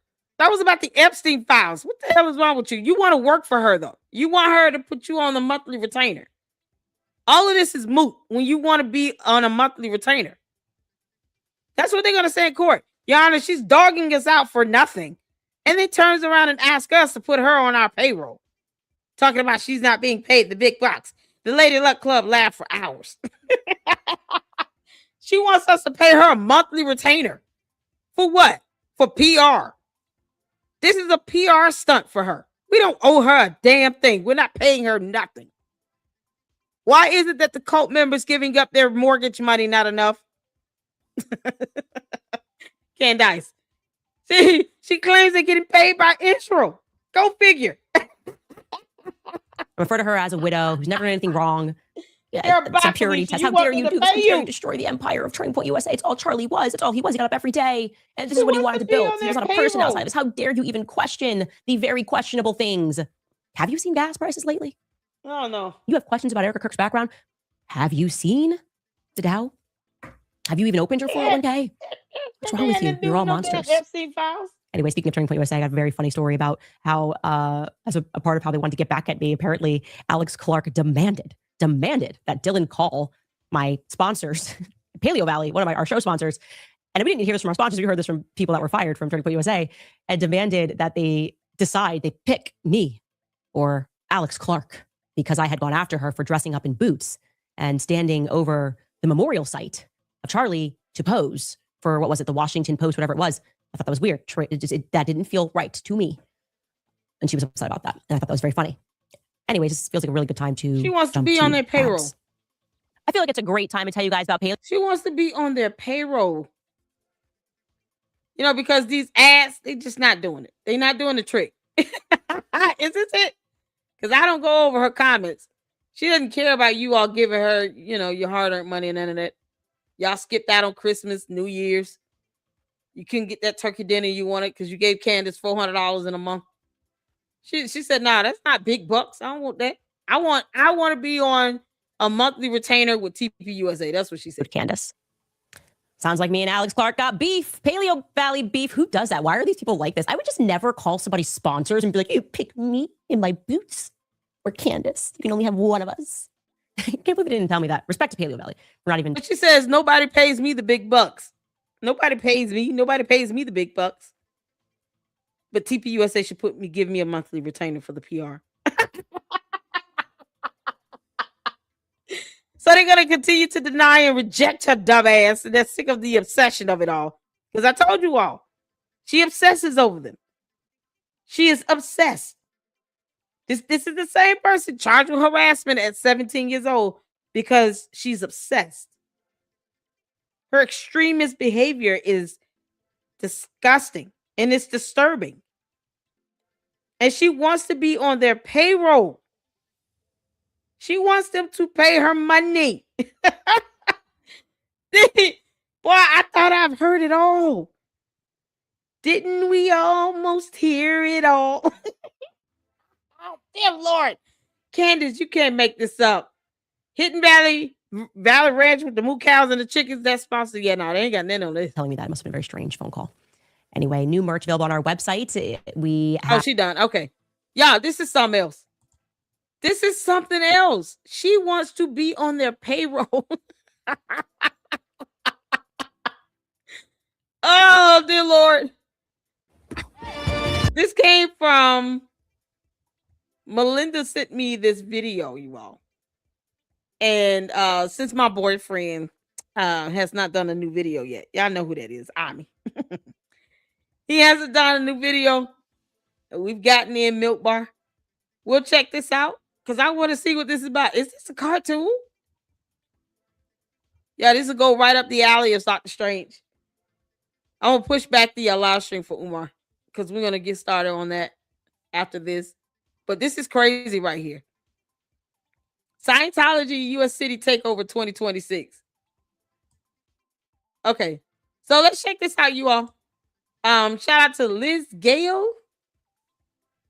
Says that Candace Owens said Scientology couldn't just take over a state. It's not a thing, but girl, it is a thing and it's happening right now. I said that, right? And y'all, we got a whole live schedule for tomorrow for Scientology Sunday. It's still a cult. So they have taken over. They're international, and she literally just ignores the actual evidence related to that. Just nothing factual came out of her mouth about Scientology. I'm sure John Mappin would be very upset if she did. Kick rocks, John Mappin. But we're going to check this out because she said this. She made this dumb claim as usual and has no idea how it works or what's going on or anything. Or she just doesn't care. Just like with TPUSA. She'll dog him out and dog him out and dog him out. And yet want to be on their payroll. She wants them to pay her a monthly retainer. So all this crap she's doing with TPUSA is irrelevant. They're still going to sue her because you're still defaming them. But she's sitting here talking all this nonsense as if she, is trying to get them to push out the truth. But she wants to work for them. Biggest load of hypocrisy I've ever seen and heard in my life. Candace, you're broke. They're not going to pay you when you can barely read. Let's get to it. Uh-oh. I got to fast forward a little bit because I don't know if that music is counted. Checkbox. You are an art supporter member of mine, and I love it. I love that for both of us. Ooh. Okay. A girl is a little puffy this morning because I stayed up till 1 a.m. working on my red string project. You know what? This is pause. This is science-related Scientology. I want to show this tomorrow. I want this to be a part of our Scientology stream for tomorrow. Yep. There it is. Y'all tune in tomorrow for the Scientology. We're going to check out this video tomorrow for Scientology Sunday. That's it.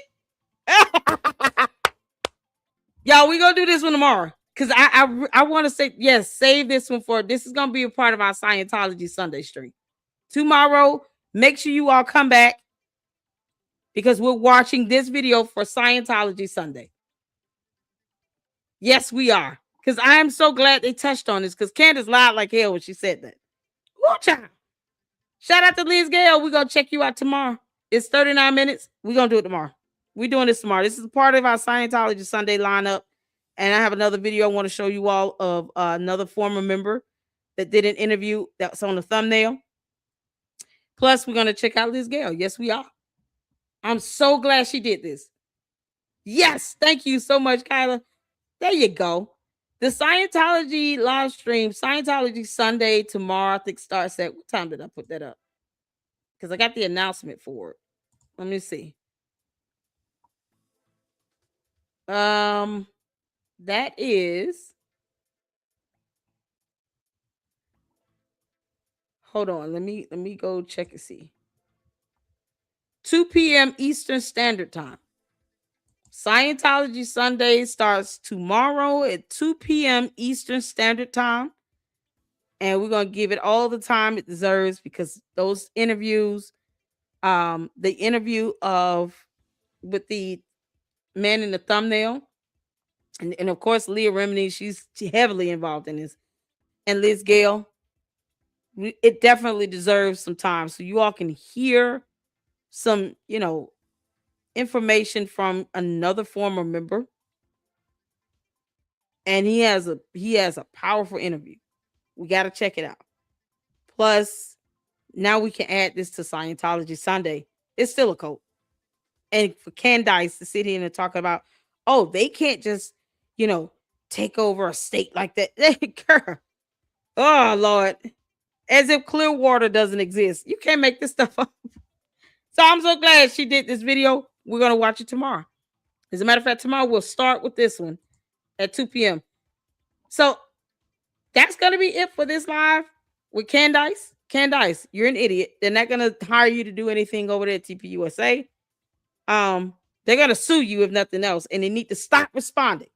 No more statements, none of that. When I say give her silence, let her play that bird chirping sound that she played when it came to the White House and the FBI responding to her on her lies about somebody trying to assassinate her. You know, because for somebody who's claiming that an entire country is after her, does not make moves like someone who's actually afraid. You should be getting the crickets when it comes to TPUSA at this point. Stop responding to her, TPUSA. This is not to hurt you. This is to help you out. Stop responding. Don't even put out a statement to nobody. No outlets at all. Ignore the hell out of her until you're ready to drop that lawsuit on her and take her to court. Stop playing these dumb games with her. She wants you to hire her. You can't make this up. Oh, Candace. Thank y'all so much for tuning in. We got to get ready for Umar because I am so excited about all the legal things that's coming down the pipeline. He's being put in check finally. So give me 20 minutes and we'll get started in that one. Let's get the supers in right quick. You guys are fantastic. I want to thank you all so much for the support because unlike Candace, I appreciate every penny that comes through here. And I appreciate you all support. The views, hit the like button, share the content. All Candace is watching either way. Because she, you know, probably learned more here than anything else. It's Dr. Strange to you, Candace, you dummy. So I just want to thank you all for the supers. So let's get these in right quick. March on. Shout out to you for the 20. Information Man Show. Shout out to you for the $5 super. Lady Luck Club, I will be inviting you on my show tomorrow about Umar, 12:15 p.m. Western Time. That'll be 3:15 Eastern, I think. So I'm gonna have to push back my live because we gotta go on the Information Man Show. Absolutely love and support him, but we're gonna get inside, or I could do it earlier. I might do Scientology Sunday earlier. I'll do that about 12 Eastern Time because he's in California. So we'll figure it out, and you guys look for the time change because I'm gonna push it up because it deserves a good time block, right? So I want to get that in because you guys got to see the interview, and we're gonna get in, Liz. Yes, we are. Scientology Sunday tomorrow. So let me get with Information Man Show, and you guys look for the announcement on the time change. But I plan on committing at least 3 hours to that. So brace yourself for that long live stream. Just like Umar. Umar is getting at least a 3-hour live stream this evening. It is what it is. Yeah, we just got to do it. So I appreciate that. Information Man Show. Shout out to you. Thank you so much. Another fantastic content creator. And then we got Kyla with the $5 super. I email you about the video we're going to check out tomorrow for Scientology Sunday. Thank you so much. March on with another $10 super. I don't think Candace got enough discipline. Oh, child. I don't think she got any at all. She acts like a little brat. Shout out to you again for that. Thank you so much.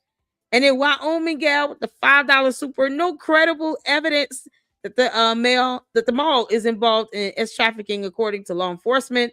Mommy Sleuth research. Listen.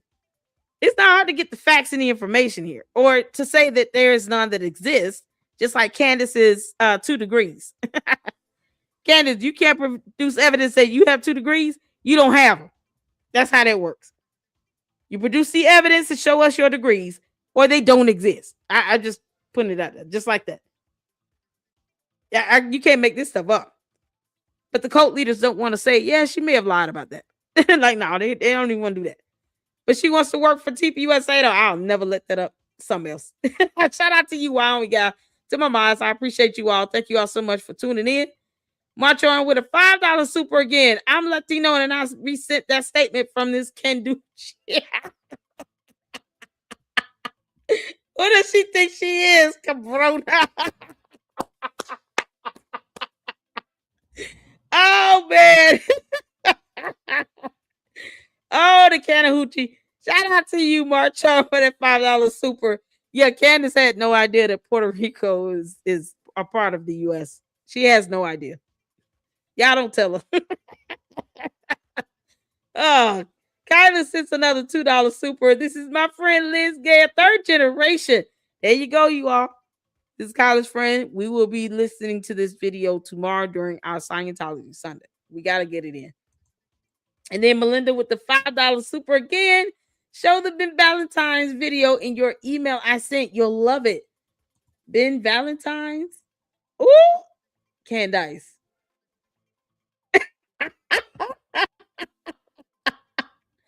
He finally pulled it up.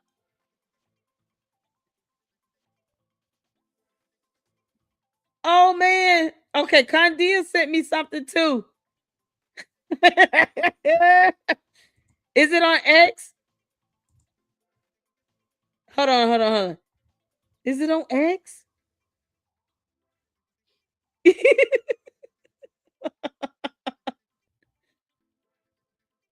Benchville, funny Valentine. It's a JPEG. Okay, one of y'all got an X video. Another one of y'all got a photo. She sent the vid. Oh man. Candace.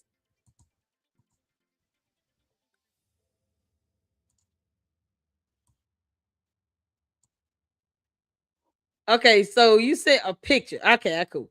I got you. Candace. This is something else. Y'all. Happy Valentine's Day, ABC. Candace. Ben Shapiro said Happy Valentine's Day. Will you show the short video from Jay Witt on Thursday debunking the grooming narrative? It showed the short video from Jay Witt. I didn't get a video from Jay Witt. I haven't checked I just pulled up the email from Melinda. Did you send me that email? Yeah, show me. Send it to me and we'll check it out tomorrow. We can.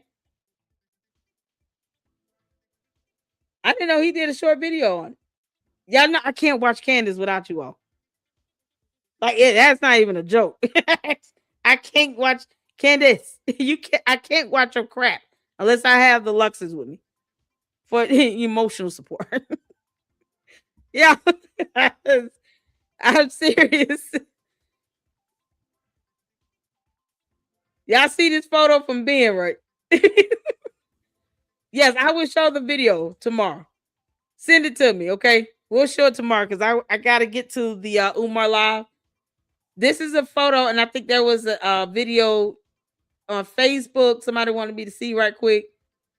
Big Fish. What the heck is that? Candace. Ben Shapiro said roses are thorny. Pronunciation is too. Sorry, Hooked on Phonics didn't work for you.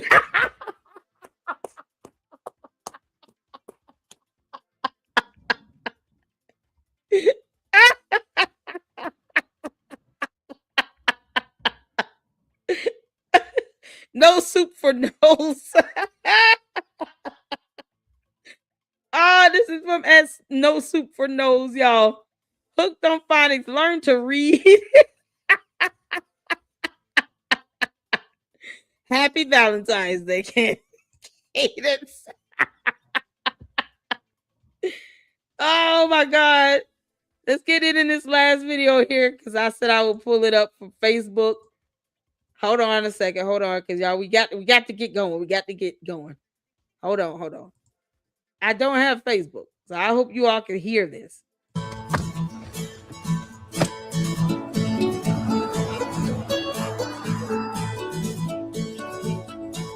Hey, buddy. Billy might not be the best swimmer. Can y'all see this? Sure he will. He's a fish. Yeah. Hey, look, an eagle. That's good luck. We're here.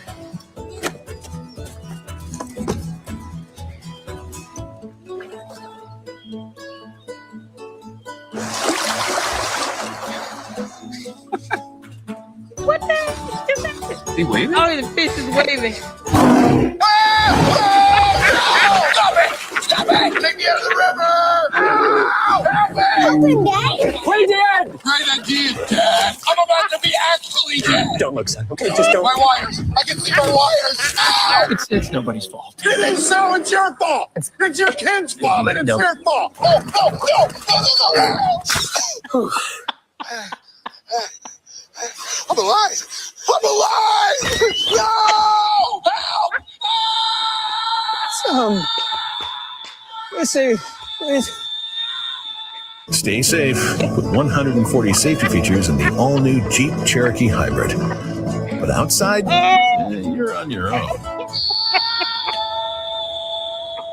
Take me to the river. Hey, Dad. Yeah, okay, this is the beginning. Can we please teach him? you want to take him to the... Yo.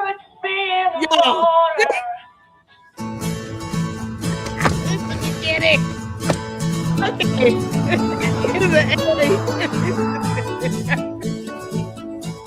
Hey, buddy. You know, Billy might not be the best swimmer. Sure he will. He's a fish. Yeah, no, yeah. Hey, look, an eagle. That's good luck. We're here. I gotta see this.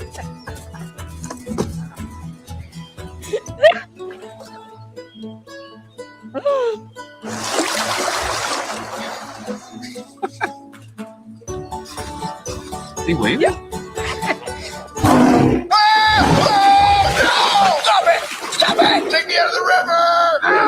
Help me! Open, Dad. Play dead! Play the dead, Dad! I'm about to be actually dead! Don't look, son. Okay, just don't. My wires! I can see my wires! Ow! It's nobody's fault. It's so it's your fault! It's your kid's fault and it's No. your fault! Oh, no, no!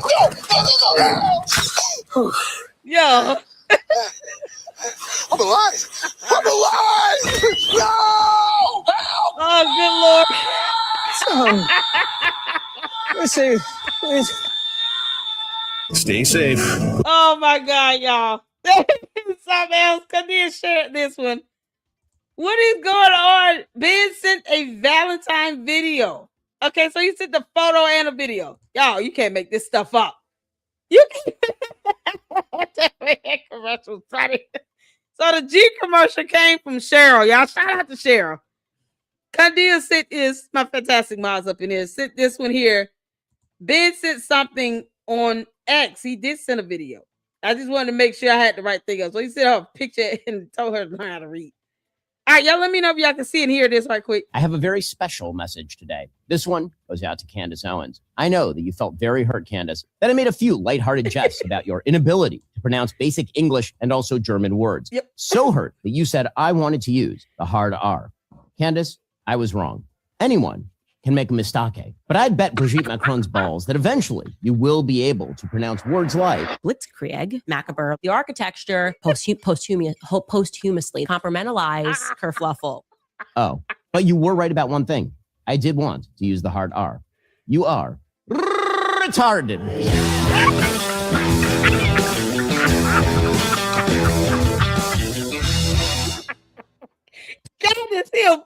I have a very special message today. This one goes out to Candace Owens. I know that you felt very hurt, Candace, that I made a few lighthearted jests about your inability to pronounce basic English and also German words. So hurt that you said I wanted to use the hard R. Candace, I was wrong. Anyone can make a mistake, but I'd bet Brigitte Macron's balls that eventually you will be able to pronounce words like Blitzkrieg, macabre, the architecture, posthumously, comparmentalize, kerfluffle. Oh, but you were right about one thing. I did want to use the hard R. You are retarded.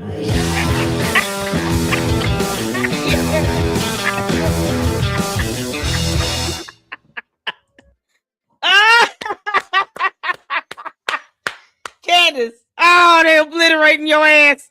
Let's not forget she wants to work for TPUSA now.